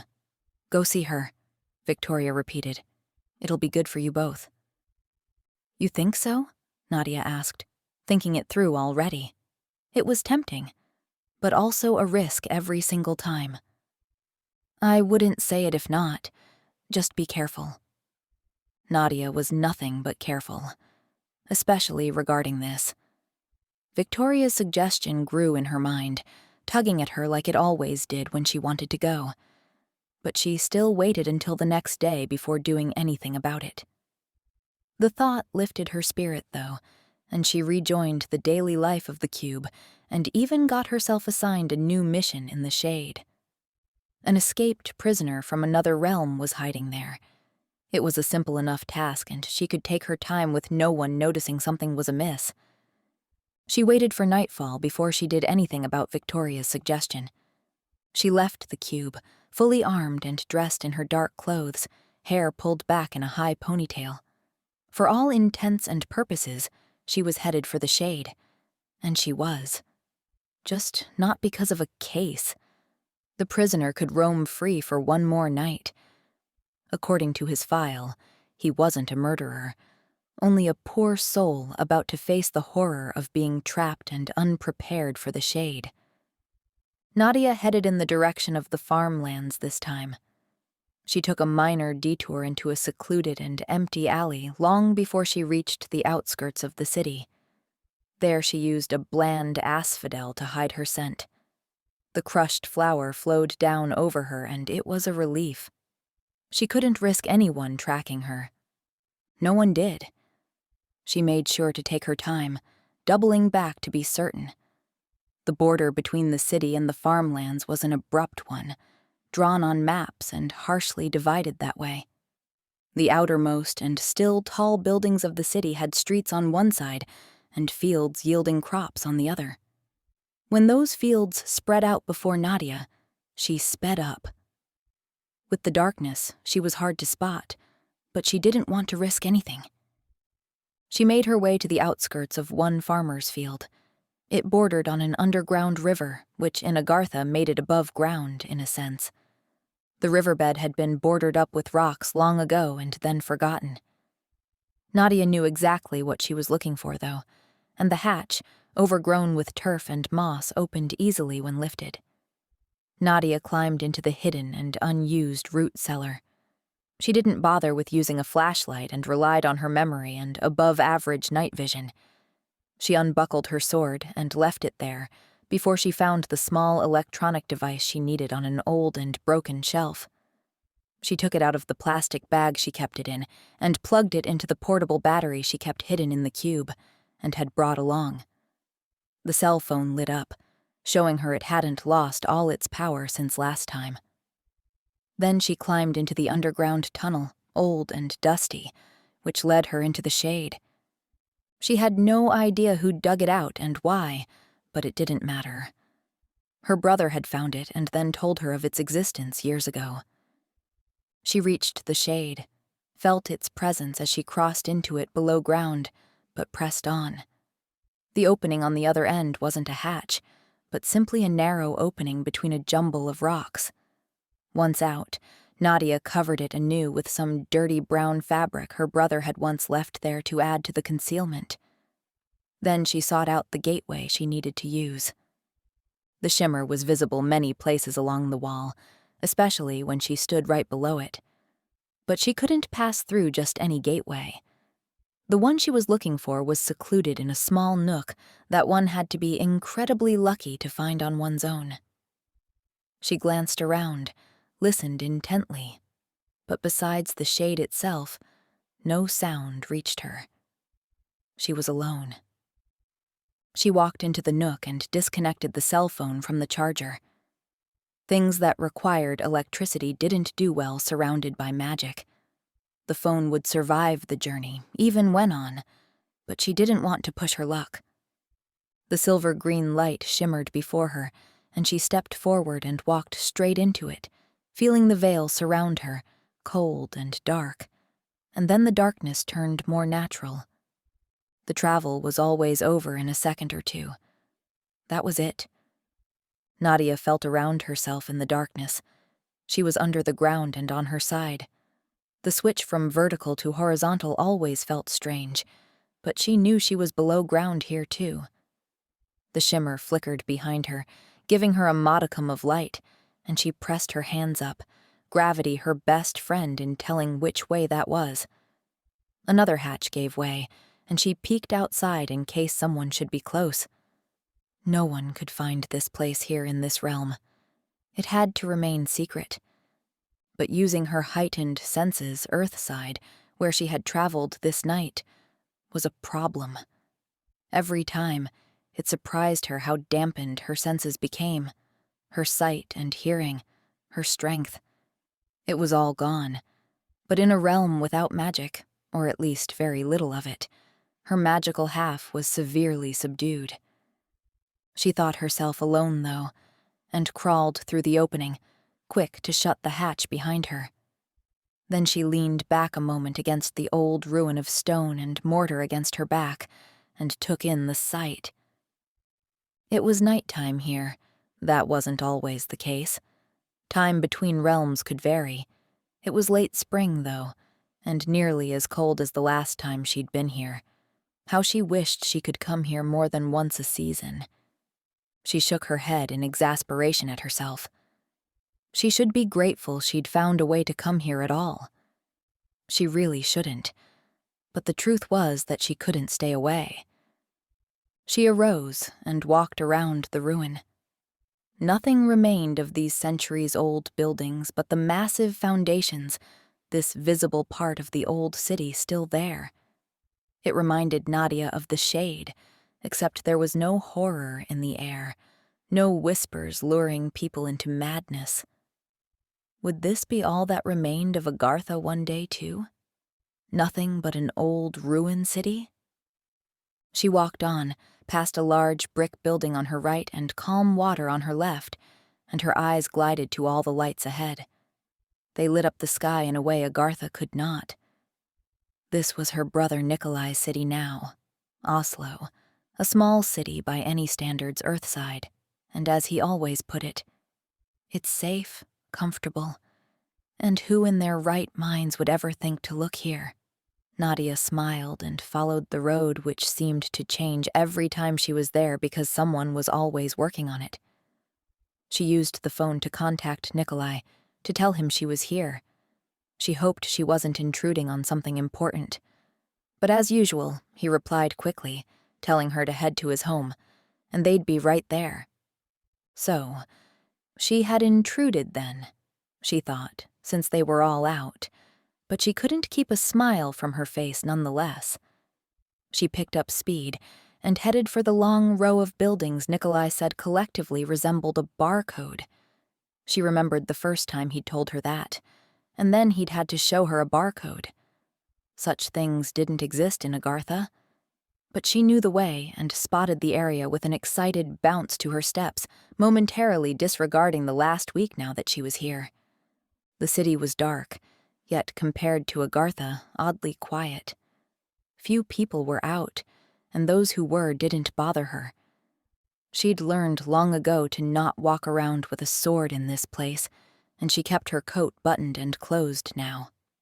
Even carrying a knife was illegal here, so she kept her silver knife and steel dagger out of sight. The best thing to do in a foreign realm was to keep out of trouble, especially since she didn't speak the language. But she had been schooled in English as an Earthside tongue, and had managed to survive with that in various places in this realm, and this land was no different. It was one of the few realms connected to Agartha where Lantian wasn't spoken.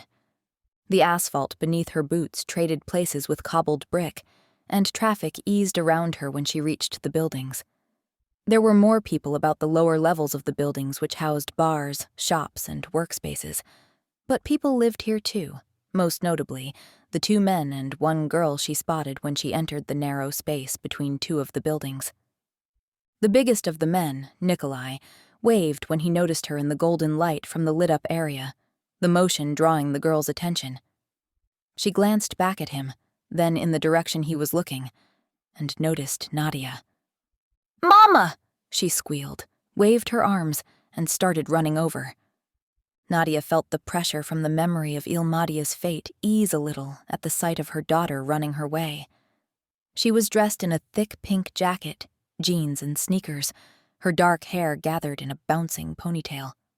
"Mama, you're here!" Nadia bent down, her arms open as the girl ran into her, throwing her thin arms around her neck. It's so good to see you, Nilafar," she said, and hugged her child tight, closing her eyes, just enjoying the pure joy of the moment. There were so few of them. "It's Nell," she said. "You haven't forgotten, have you?" Nadia shook her head, but added "Of course not, sweetheart. I just like your full name. I like everything about you." Nell drew back, and Nadia reluctantly let her go, though she kept her hands around her daughter, looking into her eyes, her dark eyes, yet so innocent. She didn't take after her father in much but appearance. Nell smiled happily and reached out, grabbing Nadia's ponytail, sliding her hair through her hand, inspecting it carefully. "What were you all doing just now?" "Papa and Father took me to the movies. It was so fun. I'll tell you all about it. Then we were going out to eat, but you came and they said we could make something at home. It's like my entire family in one place. Isn't that great?" Nadia smiled, wondering if her ability to sort of follow along with Harmiston's chatter was that she wasn't unfamiliar with fast and verbose talk. "That sounds wonderful," she said, and looked up when her brother and his husband reached her. "Nadia," Axel said. Nadia let go of Nell and arose, stepping into his embrace. "It's so good to see you," he said, his voice warm and earnest. She stepped back and patted his cheek, one of the few people in any realm she'd show that level of affection. But she loved this man as much as she loved her brother, and she owed him everything. Both of them.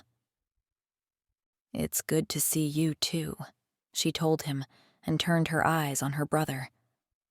Nikolai was, just like her, a half-breed, but with his borderline hulking build, he looked like he could take on any werewolf.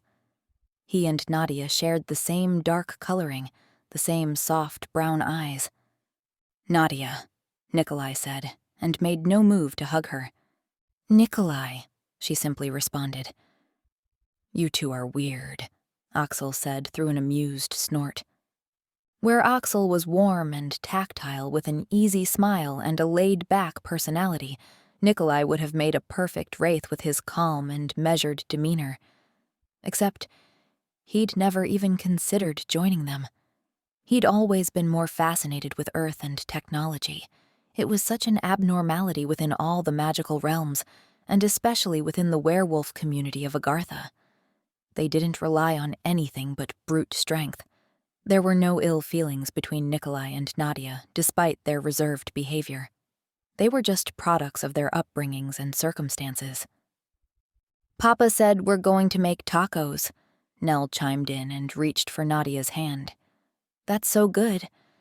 Have you tried that before?"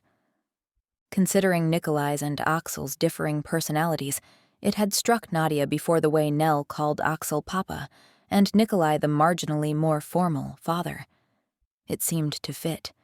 Also because Nikolai and Axel truly were Nell's parents. Nadia had made this choice, and she had made peace with the fact that Nikolai was raising the girl as his own, even though Nadia was her mother. It was the way it had to be to make sure Nell was safe.